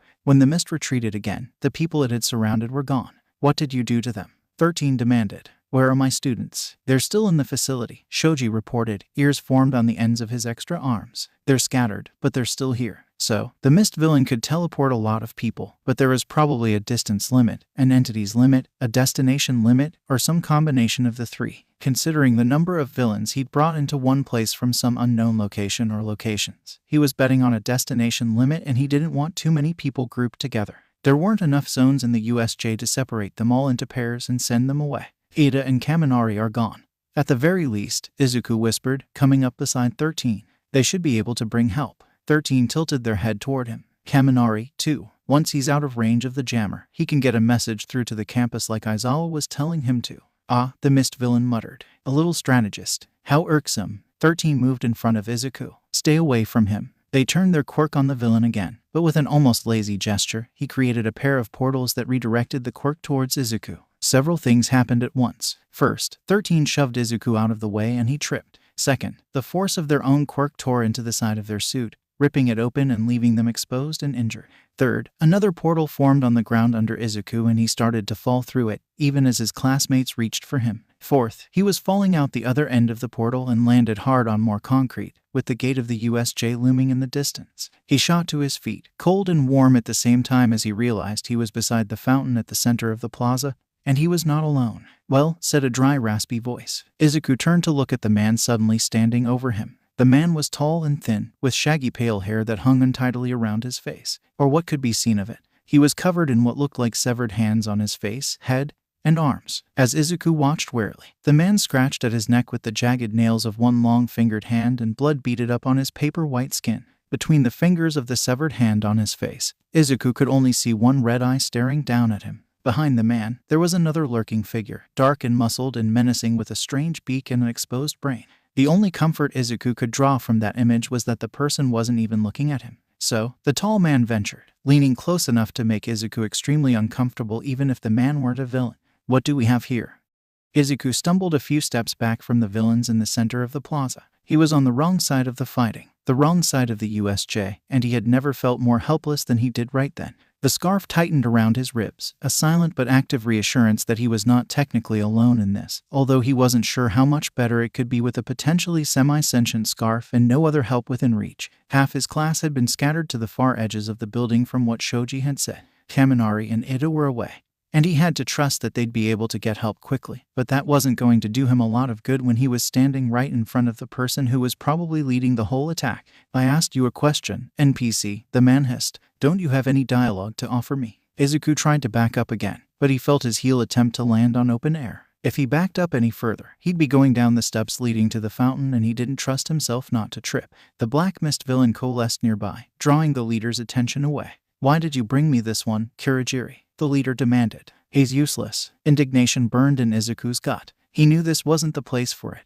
but he had been called useless almost his entire life, and UA was finally different for him. He knew the tall man and the mist person were villains, but he was still angry that that particular adjective seemed to follow him everywhere he went no matter what he did. Two of the students escaped with the intent to summon the other teachers. "Shigaraki Tamura," the mist person replied, his tone almost bored. "This is the one who ensured it." The tall man, apparently Shigaraki Tamura, if that wasn't a fake name being fed to him because he was there, turned back to look at Izuku. What a clever NPC. Not smart enough to get himself out, though. Shigaraki tilted his head with mock sadness. "Pity. Namu, get rid of him." The hulking beast of a person that hadn't moved since he arrived suddenly blurred. And it was only luck and years of training by bullying that managed to keep him from getting squashed immediately. And the scarf, which had wrapped around the beast's reaching arm, allowing him to slide beneath the danger with a near-instinctual dodge. He wasn't about to thank Bakugo for anything he'd put him through, but it was mostly his fault that Izuku could keep enough of his awareness under pressure to be able to act in defense of his own life. The other end of the scarf wrapped around the center of the fountain, and he pulled himself away as quickly as possible. Whatever quirk Namu had was probably more than enough to turn him into a smudge on the floor, and Aizawa was still distracted dealing with the horde of villains they had brought along. It was just a higher stakes version of the battle trials, except in this scenario, he was both the villain and the bomb. If Namu managed to touch him, it was all over, so he needed to play to his strengths. Unfortunately, unlike the battle trial, he didn't know where Uraraka was since she had been scattered with most of the rest of the class, and perhaps not having gravity wouldn't be as helpful here as it was then. Considering Namu had more than enough muscle to throw him around as he was, it was entirely likely his weightless body would crash into something at a high enough speed to liquefy his bones if she removed his gravity. Mobility was what he needed the most at the moment, but being weightless, if it had been an option, came at a much higher risk now that they were in an actual combat situation. Mobility wasn't the only trick up his sleeve, though. Misdirection and trickery were also skills he had cultivated over the years out of necessity. If he could turn people against each other, he would be in a far better place. And considering Namu hadn't moved until he'd been given an order, it was entirely possible he wasn't intelligent enough to predict his actions. Provided, of course, that he wasn't being predictable. The Chaos Gambit really only worked when you weren't expecting it, and he had 3 opponents in the central plaza who could possibly pick up on his plan before he managed to move forward with it. Not ideal, but it wasn't as though he had any other choice. If he managed to hold the 3 of them off long enough, he could probably count on Aizawa's help, but surviving was the first thing he needed to do. He really wished he'd managed to figure out how to modify the scarves on his own. None of the ones he'd grown deviated drastically from the original design, so while he had some form of mobility, it relied on being able to wrap around something to grip. The only things he had to work with here were the fountain and people. The hedges that framed the central plaza probably wouldn't take his weight if he tried to pull himself toward them, and he couldn't try anything he wasn't reasonably sure would work. A mistake here wasn't going to end with a failing grade, it would get him killed. Namu plowed after him as he yanked himself out of reach. The single-minded determination of this particular villain went beyond normal limits, as he didn't seem to care about himself at all. Perhaps he had a juggernaut quirk of some kind, something that would let him crash through things without hurting himself, in the interest of keeping his main pillar of mobility intact. Izuku hooked the other end of the scarf on the steps leading up to the fountain and pulled himself off center. As he expected, Namu swerved to follow him. If he was right about it being some kind of juggernaut quirk, mobility wasn't going to be a strong point for Namu. Even regular speed quirks sometimes fell short when it came to turning, dodging, or otherwise changing direction. The weak points could be trained out of a person, but it took a lot of work, far more than any regular villain was willing to put time into. If Izuku wanted to make sure he could keep up, or rather keep away, he needed to stop thinking and just act. Dodging beneath Namu's arm, he didn't think about the wind that ruffled his hair. He didn't let his mind spin out trying to determine the endless possibilities of what was going to happen next. Arms as big as Namu had come with a weight he didn't have, and that worked against speed, no matter what his quirk could do. What followed was almost a dance. Izuku had been through so many fights, had been the victim in most of them, had taken up martial arts to learn to defend himself and how to read his opponent's body. The movements were ingrained in him, ducking and twisting away, playing a higher stakes game of keep away than he'd ever played in his life. His experimental palm strikes and knuckle jabs didn't seem to register, so brute force was not something that was going to work with this opponent. That was fine. He wasn't really made for brute force against something like this. Trickery and precision, however, were exactly what he was made for. There were places on the human body that couldn't be as well protected no matter what people did, weaknesses that came part and parcel with being corporeal. They could be in different places on people with heteromorphic quirks, but they were always there. That being said, Izuku didn't have the space or the time to take advantage of many of them while he was ducking around within Naomu's guard. He did, however, have a number of support items in his belt that he could palm while evading a heavy swing. Naomu may have been built like a brick wall, but there was one glaring chink in his defenses. It could have been a trap of some kind, leaving his brain so exposed.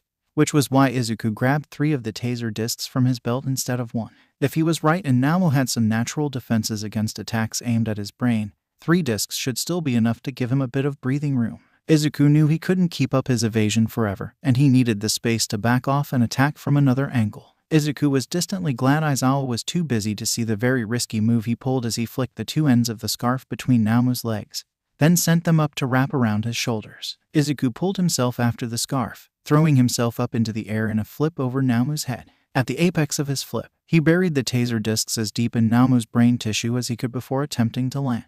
Naomu was too quick for him, however, or the flip too slow. One of Naomu's arms came up and batted at him before he touched down. It would have sent him flying, if not for the ends of the scarf still wrapped around the villain's shoulders, gritting his teeth against the pain as it stole his breath. Izuku retracted the scarf and tried to curl around his now injured ribs. Bruised or broken, he wasn't sure, but he had enough presence of mind to tuck and roll before he hit the ground near Shigaraki Tamura and Kurogiri. He couldn't afford to stay down and sprang up as soon as he finished his roll. He wouldn't wish his time at Aldera on anyone, but it was an excellent preparatory course for taking a hit and keeping in motion while in pain. It wasn't the best thing for him, but he couldn't afford to stop. The tasers kicked in suddenly and Naomu screeched. The sound was inhuman and full of pain, and it kept going. Apparently, there weren't a lot of defenses on Naomu's brain, and introducing not 1, but 3 external sources of electricity was screwing him up in a bad way. It hadn't killed him, but he certainly wasn't able to shake it off after a bit like Kaminari. "What the fuck did you do to my Naomu?"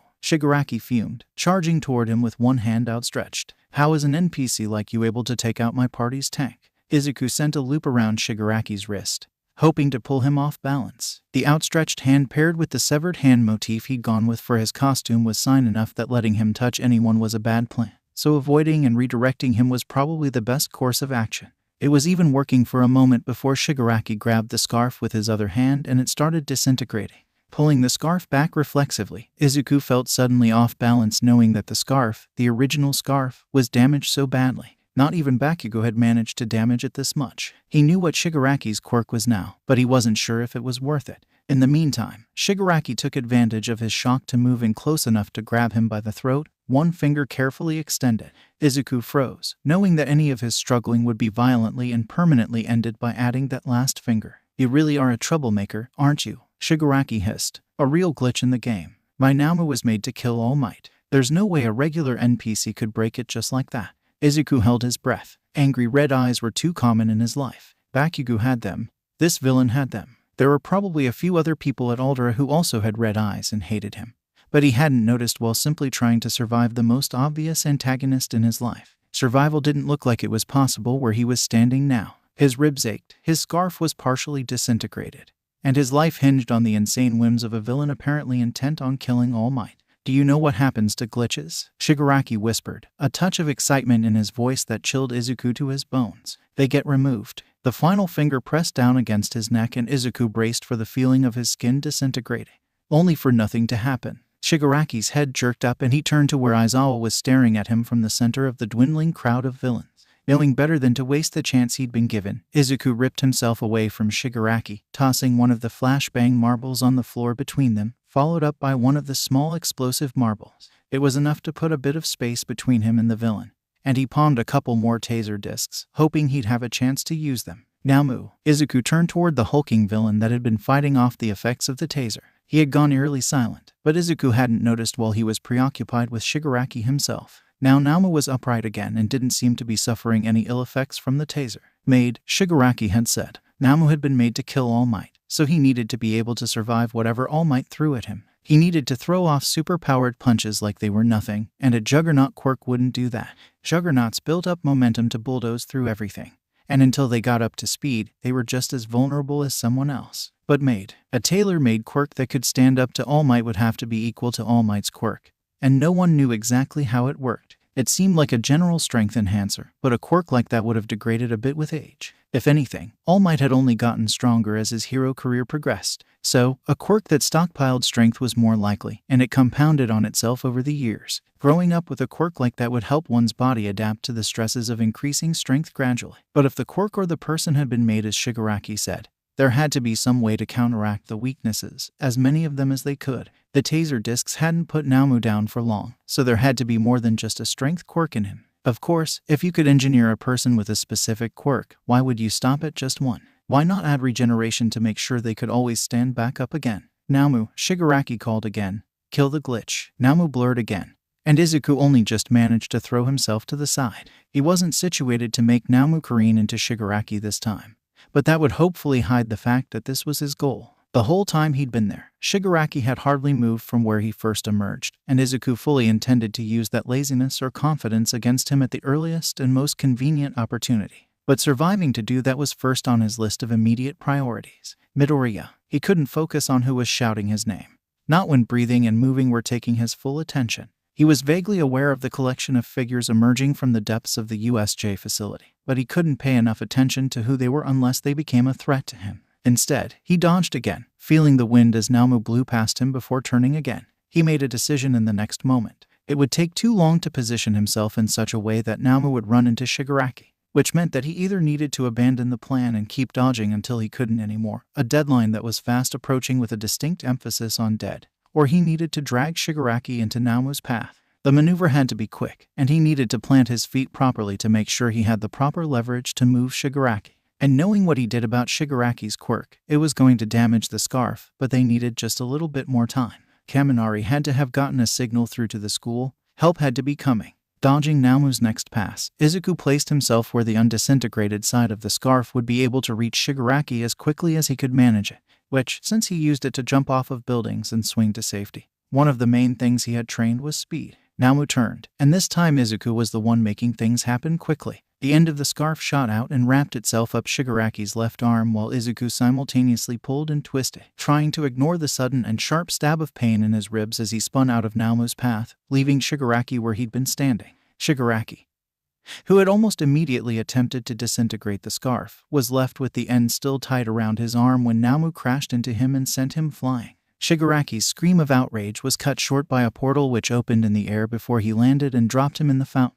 Namu had stopped briefly, turning towards where Shigaraki had been going before the portal, then slowly shifted until he was facing the fountain where the villain had splashed down. Apparently there was some inbuilt loyalty in Namu that demanded he protect Shigaraki, so Izuku's maneuver was possibly the best and worst thing he could have done. As soon as Shigaraki was up again, he was going to be out for blood more than before, and Izuku's ability to escape was rapidly dwindling. A flash of black and pink appeared out of the corner of Izuku's vision and he tried to reorient, expecting a new threat. In time to see Uraraka launch herself at Namu's back with both hands outstretched. She landed with a meaty slap that reverberated around them and tumbled to the ground. And Izuku, well, he wasn't going to ignore the golden opportunity that had just landed in his lap. Namu without his gravity was much less of a threat. Sending out one of the truncated ends of the scarf, Izuku grabbed Namu around the waist and spun around, using the momentum he generated to fling the villain towards the ceiling far above them. Up there, it wouldn't be able to act on any of Shigaraki's orders, making everyone on the ground that much safer.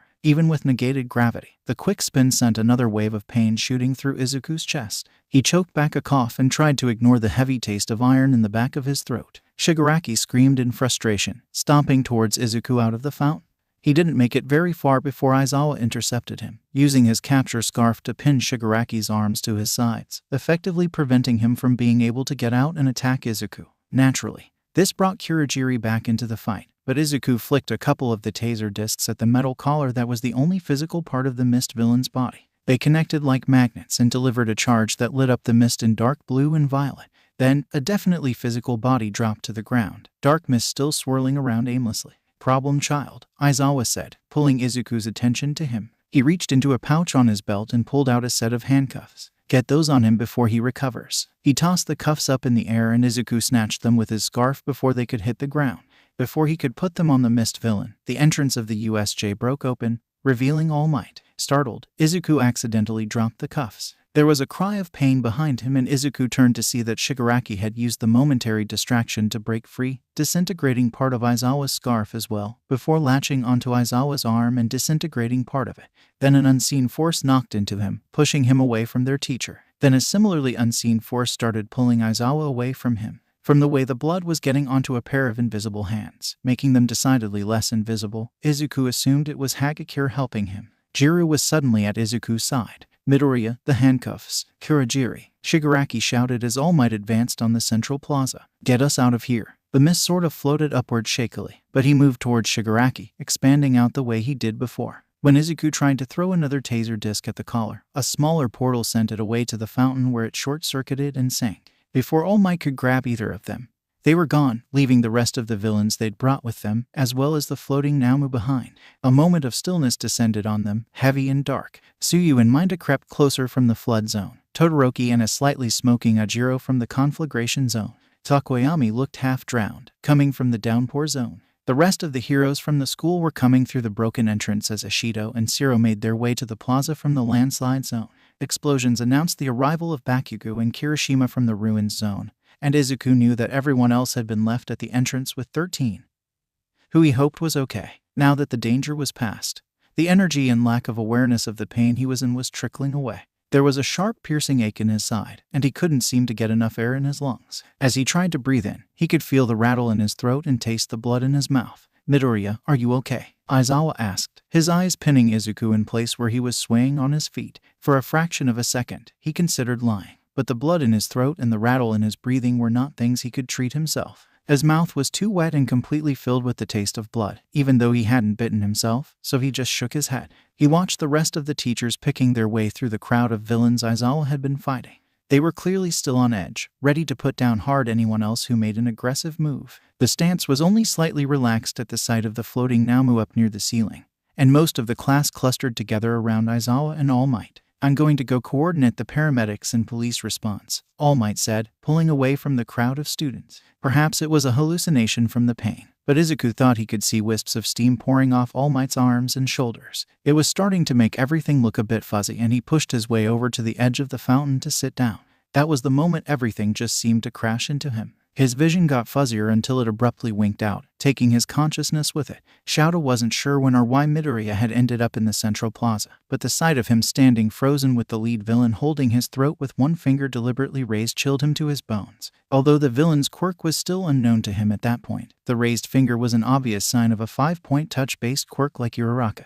Somehow, he doubted the villain had anything so benign. Of course, he had learned what the man's quirk was for himself the hard way. But of all the students to end up facing the lead villain, why did it have to be Midoriya? Shouta didn't get the impression that he looked for trouble like that. In fact, his actions thus far showed a specific bent towards avoiding direct confrontation, the exact opposite of ending up in the central plaza where the most powerful villains had decided to take up residence. Sure, he'd been reckless in the entrance exam when he charged the zero-pointer, but it was clear he had a bit of a plan in retrospect. Not a particularly good plan, but a plan nonetheless. And one really couldn't argue with results, as it did put the zero-pointer out of commission. Still, he would have expected one of the other kids to draw the attention of the villain leader and his most immediate minion, like Bakugo, who had yet to learn the meaning of restraint if it popped up and hit him in the face. At this point, the blonde would be more likely to try and hit it right back. Todoroki was also a possibility to consider, as he was the son of the number 2 hero and therefore a tempting target. Unlike Bakugo, he didn't think Todoroki would seek out the trouble, but he probably wouldn't have argued if put in the middle of things. But Midoriya,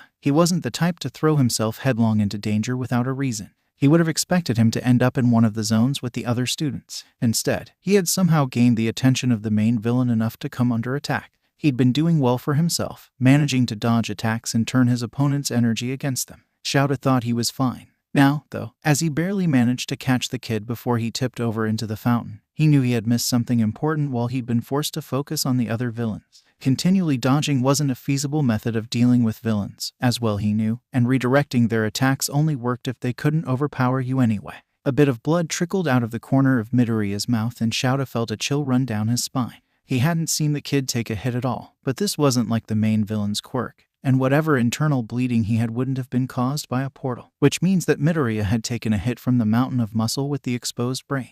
And then he'd kept going, shoving past the lightheadedness of blood loss from his own injuries.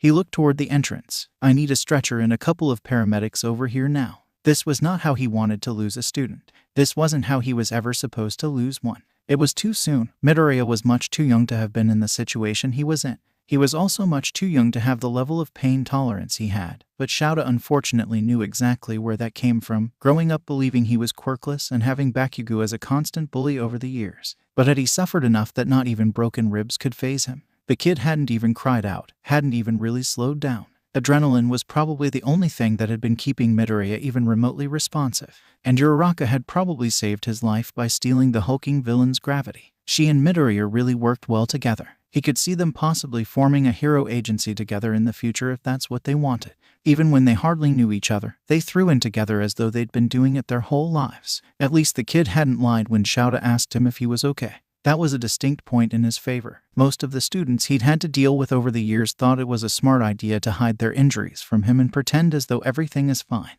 Midoriya, at the very least, had dropped the pretense once his life was no longer in danger. Except, with injuries like that, his life was certainly, terrifyingly still in danger. 2 sets of paramedics arrived at the plaza with 2 stretchers, and it took him far longer than it should have to realize that one of them was for him. Azashi was going to freak out later when the kids weren't there to see it, even though it wasn't as bad as some of his injuries over the years. "Sir," one of the paramedics cut in, pulling him bodily away from Midoriya, who had been taken up by the other paramedics. "Sir, I need you to let us do our job and help you." She reached for his arm. "You're losing a lot of blood, and we need to make sure that your wound stays clean." It was only then Shouta noticed all the pale faces of his students around him, all of them looking like they had been suddenly and violently robbed of their childhoods, which they had, and one of their own was laid out on a stretcher and getting wheeled to an ambulance in front of them. "I'll be fine," he assured them as he let the paramedics do what they needed to with his arm. "And so will Midoriya. We have Recovery Girl, and a number of other people with the expertise to deal with this sort of situation at hand." He glanced at Hagakure, whose normally invisible hands were stained into visibility with his blood. She had lost her gloves and boots somewhere, and he was sort of glad he wasn't staining her hero costume because he didn't want her to think of this moment every time she put it on. "I know this has been a traumatic situation, and I highly suggest talking to Hound Dog, the school counselor, if you're having any problems now or in the future. By that, I mean anything from nightmares to something more mundane, like test anxiety. The resources we have are there to help you, so you should take advantage of them as much as you can." He could see Bakugo scoffing in the background, but the kid hadn't been particularly thrilled to get the therapy ultimatum before, so he was probably thinking this was more of the same. Still, there was a pale, haunted look in his eyes that never went away. As well as he thought he'd handled it, Bakugo was probably going to be one of those who needed to talk about what happened but didn't want to look weak. God, there was always at least one of them, telling him that needing to go to therapy wasn't the same as being weak wasn't going to mean anything unless he managed to come to that conclusion himself. Shouta made a mental note to have Hound Dog check in with him as he didn't doubt the kid was coming out of this with some sort of misplaced guilt. He waved over Snipe and Midnight to gather the kids and get them on their way back to the school. They would need to give their statements to the police, but those could just as easily be gathered back on campus, where they were slightly more assured of the security. For now, that would have to be enough. Nezu was probably going to shut down the school for a couple of days to review and patch the security system that allowed such an intrusion. After that, Shouta would need to take the first couple of classes back to do damage control. He'd be healed by then, Recovery Girl willing, and so would Midoriya. Although if they took both him and Midoriya to the hospital, that was one conversation he intended to have sooner. It would also give him the chance to talk to Midoriya's parents. Not a meeting he was looking forward to given the situation, but one he would have had to deal with anyway. With his students out of the way, his arm carefully cleaned and wrapped, and the black starting to creep in at the edges of his vision, Shouta lay back on the stretcher. "Just so you know," he whispered to the paramedic with a falsely conversational tone, "I'm about to pass out." And then he did. There are certain words no mother wanted to hear, and "your son has been taken to the hospital" was most definitely among them. Inko ran a whole gamut of emotions in the space of a few seconds after she hung up the phone. First worry since something had happened to Izuku. After that was anger because this was supposed to be the 3rd day of classes. What was supposed to happen on the 3rd day of classes that was so bad? She thought it was Katsuki, since she and Izuku had sat down and had that conversation about what Katsuki had done to him in middle school. She'd been more or less prepared to hear that the trend had followed him into UA. Izuku had been cautiously optimistic, but Inko knew that truly good things seldom happen, regardless of how good someone was. It was a sad fact of life that good people often suffered more because they wanted to believe in the good of others. Izuku, who had wanted so desperately to believe that Katsuki was going to become a good hero, was definitely a victim of that way of thinking. As much as she wanted to panic, As much as she was hardwired to be overcome with feelings until they all burst out, she knew that now wasn't the time for it. Her son needed her. Izuku had been hurt badly enough that he'd been taken to the hospital, and she was going to be there for him no matter what happened. She just hoped her coworkers didn't think she didn't trust them with her child's care. She didn't, but that was beside the point. Plenty of them were just as distrustful of other medical professionals when their own loved ones were in the bed.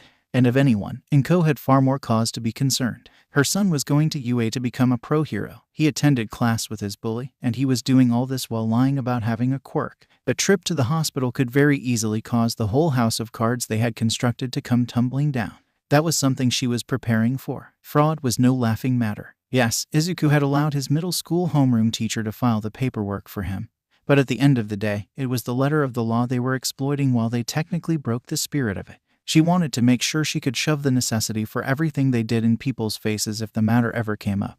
And she may not have decided to study law when she was in school, but she still knew people who had. They were willing to consult with her on a hypothetical basis, and she knew at least one who wouldn't mind terribly if the hypothetical became an actual job. She hoped now was not the time to start that process, making sure her baby wasn't going to get in trouble for something the whole of society cornered him into. Inko was so intent on getting to the hospital and seeing if Izuku was okay that it took half the commute for her to realize that people were talking about an incident at UA. It's supposed to be practically impenetrable, though, isn't it? Someone was saying. I mean, it's UA. It's the hero school. What villain would be dumb enough to decide to attack it with all the heroes in training there? Well, it wasn't at UA proper, was it? Someone else put in. It was at one of their satellite training facilities. Maybe it's hard to get into the main campus, but the villains didn't get into the main campus. They got into one building a couple miles away from the campus. There was ice in Inko's veins suddenly. Izuku had said something about a field trip that morning, which meant he and his class were going away from the campus. Pulling out her phone, she tried to find out as much about the villain attack as she could. None of the news sites really had much. They knew something had happened, that the police and paramedics were brought in, that a large number of villains were apprehended at the scene. Beyond that, they only had speculation. The pictures that had been captured showed several of the pro heroes working at UA helping to gather the villains and turn them over to police custody. It showed the ambulances driving away, the students clustered together and being led back to the bus that brought them there, escorted by another of the teachers. She didn't see Izuku's dark costume among them. Knowing that she had been called to the hospital for him, she didn't expect to. She prayed to whatever gods would listen to her that he was merely there for a precaution and not something serious. Inko almost missed her stop because she was reading through what little news there was on the incident. More information kept coming out, but all hidden under the vagueness of a lack of information. UA had released a statement that didn't answer any of the more in-depth questions people were asking. They didn't say what the villains were after. They didn't say who had been hurt or the severity of their wounds. It was only muscle memory that had her leaving the train at the correct stop. Somehow the walk from the train station to the hospital felt longer than it normally did. She knew it was all a matter of perspective, that she didn't have nearly as much at stake when she was just going to work. She wanted to trust that Izuku was fine, but all the things he had managed to survive on his own while in that awful middle school hadn't required hospitalization. She was met at the door by Yashiya Satoru, one of the nurses she worked with frequently. He was also one of the best people to call on if someone needed calm down, which only made her that much more concerned. He's fine, Yashiya said, holding up both hands like he was trying to calm a startled animal. He's in room 336. Even with the reassurance, Inko felt like she was going to vibrate apart with the stress of everything. Without stopping, she started making her way to the elevators. What happened? I don't know much, he admitted, falling into step beside her. He was brought in with a broken rib that had punctured his lung. It didn't collapse, but it was starting to fill up with fluid that's been drained, and since he's a UA student, they brought in recovery girl to handle the lion's share of the healing process. Her knees faltered briefly at punctured his lung, but she kept moving. Once in the elevator, she leaned against the wall and held onto the railing for support. But he's okay. Yeah, he's okay. Inko knew she wouldn't fully believe it until she saw him. She wasn't sure she would believe All Might himself at the moment. The doors of the elevator opened onto the third floor and she stepped out, beelining for room 336 with an absent wave at the nurse's station. She stopped at the door briefly, trying to grasp at the fraying strands of her composure. Then, knocking as she opened it, she peeked into the room. The lights were turned a little low, and the curtains were drawn over the window. Izuku looked so small in the bed with the oxygen mask on his face. He was asleep or unconscious, and Inko had to resist the urge to check his chart to verify what she had already been told. The heart monitor was in silent mode, but it displayed a steady 62 beats per minute. It was only after she categorized every bit of Izuku she could see that she noticed the dark figure sitting beside the bed. They shifted and stood up, facing her. Midoriya Inko, I presume. the man asked. He was sort of scruffy in the way of those who don't care as much about their appearance because they've been running on a constant and not at all consecutive 2 hours of sleep for far longer than they can remember. This was a man who ran on coffee and power naps, and he knew it, which meant this was Izuku's teacher, Aizawa. "You're Aizawa Shouta?" she asked, just to be sure. "Eraserhead." The man nodded. "I'm sorry. This shouldn't have happened." No, it shouldn't have. I knew Izuku was going to face villains eventually, but this was too soon. Inko sighed. "But I know that the blame doesn't fall on you or any of the rest of UA. Sometimes patching holes in security is reactionary instead of proactive, and you can't fix what you don't know is a problem." There was a part of her that did want to demand if they had any inkling something like this would happen, but she knew there wasn't much of a point to it. Sufficiently determined villains would have caused problems anyway, and at least Izuku would be okay. She turned back to Izuku's bed. "What happened?" Aizawa shifted. "I'm not sure how much you know, but my class was supposed to be attending rescue training in an off-campus facility. Shortly after we arrived and before any training had started, there was a distortion in the air at the central plaza. It grew into a portal with several dozen villains with a heavy bent towards those least suited for my quirk." He moved away from the chair, gesturing her towards it. "I think you'd be more comfortable if you sat down." Frowning at the interruption, Inko sat, reaching out to grab Izuku's hand, careful of the pulse oximeter on his first finger. "Lots of villains?" she prompted when he didn't continue immediately. "Yes, besides the students, there was only me and the rescue hero 13 present. 13 isn't much of a fighter, so I had them attempt to get the students out of the building and to safety while I covered their escape." He sighed. "Unfortunately, the portal that brought them was the result of a quirk, and the villain apparently scattered students throughout the facility. I'm not sure why, but Midoriya ended up in the central plaza, where the leader of the group and his bodyguard were standing. I didn't see it happen, but I have to assume that his injuries were from the bodyguard, as they weren't consistent with the injuries I sustained from the leader or what 13 did from the teleporter." A moment of silence stretched between them where Inko tried to find something to say that didn't sound like an accusation. "Are you all right?" she finally asked. Aizawa nodded. "Most of the injuries I sustained from fighting the villains were rather minor. The worst I had was from the leader, who disintegrated the skin on my arm." Rolling back his sleeve, he showed her a bandage that was wrapped around his forearm, his elbow, and continued up his bicep. It was a formidable amount of skin to have been stripped away, and Inko was surprised he wasn't in a hospital bed himself. "Oh," she muttered. "Right, I forgot. Eraserhead." "What?" She shook her head. "No, it's nothing. I just remembered who exactly you are." She sighed. "I may not work the night shift very often, but I've heard enough stories about you leaving Ama. I think I remember one of the other nurses saying your record for checking yourself out was 10 minutes, before the doctor even had a chance to examine you." The silence that followed was different, lighter, almost, even as Aizawa attempted not to look like a chastised child. "I had a reason for this," he said finally. "A reason beyond apologizing for all of this. I wanted to know how much you knew about his experiences in middle school. If you'd asked me 3 months ago, I would have been confused." She paused. "I assume he's talked to you, then?" "In minor details only. He never named any names, but Bakugo admitted on his own when I talked to him that he was part of those who tormented your son."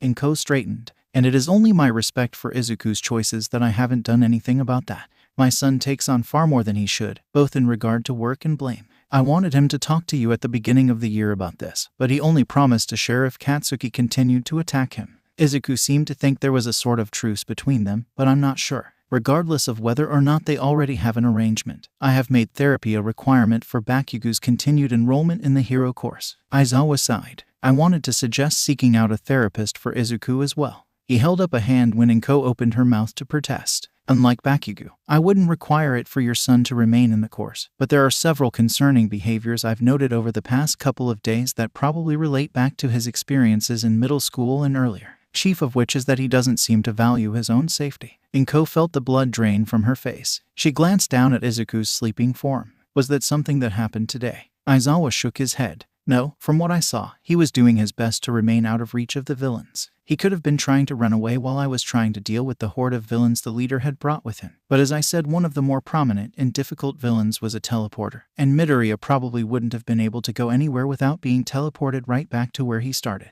He sighed again. "In this instance, I don't think there's anything else he could have done, and he handled himself well for someone who hasn't had to face a villain before." "Well, that's not entirely true." At Aizawa's puzzled look, she continued. "Izuku ran into a villain by himself several months back. He was on his way home from school, and a villain with some kind of slime quirk tried to use him as a convenient body to possess and escape. All Might was the one to save him then, but he managed to use his tendrils to survive long enough for that help to arrive. Inko was glad she remembered to use the fake name Izuku had given his use of the capture scarf. She didn't talk about it a lot, at all, really, but finding out about it was recent enough for the right words to be in her brain. Aizawa frowned. I was not aware of that. Normally an incident like that would be mentioned in a student's file. Inko shrugged. He didn't even tell me about it for a while. Again, if you'd spoken to me 3 months ago, I wouldn't have known about it. She sighed. And yes, I know he doesn't value himself very much. He said he told you about discovering his quirk far later than normal. Yes, at 12, but he didn't have it registered until he was 14.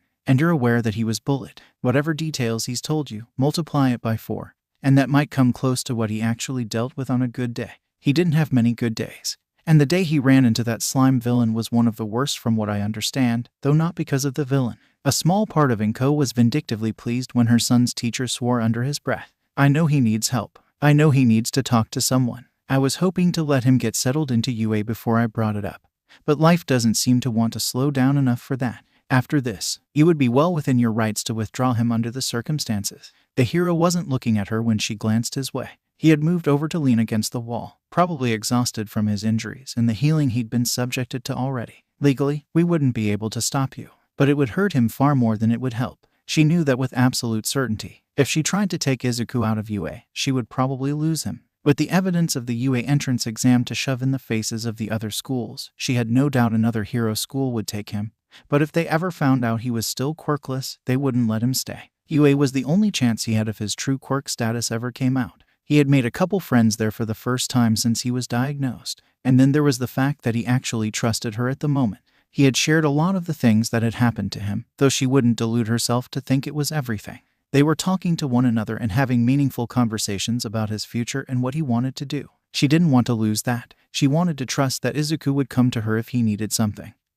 But that relied on not betraying his trust on matters like this. I can't take him out of UA, she told Aizawa. In spite of this incident, I think he feels safe there, and I wouldn't even consider making that decision without talking to him about it first. She glanced pointedly at his still unconscious body in the hospital bed, before turning back to Izuku's teacher. He pushed off from where he was leaning against the wall. Thank you for your time. I'm sorry for intruding on it. Inko shook her head. No, this was probably a discussion that would have happened eventually. She glanced back down at Izuku. I can't say I enjoy the circumstances, but we would have had to meet at some point. Perhaps it's better it happened sooner rather than later. Nevertheless, I'm sure you want some time alone. With that, he was gone and Inko was by herself with Izuku in the dim light of the hospital room. Please, she whispered into the stillness. Please be okay. Izuku was alone when he woke up, annoyed into consciousness by the sound of voices and footsteps nearer than they should be. For a moment, he wasn't entirely certain where he was. Then the memories and the stiffness in his side flooded back. Namu had hit him and he kept going, aggravating whatever that had done to his ribs. Aizawa-sensei needed to save him from getting disintegrated like the ends of the capture scarf. His heartbeat spiked. He was in a hospital bed, wearing one of the backless medical gowns instead of his clothes, which meant the capture scarf was not around him where it had been. They would have taken it, possibly thrown it away if they didn't think it was important. A wave of anguish swept over him. He had the other scarves at home, but they weren't the same as the original. And it wasn't like he could ask Aizawa for another without explaining how and why he came to have the first one. Izuku was half startled out of his despondency by a rustling clatter from the direction of the bathroom. He tried to sit up, hampered by the soreness in his ribs and all of the wires attached to him. Glancing to the side, he noticed his mother's purse on the chair, so he had to assume she was the one in the bathroom. Except the door didn't open and he didn't see a light coming from the room. Reaching for the controls on the bed this time, Izuku adjusted it so it would sit him up without trouble just in time to see something flash across the floor. Suddenly there was a capture scarf climbing up the bed and into his arms. A capture scarf that was distinctly more intact and also darker than he remembered it being before. Reaching for the controls again. This time to adjust the lights, he hoped it was the lack of light that made it seem weird. Except, as he nudged the light level higher, the scarf stayed dark. Did you eat my costume? He whispered, running the scarf through his fingers, and taking in the distinctly charcoal gray gradient the end of the scarf now had. Now that he had enough light to see by, Izuku also noticed the shinier bits of metal that had been incorporated in the darker section. He sighed. Even knowing he wouldn't get an answer, he still asked, Do I want to know where you got the metal? Because you definitely haven't had access to scrap yet. As much as he wanted to give in and let the scarf wrap around him until he felt safe and whole again, that would probably cause more questions than he was willing to answer. Secrets only stayed secret if you didn't talk about or draw attention to them. He was just glad the scarf hadn't been irreparably damaged. The door opened a moment later and Izuku hastily shoved the scarf under the blanket, where it wrapped around his left leg. The feeling was entirely foreign, but something he was probably going to have to get used to if he wanted to use multiple scarves, or even just modify a scarf to have tendrils wrapped around his legs. Izuku. His mother rushed to his side and hugged him. I swear I only stepped out for a few moments and now you're awake. I'm sorry, he offered for lack of anything else to say. Hugging her back. Do you know if Aizawa-sensei is alright? And 13-sensei. His mom pulled back to look at him. Of course, you're worried about everyone other than you. She sighed. Your teacher was actually here earlier. We talked for a bit about what happened and about things we need to start thinking about. He looked mostly okay, but I know he checked himself out against the advice of his doctor. He's infamous for it here. Izuku couldn't help the smile that pulled at the corners of his mouth. That did sound exactly like Aizawa, considering the lecture he gave on the first day about wasting time. Recovery time probably shouldn't be lumped in with continuing to talk when class has started. But it was probably more that Aizawa didn't want to hang out in a hospital bed when he could be doing something else related to his work that wasn't as labor-intensive, like grading, filling out paperwork, and other things that could be done while resting or sitting behind a desk. Although Aizawa's injuries didn't seem to be that bad, part of his arm had been disintegrated right at the end of the fight. But he didn't seem any worse for the wear otherwise, which was incredible considering the number of villains he needed to go through to get to Shigaraki in the first place. I don't know about 13, his mom continued. I was a bit more concerned about you since I was told you'd been taken to the hospital. I thought Bakugo had done something. No, it was just one of the villains. Izuku rubbed the back of his neck awkwardly. I wasn't fast enough to avoid getting hit, but I think I'm okay now. He didn't feel bad. Yeah, there was a stiffness in his side, but he wasn't really in pain and he was obviously awake and alert later the same day. He wasn't dead. He hadn't had any physical parts of him disintegrated, and he had managed to keep the attention on him long enough for help to arrive. Even better, he had the chance to see that his classmates seemed to be okay as well before he passed out from his injuries. Okay, he was willing to admit that passing out was probably a bad thing. But adrenaline was the only thing holding him up there at the end, so it was to be expected that he would crash and crash hard. Yes, you're okay. That was the first thing I asked when I got here too. His mother hugged him again. Not so tight that it hurt, but enough that she was assured he was solid and warm and present.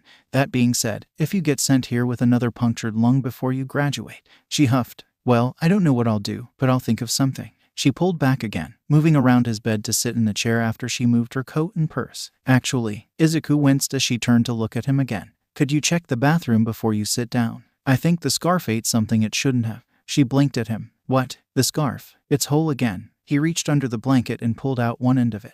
I know it ate my hero costume, which probably isn't a huge loss since the paramedics would have had to cut it off of me. But it ate something else too. There wasn't enough metal in my costume to explain how complete the scarf is now. And I heard something clatter in the bathroom before the scarf crawled across the floor to me. His mom frowned but went to check. There was no sound of burst pipes spilling water everywhere as he'd briefly feared would happen when the door was open. The tendril of the capture scarf wrapped itself securely around his wrist and he didn't bother pushing it back for now. The familiarity was comforting, especially given everything that had happened. I don't see anything out of place, his mother called, but I'm sure that your costume should have been sitting on a cart in here and I don't see the cart. Izuku winced again. At least it didn't eat the pipes. She appeared back at the bathroom door, sighed, then closed it behind her. Let's just hope no one thinks to ask what happened to it. I don't even think people would believe us if we could tell the truth. It's only been 4 hours. I thought your scarves took longer than that to grow. Yeah, but that was 2 weeks to grow an entirely new scarf. This is the original one. Izuku shrugged, looking down at the dark loop wrapped around his wrist. I've never even had to repair it before. Or at least, not enough that it was obvious. He was starting to think there were several things he didn't know about the primary scarf.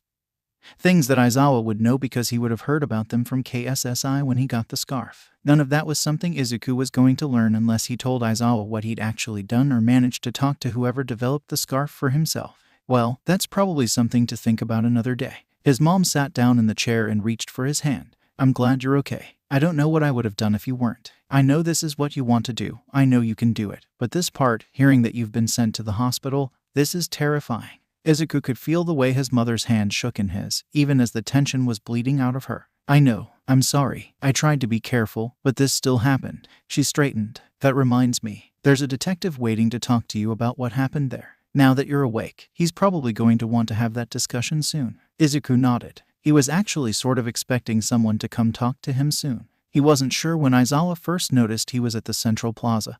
and 13 had been hurt by Kirigiri before he was taken, so there was a period of time where he was on his own and out of sight of his teachers. About 15 minutes later, a nurse appeared, followed by a tall man in a trench coat. The man nodded to Izuku's mother and waited patiently as the nurse checked him over, made sure he had everything he needed, and informed him that the doctor would be there in a little while to examine him as well. After the nurse was gone, the man stepped forward. "Hello, Midoriya-kun. I'm Detective Tsukachi. I just need to interview you and get your statement on the incident at the USJ earlier today. We understand most of what happened, but you were in the Central Plaza with the leaders, and we were hoping you could clarify the picture for us." "I'll tell you what I can," Izuku promised, already feeling a little tremble of anxiety bursting to life in his gut. Did they think he was somehow involved with the villains? But they had said something to try and turn him against his class or the school. Having the most contact with them, more than Aizawa, 13, and All Might combined, did seem a little suspect from an outside perspective, he supposed. Of course, Shigaraki had very quickly decided to just get rid of him. If he had been working with the villains, it would have been obvious from the attacks he narrowly avoided that he wasn't working with them anymore. Except he hadn't been working with them at all, so that was a line of thinking that went nowhere. "I think the first question we need answered is why the villains decided to focus on you," Detective Tsukachi said.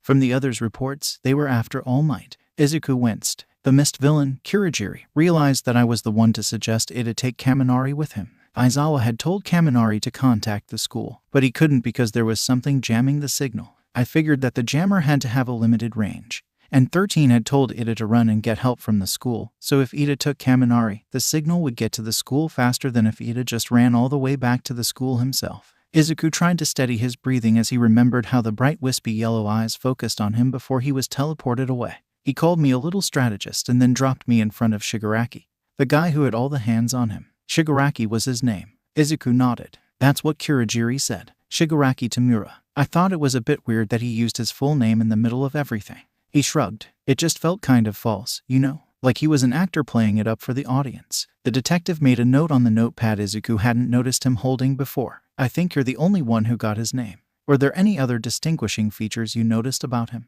Anything that would help identify him without the hands?" Obviously the pale blue hair. He had red eyes from what I could see around the hand on his face, and I think he had delicate or thin skin because he kept scratching his neck and drawing a little bit of blood. He has a 5-point disintegration quirk of some kind, and it works really quickly. I think if he managed to hold onto someone, he could turn their body to dust in under 5 minutes. Izuku shivered. He'd been fortunate enough to figure it out before Shigaraki managed to touch him. But Aizawa still ended up on the wrong end of his quirk with the distraction All Might accidentally provided. "What happened after you were teleported to the plaza?" Shigaraki asked me why I was there, but I was too scared to even open my mouth. Kirigiri appeared and told him that I'd helped 2 students escape, so Shigaraki sent Namu after me. Izuku winced at his mother's gasp beside him. She hadn't heard the full story either yet, and he regretted not being able to fill her in before talking to the detective. He knew she wasn't going to pull him from UA for this because he would beg her not to, but she wasn't going to be happy about it anytime soon. I spent most of my time trying to dodge after that. I thought Namu had some kind of juggernaut quirk at first. Detective Tsukachi hummed. "Why did that change?" "Because Shigaraki bragged about Namu being made and having multiple quirks. After I tossed a couple of taser discs into his brain, of course." The detective stopped for a moment, blinked, then looked up at him. "I'm sorry, you did what?" "I have these little taser discs in with my hero gear. Small, flat, supposed to grip onto someone and deliver a shock roughly equivalent to the standard taser. Dodging wasn't a viable long-term strategy with Namu, so I buried 3 of them in his exposed brain." Izuku winced again. "That's actually when I got hurt. I had to jump in order to plant them, and Namu batted at me when I was on the way down." "Oh," he perked up again. I remembered something else about Shigaraki. He kept making these game references, like referring to me as an NPC. He called Namu his tank. That's when he told me that Namu was made to kill All Might. That's also when he attempted to disintegrate you and Eraserhead intervened." Izuku nodded, unable to look at his mother. Her grip on his hand had become crushing, the bones starting to grind against one another painfully, but he didn't dare say anything about it. If anything, her concern was warranted. He had almost died and was fully aware of that fact. Namu had recovered. I think some kind of regeneration quirk was included in his design, and Shigaraki sent him after me again. I used the opportunity to make Namu run into Shigaraki, which sent him flying, and Kirigiri sent a portal to drop him in the fountain instead of letting him land on the concrete at speed. As the events were replaying in his head, a smile spread across his face at the next memory. "That's when Uraraka ran and installed Namu's gravity, and I threw him towards the ceiling so he wouldn't be as much of a threat." Detective Tsukachi nodded. I think I have the rest of the story, but if you could tell it from your own perspective, that would be appreciated. I messed up, Izuku admitted. I managed to get Kurogiri with a couple of taser discs. And Aizawa-sensei threw me a pair of quirk-suppressing cuffs to put on him, but I dropped them when All Might burst in and they managed to get away. Oh, and Kurogiri definitely has a body under all of that mist, but it's like he's keeping it out of phase using his quirk. The collar seems to cover the only part he can't keep protected.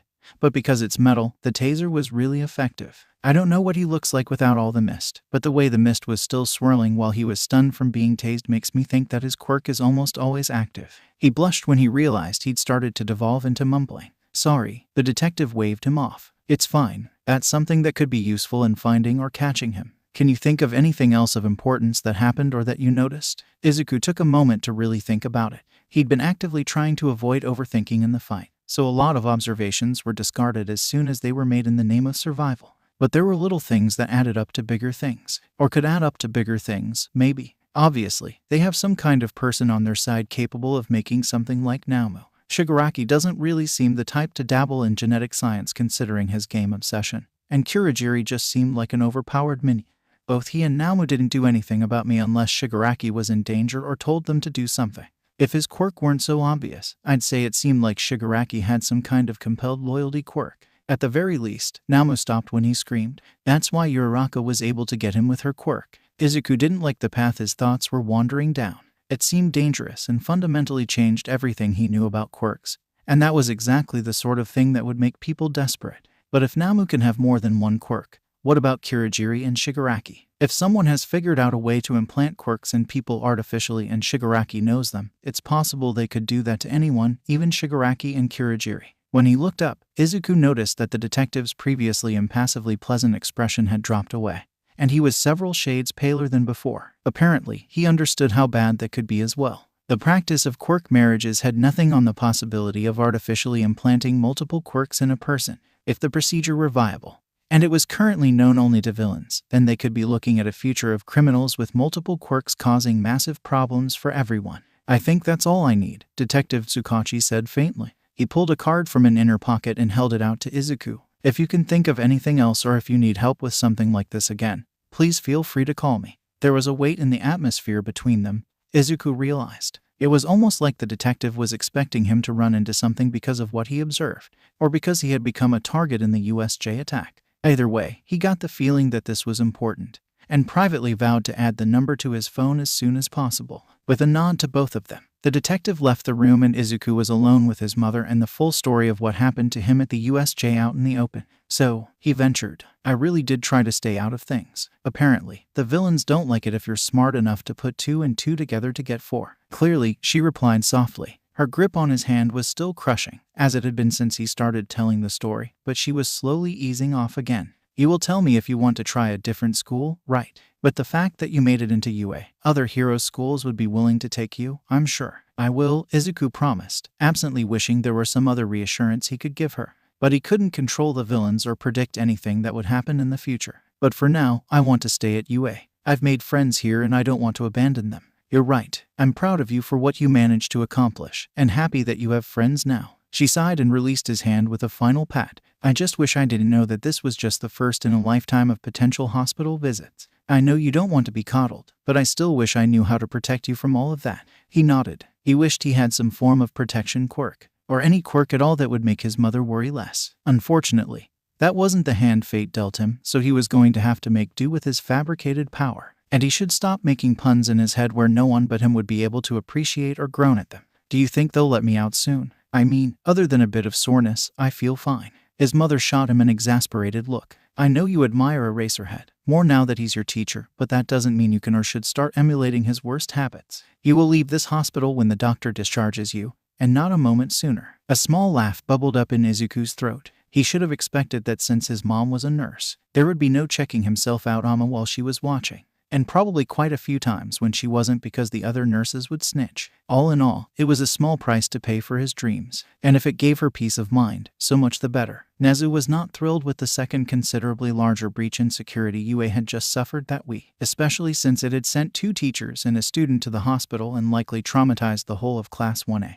whether any of the students were willing to admit to that or not. And this issue, unlike the previous breach, could not be covered up or brushed aside by threatening the reputations of the trespassers. If anything, the villains captured at the unforeseen simulation joint would gladly accept the boost in reputation being able to break into UA would give them, until it was rightly pointed out that their infiltration was neither effective nor under their own power. As satisfying as it was to have 167 villains in custody in a single day, the two most dangerous of the lot had escaped, and Nezu hadn't even had a chance to review the on-site recordings of the whole ordeal. Detective Tsukachi was supposed to arrive from the hospital soon. According to his normal habits, Aizawa would be along as well, and they would review the footage together. If nothing else good came from the ordeal, at the very least Class 1 had proven themselves capable of protecting one another when it truly mattered. Every one of the sections of the USJ had a hostile presence, but the students managed to handle it despite this being their first brush with true villains. Of course, this meant that the current class was either going to be the strongest class UA had graduated in some time, or there was going to be a rash of transfers requested in the near future. He would prepare for both and hope for the better outcome. He dearly hoped they weren't about to lose Midoriya Izuku after all this. The boy had displayed remarkable resilience in regard to his past schooling from what he'd found out from Aldera's records so far. He had also sought out more technical classes, going far enough to brave the support labs to speak to Majima about learning to make and repair his own gear. Nezu was already working on putting together a schedule to accommodate Midoriya's interests,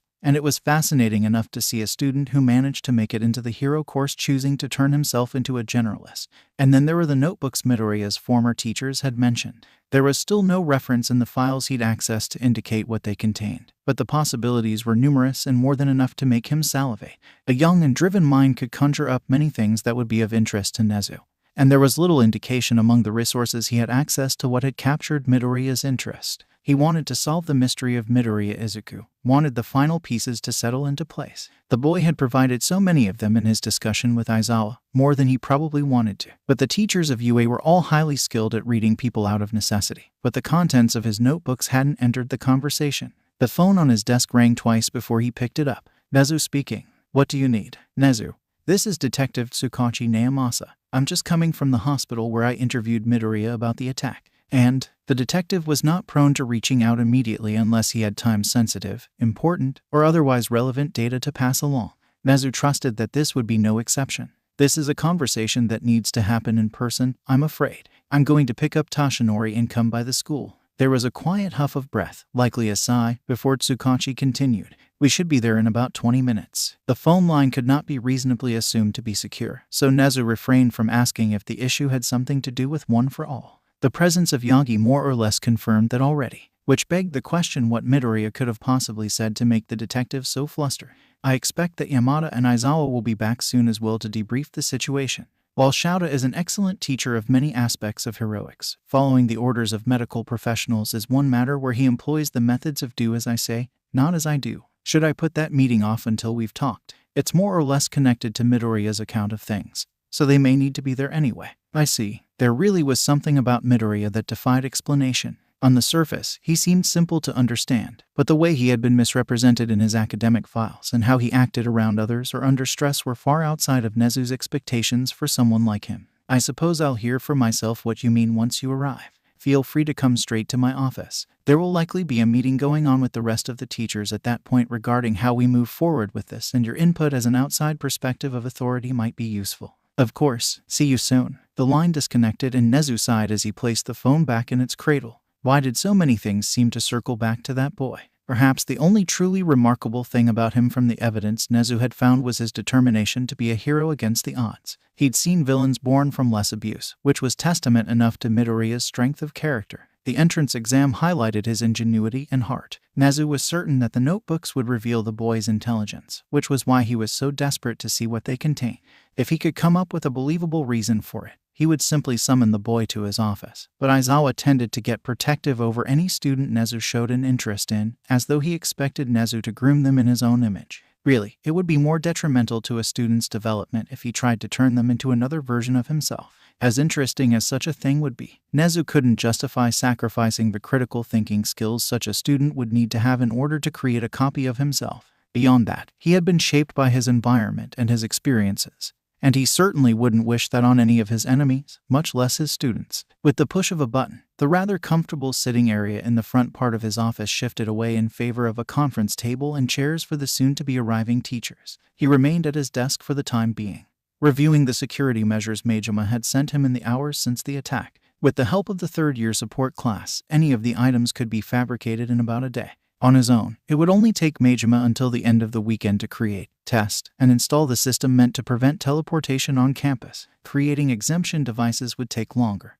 but there weren't any students with registered teleportation quirks currently enrolled, so that was not an immediate issue. Another part of the proposal was a secondary alert system for all of UAS facilities, one which constantly transmitted. A disruption in the alert systems had prevented help from being summoned as soon as the villains appeared, which had placed the onus of delivering that message on a couple of students. However, if a secondary alarm were triggered by the signal being interrupted, the message would be received instantly, ensuring that help would arrive as soon as possible. Considering how useful such an alarm would have been in this incident, Nezu wasn't going to leave such a thing up to chance anymore. It would take a highly specialized quirk to spoof multiple types of alarms like that, which meant it was really in the school's best interest to create as many avenues of communication as possible between the satellite facilities and the main campus. The teachers began to trickle in slowly. Kan Sekijiro was one of the first to put in an appearance, placing himself as close to the head of the table as he dared. It was a subtle sort of power play that Nezu was willing to allow until it became a problem. It was a little ridiculous that he thought being first to the table or having a position closer to Nezu's own made him more worthy of being listened to. But he could rest in his delusions while the rest of the teachers sat wherever they wanted and paid him no more or less respect than anyone else. As expected, Snipe and Kayama arrived together. This was more because they were coming from the same side of the building, and Snipe insisted upon escorting Kayama whenever they were called for a meeting. Ectoplasm arrived shortly after them, followed by Ishiyama and Shuzenji, who were apparently engrossed in a conversation about poetry. Majima appeared with Inui, both of them looking distinctly singed. Nezu made a mental note to ask later, but it probably had something to do with a support student being unwilling to abandon the development studios in spite of the school closure. There was a fine line between zealousness and belligerence, especially where students in the support course were concerned, and unfortunately dealing with either variety was a headache for all involved. Still, there could be a degree of fun if the student in question leaned more towards zealousness, as they tended to be some of the most unique thinkers in the entire school. Truly, the support course was underrated for the number of people who came out of it with plans for some form of world domination. While Nezu wasn't exactly looking for partners in his own endeavors, making a note of his most competent competition was more than prudent.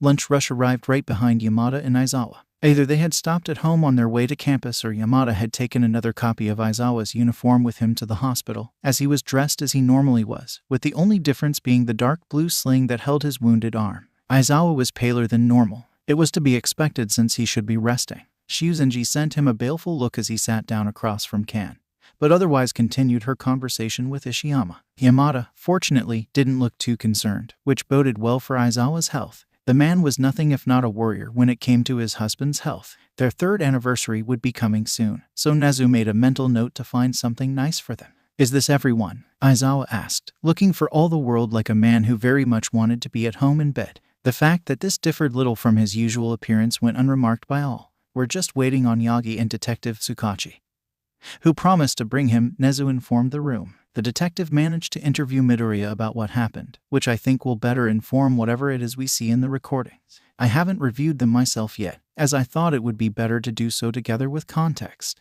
He turned to the support teacher. "I've reviewed your proposals, Majima, and I think those measures should suit us nicely. How long do you think it will take to install the secondary alarm system in all of our remote facilities?"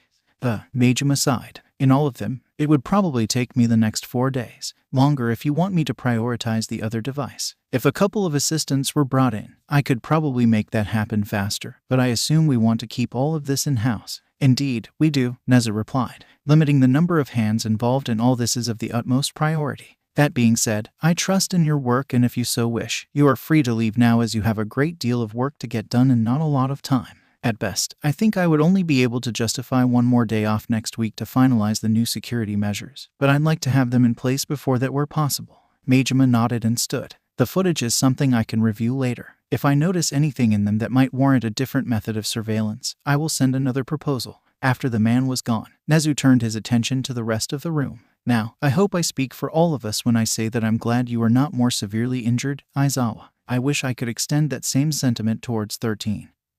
But they are unfortunately still receiving medical care when last I heard. Given the more nebulous body they possess, if you'll pardon the pun, they are expected to make a full recovery. But I think that they will require at least a week of medical leave before they are sufficiently healed to attend to their classes on campus. He turned to Ectoplasm. Do you think you or one of your clones could stand in for their physics classes once school resumes? Ectoplasm nodded. It's just a special kind of applied mathematics. I know I'm not qualified to teach it long term, but a week of working off of 13's lesson plans shouldn't be too difficult.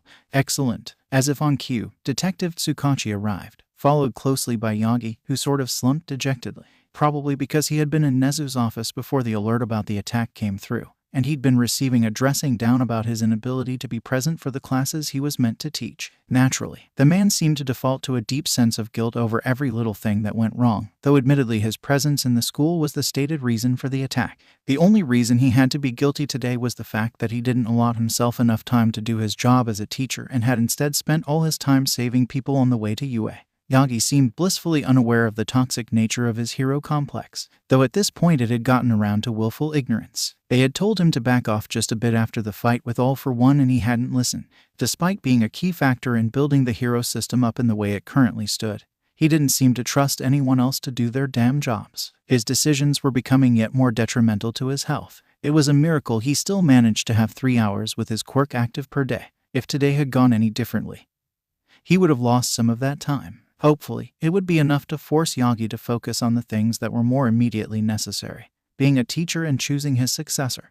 Perfect. Welcome, Detective Tsukachi, Yagi. Is there anything we need to discuss before we start going through the footage? Anything from Midoriya's testimony we should watch out for in the video? Tsukachi frowned, paler than normal, but he shook his head. Nothing that immediately comes to mind. I'm fairly certain he was in shock though because he was far too calm about the things he was recounting. And he was picking apart Shigaraki. That was the villain with the hands and Kurogiri's quirks while he was describing the situation. Nezu exchanged a glance with Aizawa. It was something to be tabled for a later discussion, but it wasn't something Nezu intended to forget. Midoriya had already made himself interesting by requesting to take some of the support courses, and again when he told Aizawa about his status as one of the latest quirk activations on record. But to add quirk analysis on top of that, if Nezu were more feline, he would probably describe the boy as his own personal catnip. I believe we should move on to the footage from the incident. Nezu smiled, teeth covered. Even if showing one's teeth was not always necessarily a gesture of aggression among humans, his teeth tended to convey more of a threat than theirs, so he tried to be mindful of his expressions. We don't want to be here all day, after all. He pressed another button on his desk which simultaneously tinted the windows and brought down a screen from its compartment in the ceiling. The security footage from the USJ was already compiled into one video for the main conflict and several shorter videos for the battles the students fought in the various disaster areas around the building. The focus was naturally on the main fight, but Nezu was certain Aizawa would want to review how well his students did in their first, and unfortunately much too early, encounter with a real crisis situation. There are 3 main points of focus in the footage. First was the situation at the gates, where the students were scattered. It was interesting to see Midoriya shove Kaminari at Ida while 13 provided a distraction for the person with the warp quirk, Kurogiri, from what the reports already said, which was a horribly unoriginal name considering the manifestation of his warp quirk. The limitations of Kurogiri's quirk weren't clear. They had warped onto campus from an unknown location. Nezu made a mental note to check any large and abandoned spaces suddenly being visited in the recent days by any of the captured villains. While he didn't doubt that the main villains would be far more careful about being seen, the cannon fodder they had brought with them were rarely so bright as to avoid the extensive surveillance network of Japan, a network to which Nezu had a well-exercised lifetime pass. Surely there had to be some limitations to the man's warping ability, especially with such an extensive group, and Nezu was willing to bet that distance was sacrificed in the name of quantity when it came to it, given that he didn't send all of the students away. There was probably also a limit to the number of portals he could make at a time, and how many different locations he could specify. The portals that warped the students away were considerably smaller than the portal he'd used to bring in the villain. The moment where Midoriya accidentally drew Kurogiri's attention was clear. Even while fighting 13, he was paying attention to the remaining students. His neck brace and glowing eyes tilted slightly when Midoriya was talking to the space hero, which was a clear enough sign that priorities were shifting around that new information. Apparently the warp villain called Midoriya a little strategist, Tsukachi put in, because he was the one to suggest taking the kid with the electricity quirk out of the building in order to get a signal through. Aizawa huffed. He's not wrong. When the rest of the room turned to him, he sighed. Kid hasn't been in my class all that long, but he quite clearly took every single observation he made in the quirk apprehension test and in classes into the battle trials. The fact that he was paired up against Bakugo was perhaps the best and worst way to showcase that. But he accurately guessed the behavior of his opponents and specifically built his strategy around the resources he knew he had, which included Uraraka's quirk because he spent almost the entirety of the exercise weightless. Although he knew that the battle trials had brought out some important information regarding Midoriya, his quirk, and his relationship with Bakugo, Nezu had never felt the need to review the footage of the matches. He was usually more concerned with the administrative side of running the school, as well as dealing with the Hero Public Safety Commission and any cases that piqued his interest. Watching the first years run their first battle exercise was usually not worth his time. But Nezu intended to watch at least that one matchup. Clearly it had impressed Aizawa, so it was definitely something worthy of his attention. The USJ footage continued, with Aizawa's fight against the horde of villains sharing the screen with the events at the Central Plaza. How the fuck does he know to move? Ken demanded, watching as Midoriya pulls himself out of the path of the Namu time and again, even when he wasn't directly looking at it. Instinct, I would imagine, Nezu chirped in reply. What little I have managed to collect from Aldera Middle School indicates a severe abuse of power and quirks on campus. Midoriya, who was believed by the entirety of the school to be quirkless, was a favorite target of many, and his reflexes reflect how much he endured. While I doubt the stakes were ever so high, I wouldn't be willing to bet my reputation on such a thing. One of 13's first lectures is on the dangers one's quirk can pose to oneself and others. Imagine a classroom full of students high on their own power, with none of the lessons in reasonable force or the proper restraint with their quirks that we have here. A classroom that would include Bakugo, who also hasn't been given those lessons and possesses a similar disregard for the laws on quirk use, Aizawa added. The concern that settled on the room was almost funny, if the conversation hadn't been so serious and the content of the video they were reviewing less horrifying in the implications it presented. Midoriya Izuku ducked and dodged away from a being meant to be the antithesis of All Might.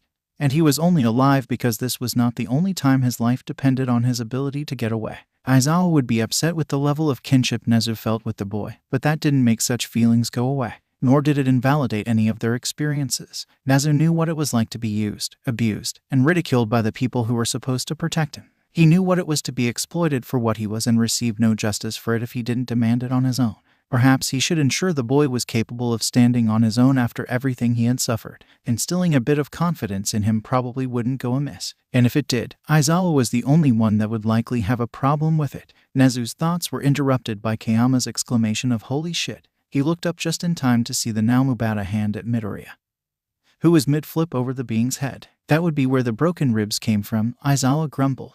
On the screen, the Namu arched back, beak open in a scream only silenced by the lack of sound on the video. How did he manage that? Yagi asked, speaking for the first time since he arrived. He said he had a support item he called taser discs with his costume, Tsukachi explained. Seeing what happened, I really don't think he should have been as calm as he was when he recounted it to me. But he knew that was where he broke his ribs. I'd ask why he already knew they were broken, but I already know the answer to that. Aizawa somehow managed to sink deeper into his chair. That fucking school. Tsukachi turned. Should I ask? I'm sure the information will come across your desk if and when it becomes relevant, Nezu replied. For now, we still have a bit of footage to get through. What followed was more or less what they expected. Kayama cheered when Midoriya took a chance on making the Namu impact with Shigaraki. The impact and subsequent inaudible scream that must have followed caused the Namu to halt for a bit. A blur of pink ran in from the direction of the mountain zone as Uraraka launched herself at the Namu's back. Oh my god, it's contagious, Aizawa moaned. I'm going to have a whole class of reckless idiots by the end of term. Yamada patted his back, but he looked more smug than sorry. Says the man who ran into a 1-on-50 fight with no backup, a single capture scarf, and a knife he never drew. You are making me regret agreeing to marry you. I'm sure divorce paperwork would go through before our anniversary. The threat was a useless one, as everyone in the room with the possible exception of Yagi was aware. There had been money riding on their relationship since they graduated from UA. It was one of the few things Nezu had actually been wrong about, because he had expected them to get together much sooner. At least he had known they would end up together. Kan had put money on them never getting together at all. Of course, he was also the sort of person who would bet on them breaking up eventually, but no one was going to participate in that pool. In the video, Midoriya sent one of his tendrils wrapping around the Namu's waist and flung it up towards the ceiling. which explained why that was where it was when they found it. It was also, Nezu noted, a move reminiscent of what Aizawa had been doing with the villains in his fight, though none of them had their gravity stolen by Uraraka and so served as ammunition against their fellows. There was little left of the battle itself. The students were collecting in the plaza from the far-flung corners of the facility while Aizawa and Midoriya attempted to secure Shigaraki and Kurogiri. Nezu knew that the alarm had been well and truly sounded by then, and All Might was on his way. So it was slightly depressing to see how the entrance of the number one hero caused just enough of a distraction that the main villains managed to get away. Midoriya's movements were slowing down and becoming decidedly less fluid, probably because of his injuries. So he didn't manage to get suppressant cuffs on the warper before Shigaraki took advantage of All Might's appearance to injure Aizawa. Everything else from there was the aftermath, which could be reviewed in more depth at a later date. "Holy shit," Snipe whispered, reaching up to rub at his hairline before carting his fingers through his hair. One more minute and they wouldn't have gotten away. Nezu tried to crush the vindictive part of him that wanted to smile as Yagi squirmed in his seat. Yes, we who have the benefit of hindsight can see how everything could have gone a little bit better, but we weren't operating on that information at the time. We knew there were villains in the facility, but Ida and Kaminari were out of the building before the students were separated to the different zones and before Midoriya managed to get the attention of the apparent leaders. As things stand, I would say this is the more favorable outcome. But that is not what we need to talk about. Nezu folded his paws politely on his desk. The question we need to be concerned about is what, besides creating more security measures, are we going to do next? Specifically, what do we do about the sports festival? The room was silent. He knew several people would be of two minds on this, Aizawa most of all because of the current vulnerability of his class. They weren't supposed to encounter real villains until their internship week at the earliest, which was after the sports festival. And any villain action they encountered during their internships or work study beyond what was expected of their year and skill level was meant to be followed up by a trip to the counseling department. Instead, they had come under threat of a major villain attack on the 4th day of school. The month they had until the sports festival was not enough to unpack things in anywhere near the degree most of them would need to. And even if this incident weren't an issue, they should probably have Midoriya in therapy anyway because his experience in middle school would have damaged the way he interacts with the people around him. Since he himself had come out of an environment where everyone was a threat to him, Nezu knew that such things didn't go away immediately or without help. Although Uraraka's actions to help him in the USJ would probably go a long way towards gaining his trust in a way that mattered, it wasn't going to be something the boy tested easily. It was far easier to maintain some distance and mistrust than throw in with someone who had proven helpful in a stressful and dangerous situation. As much as I'd like to say, let's push it back a bit, Kayama finally put in, I don't think we can afford to do that. While we could probably weather the criticism regarding our decision to ensure security was in the best possible place following the infiltration, there's a lot more tied into the sports festival than just our reputation. The vendors have been booked for months now, and we can't expect them to change their schedules for that. And most agencies build their schedules around the internship and work-study periods for hero schools. She sighed, running her fingers through her hair. I suppose what I'm saying is that, from a marketing standpoint, the UA Sports Festival is a linchpin we can't afford to upset because it will have ripple effects across the whole of the heroism industry. Yamada winced, and that's not even touching on the social appearance of everything. Either way, we're going to get dragged through the mud a bit because that's just how the media works. But any attempt to put the festival off will bring up the issue of whether our security is so poor that we would need the extra time to reinforce it. If we mention anything about making sure those kids get the mental assistance I'm sure they need right now, we'd open them up to the ridicule of the public for needing that help, and it would lend weight to the idea that the whole attack went far worse than it did. Another awkward silence descended on the room. Nothing Yamada had said was wrong, which made it that much worse. Then I suppose our priority at this point is to keep the media far away from the students for the time being. Nezu reached for his tea and took a slow sip. They need time to heal, and this is a blow our reputation can take. That being the case, however, I want a couple of teachers at the gates the first day back just in case the esteemed members of the press try another information blitz. I will not have them subjecting my students to more mental anguish than they have already caused with the incident yesterday. As much as I would like to believe they wouldn't chance the threats I gave them less than a week after they were issued, some networks and reporters are stupidly persistent.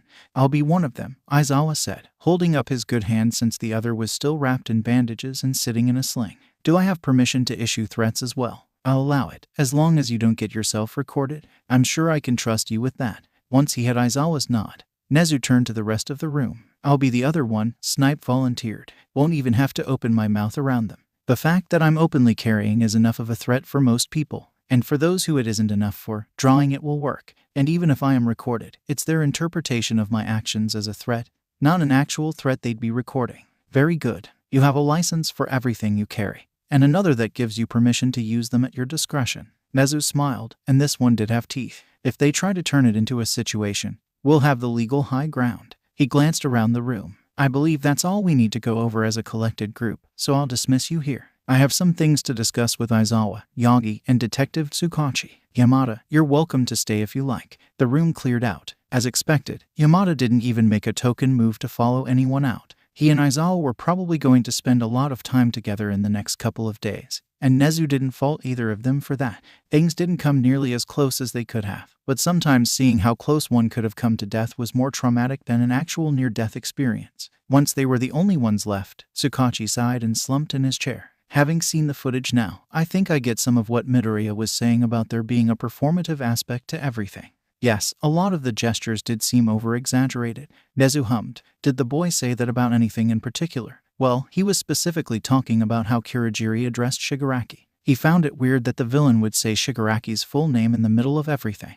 And I would have to agree, considering how familiar they appeared to be with one another. It doesn't make sense to use his full name conversationally. And Shigaraki didn't care about keeping Midoriya alive to tell other people his name as well. Flipping absently through his notebook, Tsukachi sighed again. The kid might be right about it being a false name. I don't expect to find anything in the police database about him. If you're here, Aizawa ventured. Logically, that means you have more than just that to say about what Midoriya told you. The detective winced. Yeah, Midoriya recounted practically everything we saw in the recording. He undercut some things and had to backtrack a couple of times to explain what happened. But when I asked him if there were any other things he noticed that he thought might be important, it was interesting and slightly disturbing to watch Tsukachi, a man who valued bluntness and clarity, struggle to find the words to describe what Midoriya had said. While they were becoming increasingly aware of just how intelligent Midoriya was, Nezu knew there was something important about this specific moment. This would be one of those deliciously scarce puzzle pieces he'd been searching for. With visible effort, Tsukachi collected his thoughts. Apparently, at some point in the fight in the central plaza, Shigaraki admitted that the Namu possessed multiple quirks. Predictably, Yagi stiffened in his seat, straightening up in interest and no small amount of fear. If you know anything about the circumstances of the injury that reduces Toshinori's ability to act as All Might, you know that a man with multiple quirks was involved. The reason he had multiple quirks was because he could take and give them using his own quirk. Nezu saw the way Aizawa jolted in his seat. It didn't require someone with high specs to realize that a villain with a quirk like that was what had labeled Erasure a villainous quirk while Aizawa was growing up. How long has this villain been operating? Aizawa demanded. He's dead, Yagi choked out, a little blood spilling out the corner of his mouth. I killed him, since the dawn of quirks practically, Nezu answered. He reached for his teacup again, needing the reassuring heat for this particular turn in the conversation. I imagine Midoriya had something to say about a being possessed of multiple quirks. Tsukachi nodded. He doesn't know about Yagi as far as I can tell, and he wouldn't know about All for One since most mention of him is obscure or buried deeper than any first year can legally access. But he suggested that someone had figured out a way to implant multiple quirks in a person by exploiting genetics or something, especially since Shigaraki apparently stressed that the Namu had been made. He mentioned the possibility of Kurogiri and Shigaraki also having multiple quirks since they apparently know someone who can implant the quirks in the Namu.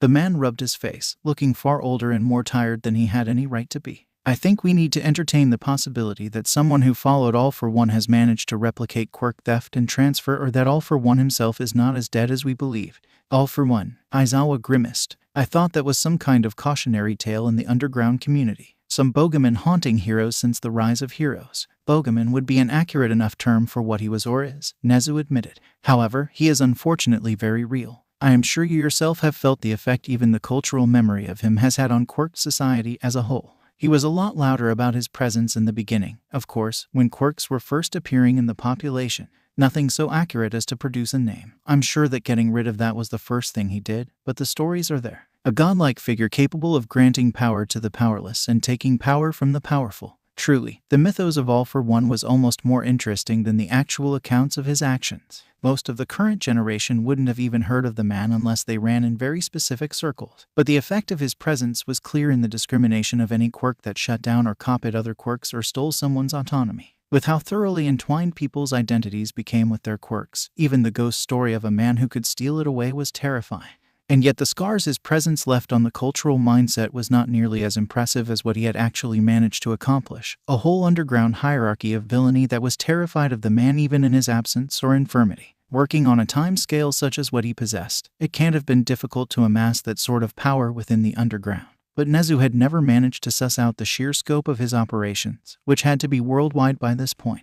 All for One had merely started in Japan, but there were accounts of him or someone like him in every other major country on the globe. He ran a shadow government on a scale Nezu could only dream of. All for One is dead, Yagi repeated. He has to be. Was the body destroyed in front of you? Aizawa asked, a sharpness in his tone that brooked no arguments. Was his head separated from the rest of his body? Did you check for any remaining signs of life? Because in the underground, no one is dead if you don't have confirmation that their body is destroyed, or their head is separated from their neck. You can't afford to assume that an enemy is down unless there is no possible way they could get back up again. The way Yagi slumped again was answer enough. A flash of pity ripped through Nezu. Yagi had sacrificed a lot to try and put the man down. It only made sense that the idea of All for One surviving that encounter was, at the very least, traumatic. More so, since he hadn't chosen and trained a successor, and now whoever he chose may come under threat if the man is indeed still alive. Midoriya puzzled this out on his own. Nezu asked, turning back to Tsukachi. The detective nodded. He said if his quirk weren't so obvious,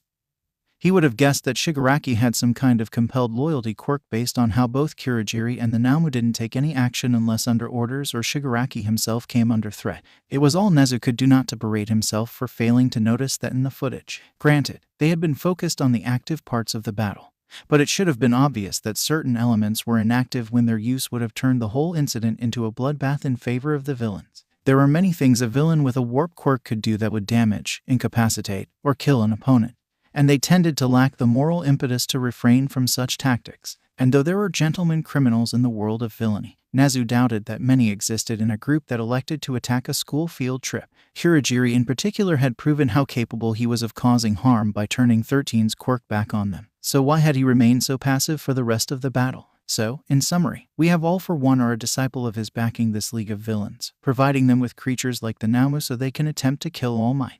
Nezu sighed. We do not know why they want to kill All Might, beyond the fact that his death would be a blow to our society as a whole and the hero system in general. We do not know how large this group is beyond those we have seen. We do not know what resources they have or how they have access to those resources. We do not know when or where they will attack again, but this was obviously their attempt at a debut. As it stands, we are fortunate that no one was killed or permanently injured. Moving forward, we need to be aware that they will likely try to attack the school again, as their only stated motivation is the death of All Might, and Yagi is far more vulnerable and visible here than anywhere else. Tsukachi rubbed at his forehead, because this is the first time Yagi has committed to something that requires him to stay in the city and in one location for a long period of time. Precisely. Were it not for how young this Shigaraki appears to be, I would think this group has been biding its time for a while, Nezu put in. We cannot discard it as a possibility entirely, because there could be someone behind the scenes pulling the strings and setting Shigaraki up to appear to be the leader while actually running the show themselves. With a shrug, he added, it's what I would do, anyway. Moreover, that theatricality Midoriya noticed could be part of everything. The essence of stage magic is a flashy and obvious distraction while the real trick is being set up. We just need to figure out what that trick is and how to mitigate whatever damage has already been done. What are we going to do about the fact that Midoriya has attracted this group's attention? Aizawa asked. We need something in place to make sure he doesn't get hurt. And wasn't that just the crux of the matter? Midoriya had brought a number of things to their attention.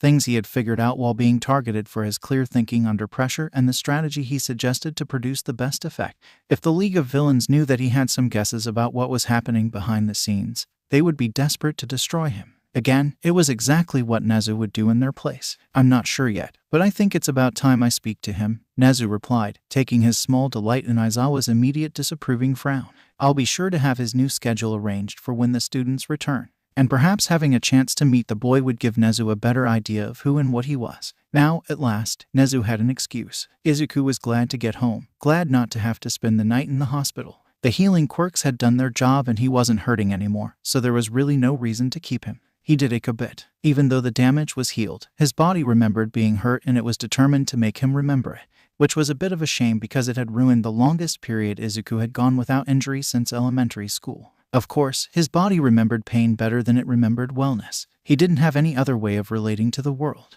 It occurred to him that if he had attempted to go into a safer career, he would probably drive himself mad with paranoia. The constant expectation of pain and exertion could at least be excused in a more dangerous job. And for a hero, it wasn't actually paranoia because people were out to get him. As much as he wanted to check his phone on the train ride home, Izuku felt like he needed to be mentally present for his mother, who had looked like she was one strong breeze away from vibrating apart since the detective interviewed him. He was prepared for the dangers of pursuing heroism as a career, but his mother was not, and he didn't want to put too much more pressure on her. "I didn't go looking for the fight," he whispered, running the pad of his thumb gently across her knuckles. His mother chuckled darkly. "That doesn't actually make it that much better. You didn't go looking for it, but it still found you. Well, you were the one who said I was too smart for my own good. And that was before you knew about all of the bullying going on at school." He winced. "Sorry, it's going to be like this, whether we want it to be or not. And I'm honestly not sorry about that. At least at UA I'm not doing this on my own.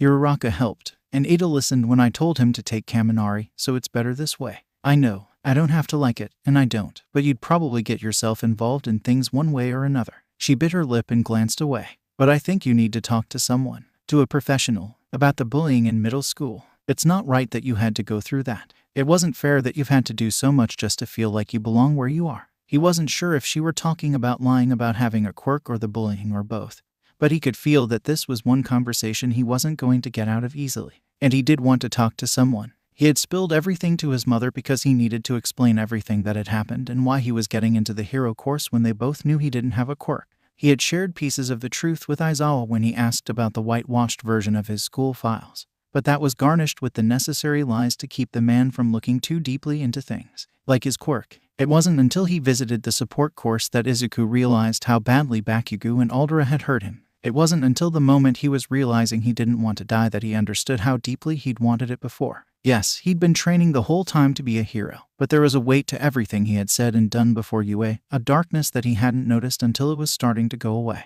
The moment he got his acceptance letter for the hero course, he started becoming capable of imagining a future for himself. For all the lies he had been telling before that moment, his most prolific one was "I'm fine." But what about? He sent one of the ends of the scarf out from beneath his sleeve to tap her hand before letting it retreat. "I suppose we'll need to look a few things up about that," his mother admitted. "Theoretically, it should be covered under patient confidentiality clauses, but we need to make sure it isn't something that would force them to break those agreements. If it is, lying to a therapist is still an option." His smile felt as off-color as it probably looked, and he let the expression drop from his face. "Seriously though, if it is something they would need to tell people about, I can figure out how to tell the truth without letting them know about it." He leaned back in his seat, glancing up at the reader that announced the next stop. "But it's presented as an emitter quirk with a very specific material requirement to function." A thought occurred to him and he grinned. "It has the appearance of a telekinesis quirk like yours, but the material is a flame retardant." Or, a sneakier smile stole across his face, "It is now anyway." His mother smiled back at him. "You are incorrigible, and I'm not entirely certain what I did to encourage this." With the atmosphere now lighter between them and their imminent stop announced, Izuku felt like today was on the positive side of things overall. The early evening air was brisk as they walked from the train station to the apartment, but he really didn't feel the chill for once. "I'm going to make dinner," his mom said as they stepped into the apartment and changed their shoes for house slippers. "You should probably contact your friends and let them know you're okay. Your phone was making a small racket in your backpack while you were still unconscious. I turned the sound down so you could rest as long as you needed to. And I'm not sure if we just haven't heard anything, or if they stopped sending messages because they knew you would get to them given time." Izuku slipped the backpack off his shoulders and started fishing for his phone. He almost dropped it when it vibrated in his hand. "Looks like they're still coming in.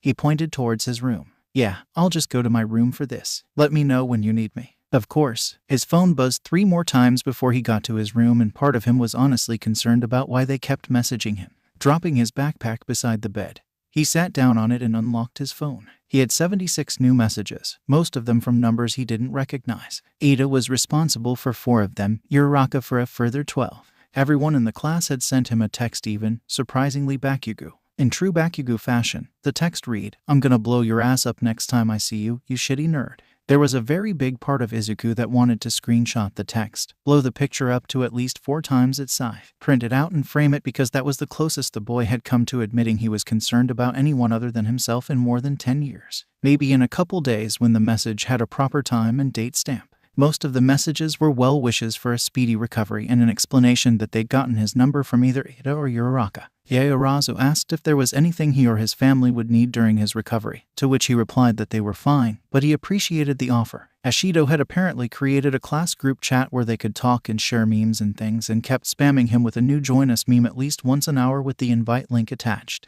Only Ada and Uraraka insisted that he call as soon as he got home. After a small amount of debate, he elected to call Uraraka first. She was probably more worried about him since she was the one to jump into the fight and steal Namu's gravity. Midoriya. Uraraka cried as she answered the phone. "You're okay. I lived," he replied, a grin she wouldn't see spreading on his face. "They didn't even keep me in the hospital overnight, but probably only because my mom is a nurse and would take me right back if something goes wrong while I'm home." "That's good. Have you heard we've got the rest of the week off?" "I hadn't yet, but that makes sense. They'd want to update security after something this big." Laying back completely on his bed, he made sure the speaker was on. "I'm glad everyone else was okay. Mom said she saw and talked to Aizawa-sensei, so he has to be alright, even if he wasn't supposed to leave the hospital yet." "What?" Uraraka giggled. "Does that happen often or something? And your mom is a nurse." "That's cool." "Yeah, she is. And the nursing staff swap stories about particularly difficult patients. Mom knew I liked heroes, and there are lots of stories about Aizawa in the hospital." Izuku smiled up at his ceiling. "You can't tell anyone else, but my mom's friend once caught him trying to escape out the window when he had a bad concussion. She had to use her paralysis quirk on him to make him stay. The only reason it worked was because he had his back to her. What does it say about our teacher that I can actually see that?" There was a small pause from her end of the phone. "I'm glad you're okay. When I saw you up against that guy, I was so scared. I wasn't even sure what I was doing when I ran at him, but I'm glad it worked. You and me both." He sighed. "Seriously, thank you. I'm pretty sure I owe you my life for that. We're friends, Midoriya. You don't owe me anything. But I think you've earned the right to call me Izuku if you want. Near-death experiences seem like the sort of thing that entitles people to call others by their proper name.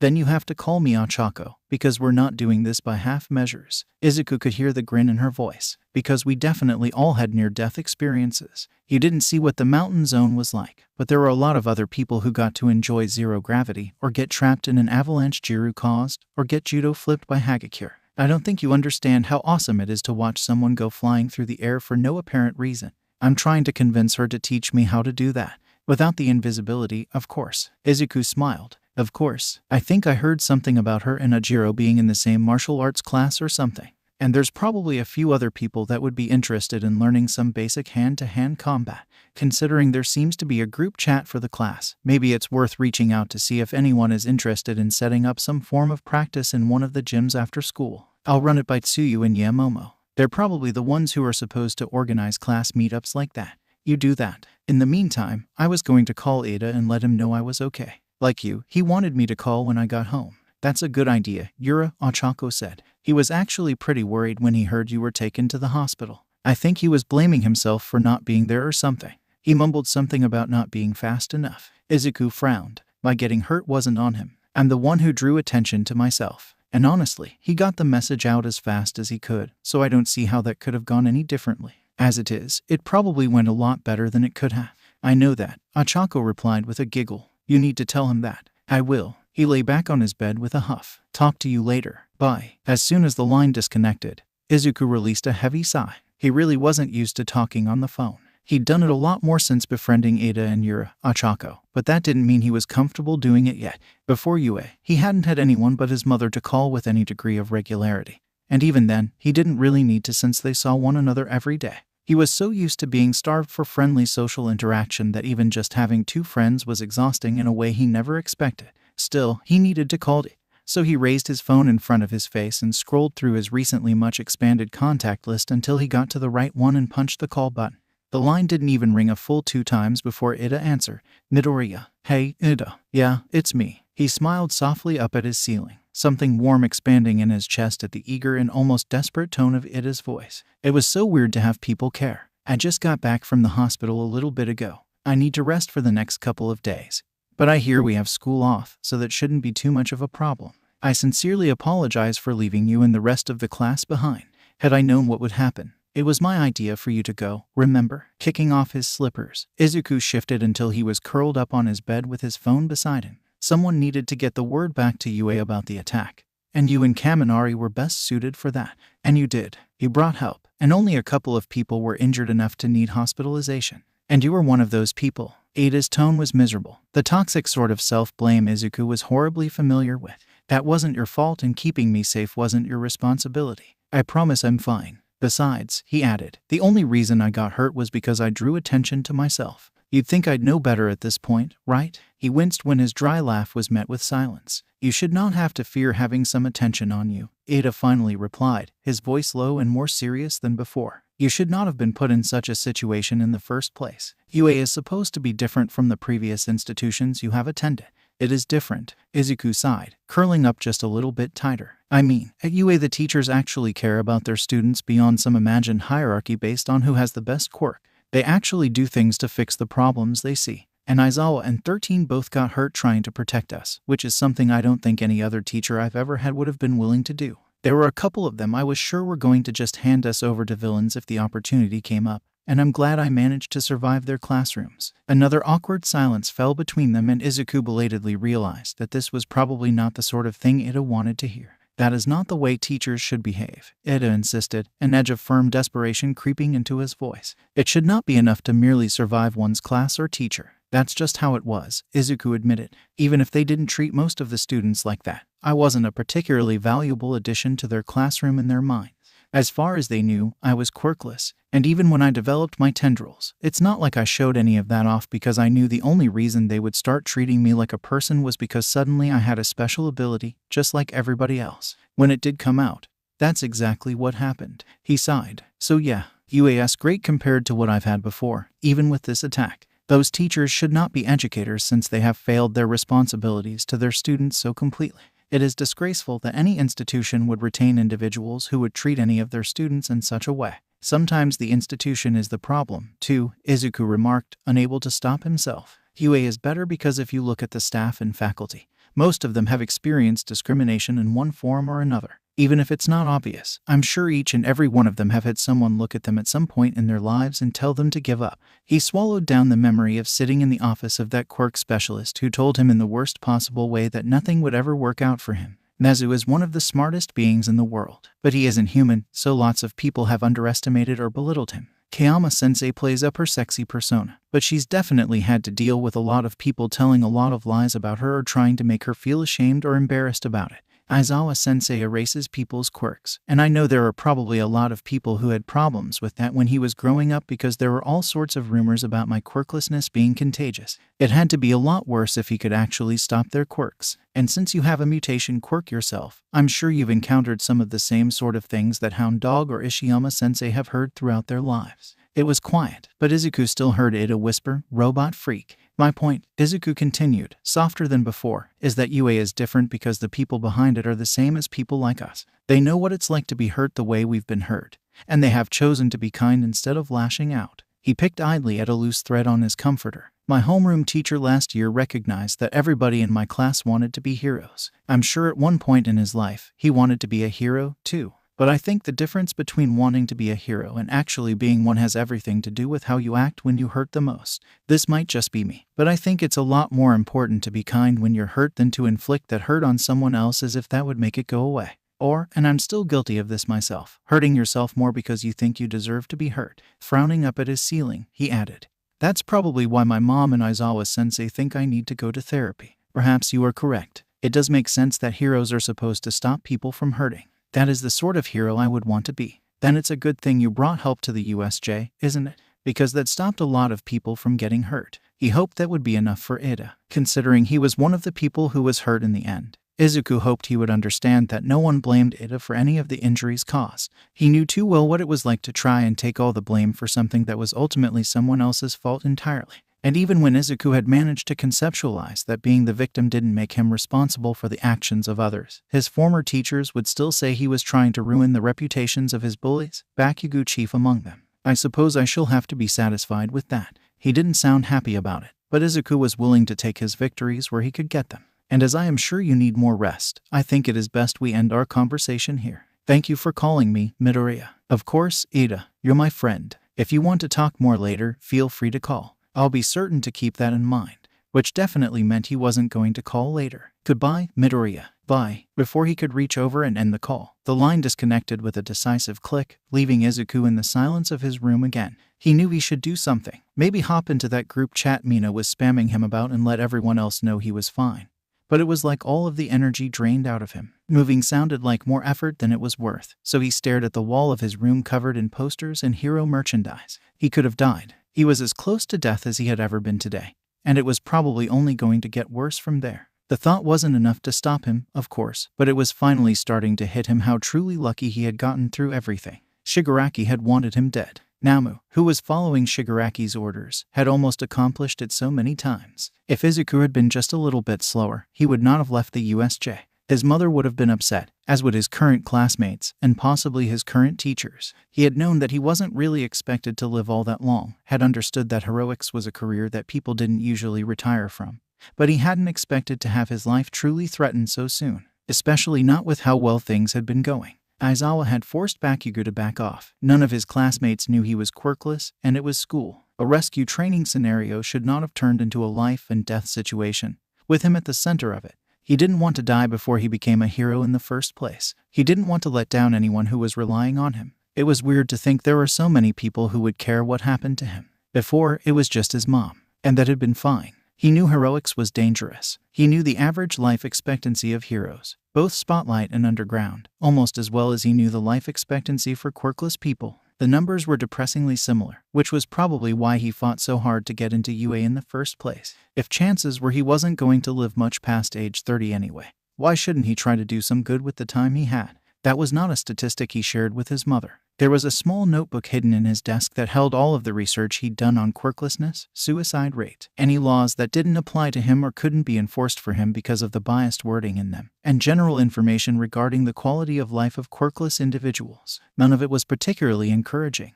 A lot of the laws written or amended within the last 100 years or so specified protections for quirked individuals or referenced a quirk in some way in the wording. In a number of cases, the laws invalidated or overwrote previous ones from a time where there was a quirkless majority or no quirks at all. From a casual standpoint, it didn't mean much, but Izuku knew exactly how damaging it was from a legal standing. He had to. Laws about hate crimes involving quirks didn't favor someone without a quirk. It was why Alder had managed to let so much slide in his case. There were still laws on record for the protection of quirked individuals from the quirkless, which they liked to remind him of whenever he tried to speak up for himself. According to them, fighting back wasn't just bad for his school record, it could be prosecuted as an actual crime and there was nothing he could do about it.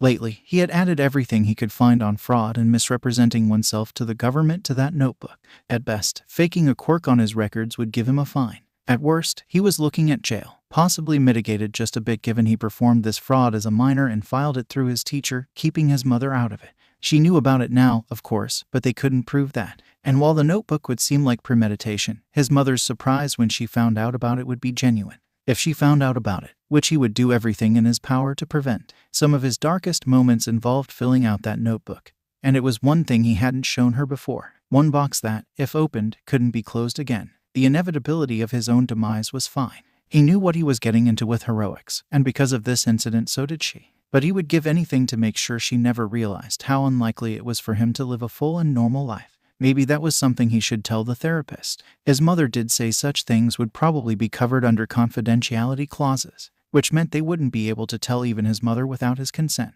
And he wanted someone to understand why he was willing to go to the lengths he had, to know all of the little things that drove him to do what he did. He wanted at least one person to know the full story. Maybe if he didn't have to lie, he could finally see what sort of person he was under all of the masks he wore. Katsuki wanted to blow some shit up, but apparently that wasn't an option right now. UA was currently closed to deal with all of the fuckery that went down with the USJ and the villain attack, and people were saying it wouldn't be back in session until Monday at the earliest. So, no heroics class to practice his quirk in, and while he could usually get away with letting off a few sparks in the house, he wasn't at home at the moment. The old hag had decided now was the best time to start taking him to that shrink his hobo of a teacher demanded he see. He was fine. Why did he have to deal with this bullshit? Because of Deku, Izuku, Midoriya. What the fuck ever. It took effort not to grind his teeth. He knew that wasn't good for them, but every little thing was pissing him off. From the pastel waiting room of the shrink's office to the stupid color block art on the walls to the stack of magazines on the table with cover lines about yoga or handicraft. Aizawa had said this wasn't supposed to be a punishment, but it sure as shit felt like one. There were so many things in this room he wanted to set on fire, and he wasn't allowed to do any of that. His mom elbowed him. Hey, dumbass, that's you. He turned to glare at her. What the fuck are you talking about? Last time I checked, your name was Bakugo Katsuki, she said dryly. I think I'd know. I birthed you. She poked a finger towards the woman standing in the doorway across the room, a door that had been closed last he paid attention. They're calling your name. Katsuki bit back a growl. It wouldn't help, and he wasn't about to give the asshole shrink any more ammunition against him by getting in a fight with the old hag right in front of her. The woman gave him a look that immediately had him bristling. Bakugo Katsuki. Who the fuck else do you think it would be? He demanded. She smiled, and the desire to blow something up tripled inside him. Well, if you weren't Bakugo, it would make dragging you back to my office a lot more awkward. Her smile turned into a grin, and Katsuki could feel a deep exhaustion yawning under all of the frustration he felt. But since you are Bakugo, that just makes it our appointment. She pushed the door open wider, an obvious invitation to follow her. As if he had a fucking choice in the matter. He slouched after her, trying to convey his deep displeasure with every line of his body. It took far more effort than he liked not to set off an explosion with his hands deep in his pockets. The fabric was already damp with his sweat, and the pants wouldn't survive the explosion if he released even one tiny spark. At the same time, he wasn't about to admit defeat by taking his hands out of his pockets. There was a whole fucking hallway past the door. He'd guessed as much, considering the receptionist had a door in the back of her area that probably didn't let her right into the shrink's office. There were more of those color block paintings in the hallway, but at least he didn't have to sit for a half hour in the same place and stare at them. There were several doors along the hall, a couple with nameplates on them to tell him who called it their office or what it was used for. The door at the end of the hall, though, it looked like it was supposed to stand up to strength quirks or siege weapons or something. Or explosions. Something cold settled in his gut the closer they got to it. He glanced at the shrink's back. She wouldn't. They wouldn't just shove him in a room he couldn't get out of, would they? That was illegal, wasn't it? But then, so was public quirk use, and people did that all the time. Got away with it, too, as he well knew. Katsuki hated the sick feeling of gratitude when she turned off into one of the other offices. This is it, she said, dropping into a stuffed chair near the desk. You can sit anywhere you want or stay standing if that's what you prefer. For this next hour, the room is yours. You expect me to believe that shit? He looked around at the room. One point in its favor was the fact that there were fewer pastels. The walls were painted pale gray, and the furniture was darker wood with gray or dark blue upholstery. The only thing he could see on the wall was a framed copy of the shrink's diplomas. Other than the chair the shrink was sitting in, there were 2 more chairs and a couch long enough to lay down on. Not that he was going to do that. Why the fuck would anyone willingly lay down on a shrink's couch to be psychoanalyzed? Okay, so that's not exactly how it works, the shrink admitted. But from a certain point of view, you're renting the room and me for the next hour so we can talk, sit and stare at each other in silence, or glare at the nothing on my walls. She gestured lazily at the room. Hell, next time you could bring homework if you really don't want to talk to me. If it's something I can help with, I'll help if you decide that would be the best use of this time. Turning back to him with that stupid grin that just made him feel tired, she waved. The name is Shimizu Mai. I will not be offended if you forget it. Normally this session would be about getting to know one another, but you don't really seem on board for that, so I'm not going to waste my time and yours trying to force these things. Why the hell are you so damn perky? Masking. Her smile dimmed just a bit, which, if you didn't know, is the psychology buzzword for hiding all of your problems in a little box in your head and pretending like it doesn't exist. Katsuki frowned. And they let you be a shrink? Yeah, the only thing I needed to get this job was a psychology degree. I didn't even go to medical school so I could prescribe medication, so you're out of luck if you want drugs out of me. TCH, I don't even want to be here. Why the fuck would I want to get any kind of drugs out of you? The shrink shrugged. I've met a lot of people who don't want to be here. Some leave, looking for someone else they'd be willing to talk to, or because they were only required to go to one session. But I have had some people stay because they realize I don't do that, and how does that make you feel? Shit, isn't that the whole SH tick though? Deciding he'd had enough of standing just inside the door, he dropped into one of the chairs. Not the couch. Never the fucking couch. I mean, sort of, but there are better ways of approaching a problem than flinging myself at it directly. She sat up a bit, reaching over towards her desk. He tensed, expecting the notebook and pen to come out, but all she grabbed was a stupid plastic fidget spinner. What the fuck? Do you want a fidget toy? She asked. I have a whole bunch in my desk. Rubik's Cubes, fidget spinners, yo-yos, stress balls, those sheets that have the bubbles you can pop over and over again. Actually, just a sec. She stood and moved over to the desk proper, opened one of the drawers, and pulled out a decently sized cardboard box that didn't look like it was supposed to fit in the drawer. Turning back, she set the box down on a low table within reach of both of their chairs. There, feel free to look through it and see if you find anything you like. If you stick around for a couple of sessions, I could probably arrange a visit to the rec room, but fidget toys are the quick and dirty boredom killer. Katsuki wrinkled his nose as he shuffled through the toys in the box. There were a few he didn't realize were fidget toys because he always thought they were just toys. Toys he still had around the house because the old hag had given them to him, so they were stuck in a box somewhere. He could just hear her voice in the back of his head telling him to calm his shit. Rec room isn't recreational? The shrink laughed just a bit.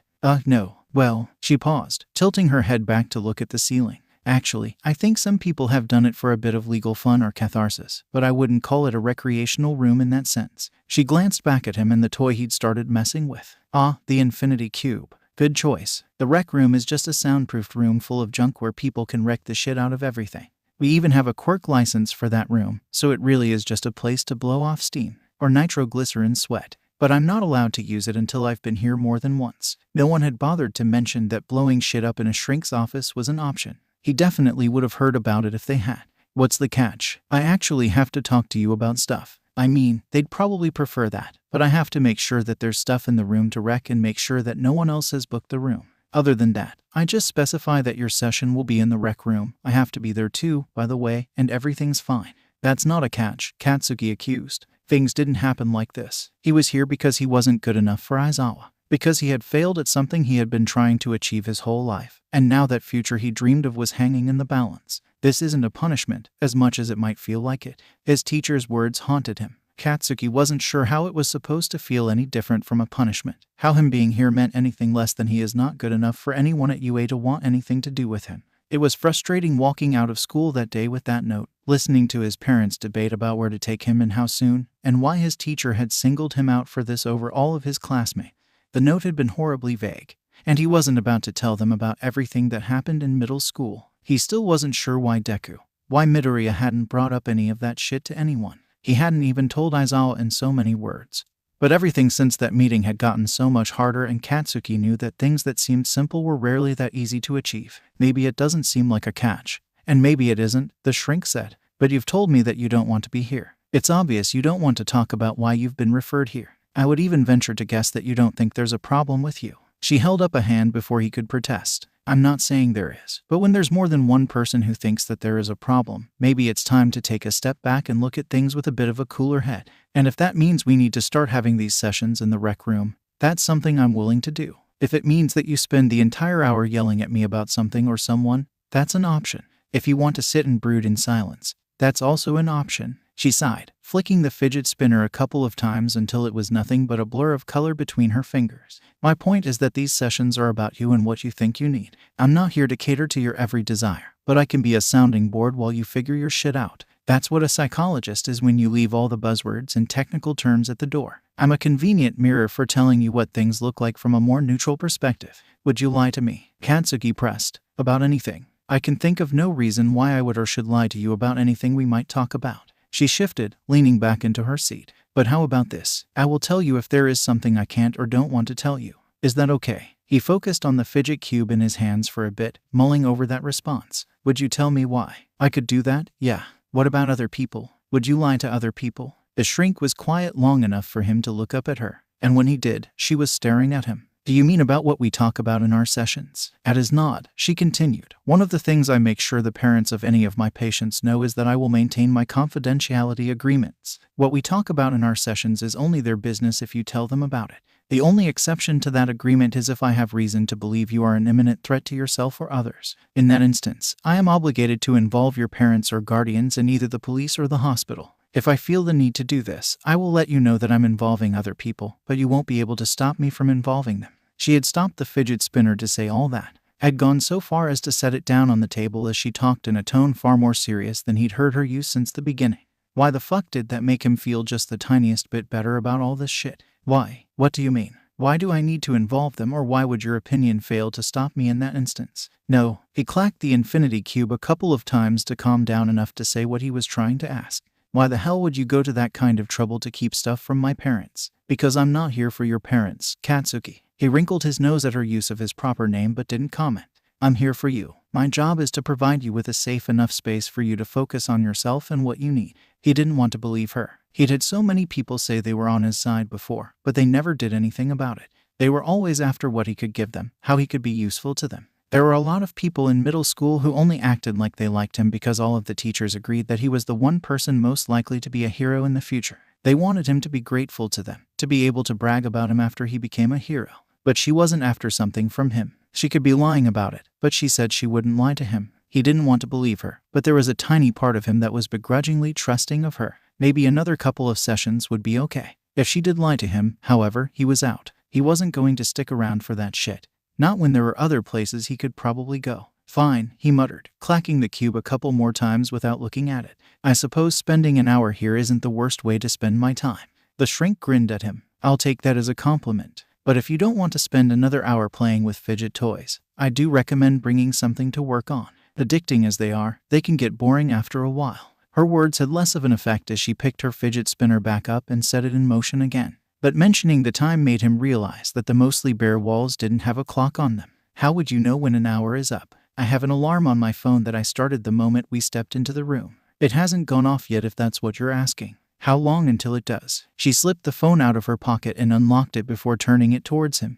The timer was counting down, and there were only 12 minutes left on it. What the fuck? He hadn't realized he'd been there for more than a half hour. They hadn't done anything but talk a bit and mess around with a couple of toys. She hadn't even bothered to ask why he was there, not that he would have told her. Yeah, the shrink laughed. Time just disappears when you get sucked into some form of mindless entertainment. She lifted the fidget spinner just a bit before gesturing at the infinity cube he was still holding. But it can be relaxing, right? He fixed her with a glare. It's boring. It can be boring, yes, but it also splits your attention onto something that isn't emotionally charged, so it's easier to keep from getting overwhelmed.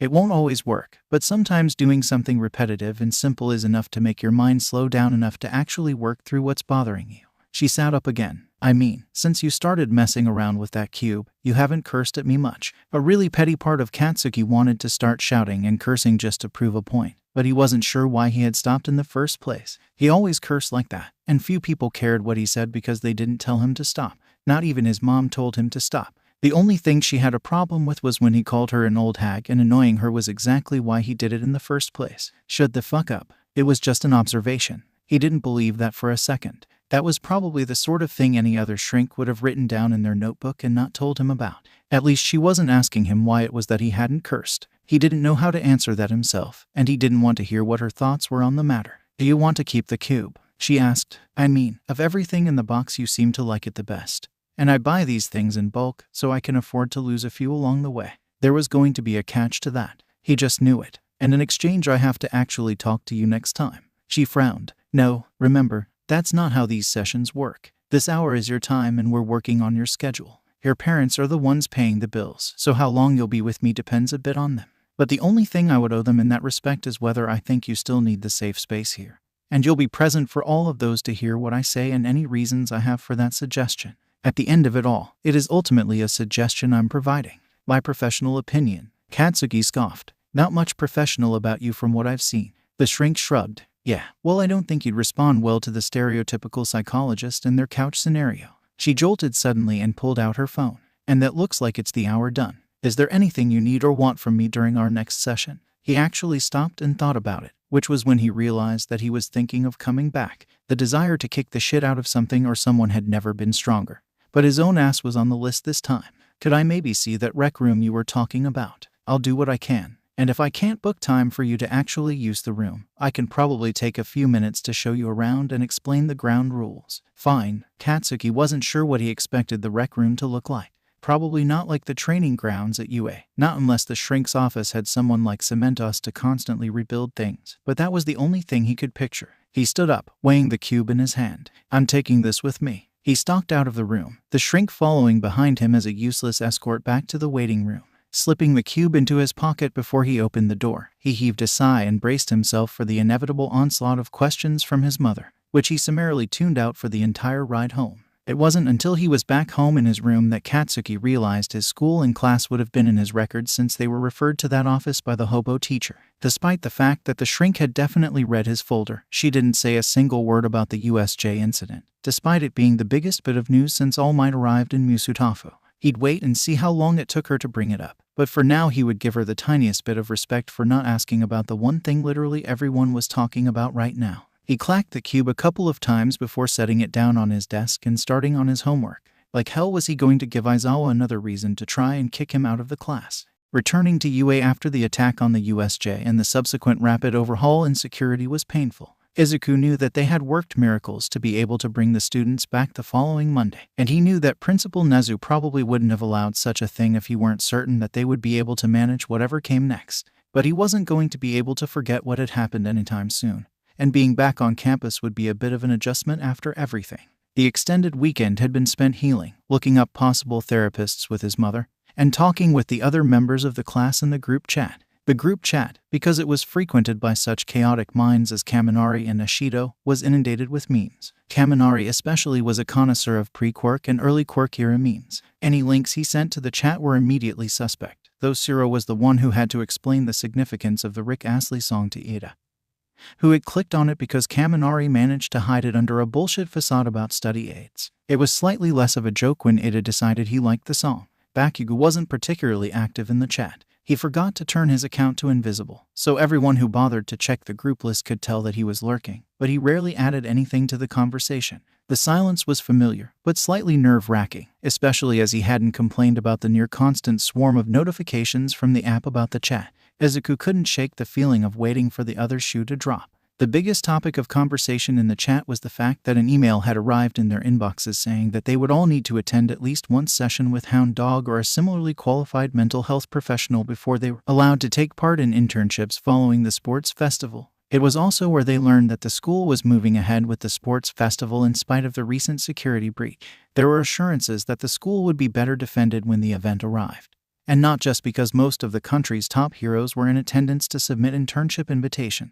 While they were unwilling to go into detail about the new precautions they were putting in place, they also intended to assign several more heroes to actively patrol the grounds during the sports festival itself, as well as a few added to the staff on a more permanent basis to serve as teaching assistants and added security. Honestly, it seemed like more of his fellow students were concerned about the mandatory therapy than the sports festival. Izuku himself was a bit concerned about it, especially since he and his mom had made the decision for him to see someone who wasn't at UA for the sake of maintaining the illusion of his quirk. It was also going to be more of a long-term commitment for him, so it was better to find the therapist he worked well with now than try to deal with the various struggles he was facing under the stress of possibly sharing his secret with multiple people. At the same time, he had known growing up that therapy would be part of his life. He had imagined it further in the future, after he had already managed his dream of becoming a hero and had been involved in several things that had messed with his mind.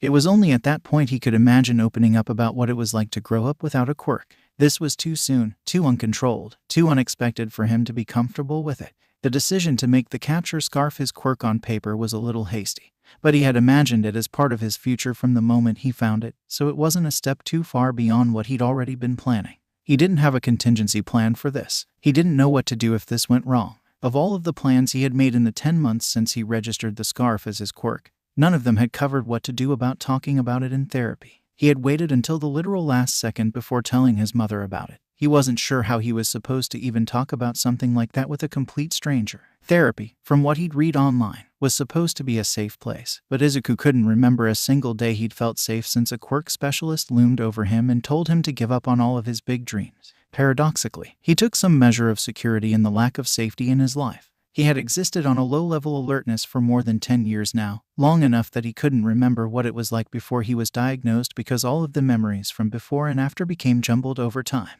He knew that Kaken was a bittersweet memory of a friend he used to have and Bakugo had taken his place at some point. But even knowing the exact date Bakugo had been told he was quirkless didn't help with finding that divide. There were times he remembered feeling hurt that the others wouldn't let him play as anything other than the helpless civilian hostage. And he knew that some of these days were before it was confirmed that he would never get a quirk. He was starting to wonder if the other kids had just known there was something wrong with him when they looked at him. He wondered if there was something written on his face and something only someone with a quirk would see. Except, no, Bakugo seemed to believe that he had a quirk now, just like everyone else at Aldera. At the very least, he hadn't accused Izuku of being quirkless since then. He didn't think it amounted to the same thing exactly, but it was enough for him. Bakugo's silence on the matter meant Izuku was actually capable of making friends this time. Was that something he had to mention to the therapist? Even knowing that it wasn't exactly his fault that no one wanted to be around the quirkless kid, he still felt ashamed of the emptiness in his life, of how pathetic his ability to socialize looked next to other people. He'd been lucky that he shared the drive and desire to become a hero with Uraraka and Ida.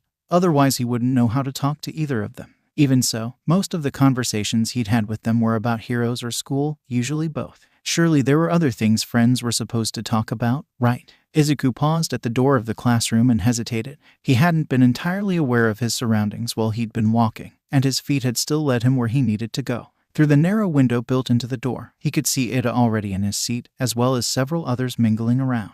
Ashido, Kirishima, and Denki were all huddled around Kirishima's desk, and Siro had turned in his chair to face them as well. Bakugo was in his seat, and the group was occasionally turning to include him in the conversation, but it didn't seem to be working very well. The group seemed reasonably persistent, and not for the usual reasons, since none of them looked at all afraid of what Bakugo might do to them. So Izuku figured that only time would tell which would break first: the group's resolve to befriend Bakugo or Bakugo's determination to be a loner. Hagakure was leaning against Anjiro's desk, and he was looking up at where her face would approximately be. He couldn't hear any of the conversations through the door, but the way her shoulders seemed unnaturally tense and Anjiro was acting a bit like he was trying to approach a feral cat made Izuku think that she wasn't doing well. Deciding that he should probably stop lurking before someone else arrived, Izuku slipped into the room and around to his seat, using all of the methods he had learned at Aldera to go unnoticed as he went. It helped that most people were distracted in Uraraka, whose desk he needed to pass on the way to his seat around the back of the classroom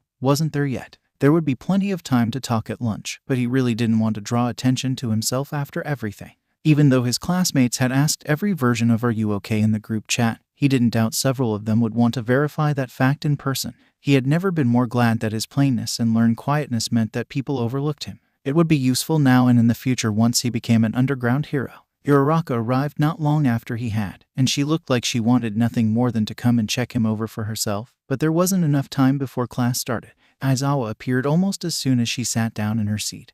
Not a second wasted from the moment homeroom was supposed to start. It was the first time Izuku had gotten to see Aizawa since the USJ, the first time any of them had seen him really, and it was clear that he was still recovering a bit. He hadn't been terribly wounded, but the shot Shigaraki had managed to get in before he escaped was considerable. Izuku remembered watching the blood soak into the capture scarf. It was also the first time Izuku had seen him use the scarf as anything more than a weapon, which was more shocking than it should have been. It wasn't as though he didn't know how versatile the capture scarf was. He had trained with his own for a long time, and Aizawa-sensei had been using his own for much, much longer. Most of the uses he had derived from the scarf were based entirely on things he had heard or seen Eraserhead do. Aizawa's capture scarf had eaten the blood, or Aizawa had washed it, but Izuku was pretty sure the scarf would have gotten to the ready supply of organic chemicals it could break down before the man had a chance to wash it, considering how quickly his own scarf had eaten the hospital cart and his hero costume. "Welcome back," Aizawa-sensei said, addressing the class. "You should have all received an email detailing how things are going to go in the immediate future. For those of you who failed to check or read your school emails, the sports festival is going to proceed as planned. If you want to know the reasons for it, read the email." He sighed. On a related note, you and your parents have also been informed that you are expected to meet with either Hound Dog or a licensed mental health professional following the events at the USJ last Thursday before any of you will be allowed to participate in internships following the sports festival. This is standard procedure for villain encounters and would have come up following your internships and work-study assignments next term if not for the attack. Please take it seriously, as your mental health is not something you should mess around with as a hero. There will be plenty of people in the world willing to do that for you without sabotaging yourself on accident or on purpose. As there is more than a month and a half between now and the sports festival, you should have plenty of time to attend a session or two as needed without it affecting your training. A quiet murmuring filled the room. Most everyone had known about that stipulation because of how much it had been talked about in the chat, but Izuku couldn't recall whether the email had said they might be barred from internships if they didn't attend the mandatory therapy or if that was new information. It might have been a logical ruse like Aizawa had used during the quirk apprehension tests, but Izuku doubted it. He just didn't think therapy was something their teacher would lie about, especially since he's made the point of discussing the possibility of Izuku attending sessions long-term with his mother. He wasn't sure why Aizawa-sensei was adamant about therapy, but there was probably a reason for it, one that none of them should bother to question. One of the things you need to be aware of after everything that's happened is that more people will have their eyes on you. This can be both good and bad. The USJ attack and the subsequent media coverage has effectively placed a target on your backs, and some of your fellow classmates will be aiming for it in the sports festival. This is partly because they are trying to get some of the recognition you have received having lived through an attack while barely trained, and partly because they resent the spotlight you've been given for something they see as requiring no effort on your end. As they weren't there, they don't recognize that survival in the face of the odds against you is more effort than has been required of any of them yet. This unfortunately means that you will probably be challenged in the halls several times between now and the sports festival, and people will be paying attention to your reactions. I can't tell you how to react to that. Just warn you that your response will be judged by everyone who hears about it. Try to keep that in mind when you receive your 4th declaration of war on the way to lunch. Izuku wished he could say he was surprised, but there was part of him that knew he'd never leave some things behind. Being part of an ostracized group was just one of those things that would never leave him, and not just because he would always be quirkless. No, there was more to it than that. No matter what he did, Izuku always felt this deep sense of otherness around people, the knowledge that he didn't exactly slot into place neatly with them. He'd seen tight-knit friendships and hero groups. People who seemed able to read each other's minds, who meshed well with one another, and even now he couldn't imagine himself being in that position. Uraraka and Ada were his friends, but there was still something that separated him from them. They had bonded over past bullying and heroic ideals, but he still couldn't be sure that he could fully trust them. They had only known him with a quirk. He didn't want to test what it would be like if they found out he'd been lying the whole time. The last thing I want to discuss in the wake of this attack is whether or not any of you want to continue in the hero course. Aizawa, who had never stopped speaking in a serious tone, sounded abruptly more grim now. Normally, your first encounter with a villain would have happened during internships at the earliest, after you'd been better trained and prepared for the things you're meant to face. However, as this incident so clearly illustrated, villains don't fight fair. They don't wait for you to be prepared or trained for whatever you're supposed to do. Despite how it's depicted for the cameras, the truth of the matter is hardly glamorous, even for spotlight heroes. For every fight that gets recorded, there's at least another 3 that don't. This is either because they are too dangerous for civilians to be close enough to record, or because the story gets buried for the well-being of the general public. You may have noticed that the coverage on the USJ attack is remarkably slim. This isn't because the footage doesn't exist, but because that is one such fight that's better to avoid telling the general public about as much as possible. His gaze swept across the room, landing on each of them in turn. If this is something you don't think you'll be able to handle moving forward, you are perfectly welcome to transfer out of the hero course. I will personally ensure that you are placed somewhere more comfortable, whether that's in another program here at UA or at another school. Your safety and security are one of my top priorities, both as your teacher and as a pro hero. If that's something you want to discuss, feel free to talk to me after class. He paused. And before I forget, Midoriya, Principal Nezu would like to speak to you and has asked that I excuse you from homeroom to go meet with him. Izuku felt the eyes of the entire room alight on him, the skittering sensation of anxiety welling up in his gut as he tried to think of what he might have done to bring the principal's attention to him after only a week. This isn't because the footage doesn't exist, Aizawa had said, meaning they had the local video feed for everything that happened in the USJ. He must have given himself away somehow. Must have made it clear to the being with the strongest intelligence quirk on record, so strong it could almost masquerade as a minor foresight quirk, to tell that he was a fraud. The weight of his classmates' attention was suffocating as he made his way toward the door. It felt like a death march, like he was back in middle school and facing the threat of expulsion again for something he hadn't done. At least this time no one was jeering about it. When he dared to glance back at the faces of his classmates once he reached the door, he saw more confusion and worry than gloating, and a tiny curl of warmth settled in the pit of his stomach. They may not know he's quirkless, but he's not worthless to them yet. They actually care. Now he just needed to survive this meeting and get back to them. The walk to Principal Nezu's office was both longer and shorter than Izuku wanted it to be. He had so much time to try and figure out what he had done wrong that he was ending up here in the second week of school, but it wasn't nearly long enough for him to definitively answer it. How exactly would someone measure the precise distance that would induce guilt with no time to come to terms with it? Because someone had managed it. The main office of UA was strange mostly because it didn't have anyone else in it that he could see. There were strategically placed cameras covering the area, almost well hidden enough that Izuku didn't notice them, but he always tried to make sure he knew whether or not he was being recorded.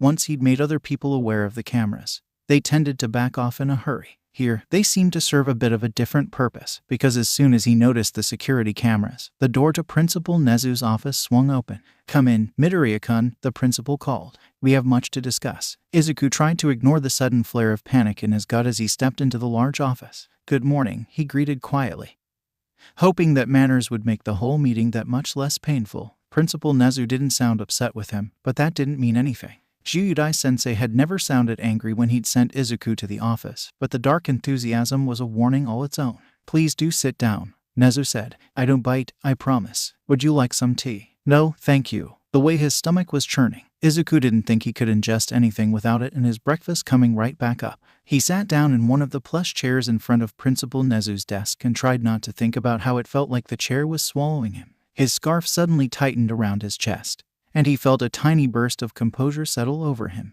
Whatever happened here, he would deal with it. He and his mother would be able to manage it. To be completely transparent, I've been looking forward to meeting you since the entrance exams. It's not often prospective students turn around and face the zero-pointer, but they normally have more destructive quirks suited to stopping or slowing it. Nezu offered him something that was probably supposed to be a smile. Bakugo Katsuki was one such student, as I'm sure you guessed, and I'm sure you noticed that his score was absent any rescue points. Any of his fellow examinees he saved with his actions were clearly incidental and would have been negated by the number of times he put them in danger with his actions. You, however, turned to face the zero-pointer specifically to help Uraraka Ochako, who had become trapped by debris. Any student who stops to help another in the exams is noticed, of course, but few do so at the risk of their own place in the hero course. You didn't even stop to think about it. There was a point to this. Izuku was certain. He had used the capture scarf heavily in the exam, more than he had used it any other time except at the USJ, and Nezu was one of the smartest beings in the world. But if he knew then that Izuku was a fraud, why wouldn't he just reveal him? Why let him into the hero course in the first place? Thinking back to what his whole mindset was during the exams, he nodded. There wasn't really time to think. My feet just moved. An admirable quality in a hero student, especially since it gives us the time to refine and hone it in a controlled environment. It felt like a reproach coated in sugar, and Izuku barely kept himself from looking around to check and make sure the principal was talking to him and not someone else in the room. Running into danger is better done with a bit of a plan, but that instinct, that bone-deep desire to help, isn't something we can teach students. What stood out to me was that the moment you started running, you didn't have a plan, but you had formulated several by the time you reached Uraraka-kun. Nezu paused and sipped his tea before adding, unless I miss my guess, attacking the zero-pointer directly was the last and most desperate of your plans when the others wouldn't work. Izuku nodded faintly, uncomfortably seen despite the fact that his fake quirk hadn't yet come up. As much as he didn't want to tempt fate, he couldn't understand why that hadn't been mentioned yet. As if he could read Izuku's mind, Nezu added, I must say it's refreshing to see someone who has taken the time to train their mind as well as their quirk. And the fact that you've requested some basic support classes in addition to your hero training seems like you want to continue that trend. I have a copy of your new schedule here. Izuku reached for the paperwork Principal Nezu had slid across his desk, glancing through it to cover the shock. ... as well as their quirk. The phrase implied that Nezu believed the lie. He had somehow fooled the smartest known being in the world into thinking the capture scarf was a quirk. The new schedule Nezu had given him replaced his regular math class with an advanced physics class, and there was an open period on Monday, Wednesday, and Friday where he was free to use the fabrication labs under the supervision of Powerloader or a senior support course student. There was also a list of possible or recommended online class blocks he could work his way through during study hall, and the first one that caught his attention was rather blatantly referred to as Introduction to Hacking and Coding. Izuku wasn't sure why hacking was listed first in the course title, but he'd probably find out when he went through the lessons. The more he looked through the new schedule, the more excited he got. For the first time in his educational career, Izuku forgot that he was sitting in a principal's office momentarily. He forgot that he should be worried about his future in the hero course and at UA in general because someone had gone to the trouble of creating a special schedule for him based on his interests and the focus he wanted to pursue. For the first time, he didn't have to defend his dreams to people, and the moment felt that much more special for it.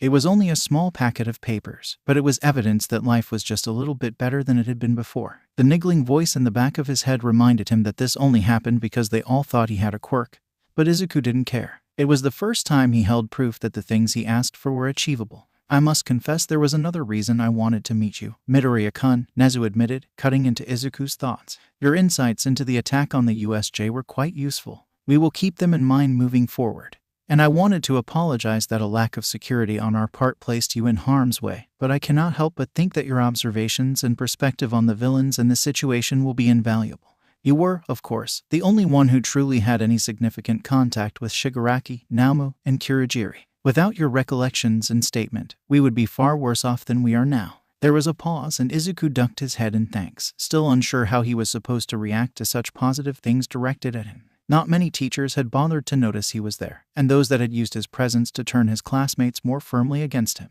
After he presented a quirk, they still largely ignored him, though he thought it was because they were trying to avoid drawing his attention to them. If he were a more vindictive person, he could have sued the school for discrimination. It wasn't like the security footage simply disappeared into the void. There was more than enough evidence of how poorly they had treated him before that it would have spelled the end of several careers among the faculty and staff. It was more bewildering to receive such compliments than it was to figure out how the capture scarf worked. As I said before, UA is a place where we the teachers attempt to hone students' skills. You quite clearly have a prodigious number to address, and that is a wonderful thing. You have shown a dedication to the furthering of your education, and I just wanted to make you aware of some of your options moving forward. The principal took another sip of his tea before continuing. You will eventually finish all of the online classes you are interested in. Or perhaps you'll find that you want to work on some of your observation skills. When or if that happens, I would like you to consider spending one study period a week with me developing your talent for observation and on-the-spot planning. Nezu chuckled. I have been told that much more exposure to me than that can be detrimental to world security. But I haven't taken over the world yet. You want me to be your student? Izuku asked, trying not to choke on the words because he had to be misunderstanding something here. In essence, yes. Not right away because it's the beginning of the year. You need time to prepare for the sports festival in a few weeks, and you will also need time to acclimate to your new class schedule. But this is not an offer I am going to take back. Izuku couldn't help but wonder if that assertion would change if Nezu knew he didn't actually have a quirk. Every opportunity he had been given was built on this lie, and everything would fall apart if that came out. Thank you, he whispered. I think I'd like that. Before you go, Midoriya, I'm curious. Izuku felt something in his gut freeze up as he looked back up from his new schedule. Why did you come to the conclusions you did about Shigaraki and the others? What made you think there was someone else behind the scenes? He said Naoma was made. Not born, not trained, made. He didn't seem like the sort of person who could do that, and Kurogiri always deferred to him, so he might or might not know how. It just made sense that there was someone else involved, someone we weren't seeing. As much as Shigaraki made it seem like he was in charge, he didn't. Izuku paused, looking for a kinder way of phrasing things. He didn't seem like he was entirely stable. With all the video game terms he kept using, it's like he thought he was the main character and only real person acting in a game. And maybe that's just how he interacts with the world. But it gives the impression that he's partially or completely disconnected from reality. A thought occurred to him. Maybe it's because he can't really touch things. He has a 5-point disintegration quirk of some kind, which means he always has to be careful of how he touches everything around him. If he isn't, it goes away, like it was never real in the first place. Looking back down at his schedule again, Izuku could feel his nose scrunching up. That's sort of messed up when you think about it. If I'm right, there's someone manipulating him, making all of that worse, because becoming a villain and trying to kill All Might wouldn't be the first thing people think of to do if reality doesn't feel real. Anyone who honestly wanted to help would find a way to ground him, wouldn't they? One would hope so, Nezu said, but there are many unscrupulous people in the world willing to take advantage of vulnerable minds. What's worse is when they decide to masquerade as people on the side of the angels. That scared Izuku, the thought that people who were supposed to be safe weren't. He knew it happened, often even when he was around and people knew he was quirkless. But he got the impression that Nezu was talking about people who would hurt anyone if given half a chance, simply for the power it would give them. He remembered the adage about power and corruption. He had written it over and over in the margins of Bakugo's pages in Volume 6 of his Hero Analysis journals, back when he was first starting to resent the pain Kaken was putting him through. He was still Kaken then, and Izuku had still considered him a friend, even if he was being a bad one. But Bakugo was really just a very small part of a very big world. And there was no way he was as bad as the people Nezu was thinking of. Well, Nezu said after a moment, clapping his paws together, I should let you go back to class. Don't worry about your new schedule for today. It would be rude to give you less than 2 hours after you received it before you were thrown into the first session of your new class. Everything will be arranged for you to begin tomorrow. Is that acceptable? Izuku nodded. Excellent. Go ahead and go back to class. It was lovely to meet you, Midoriya-kun. It was nice to meet you too, Nezu-sensei. Izuku bowed and left the room, his mind reminding him that this was the easiest he had ever left a principal's office before. He wasn't suffering under the threat of expulsion,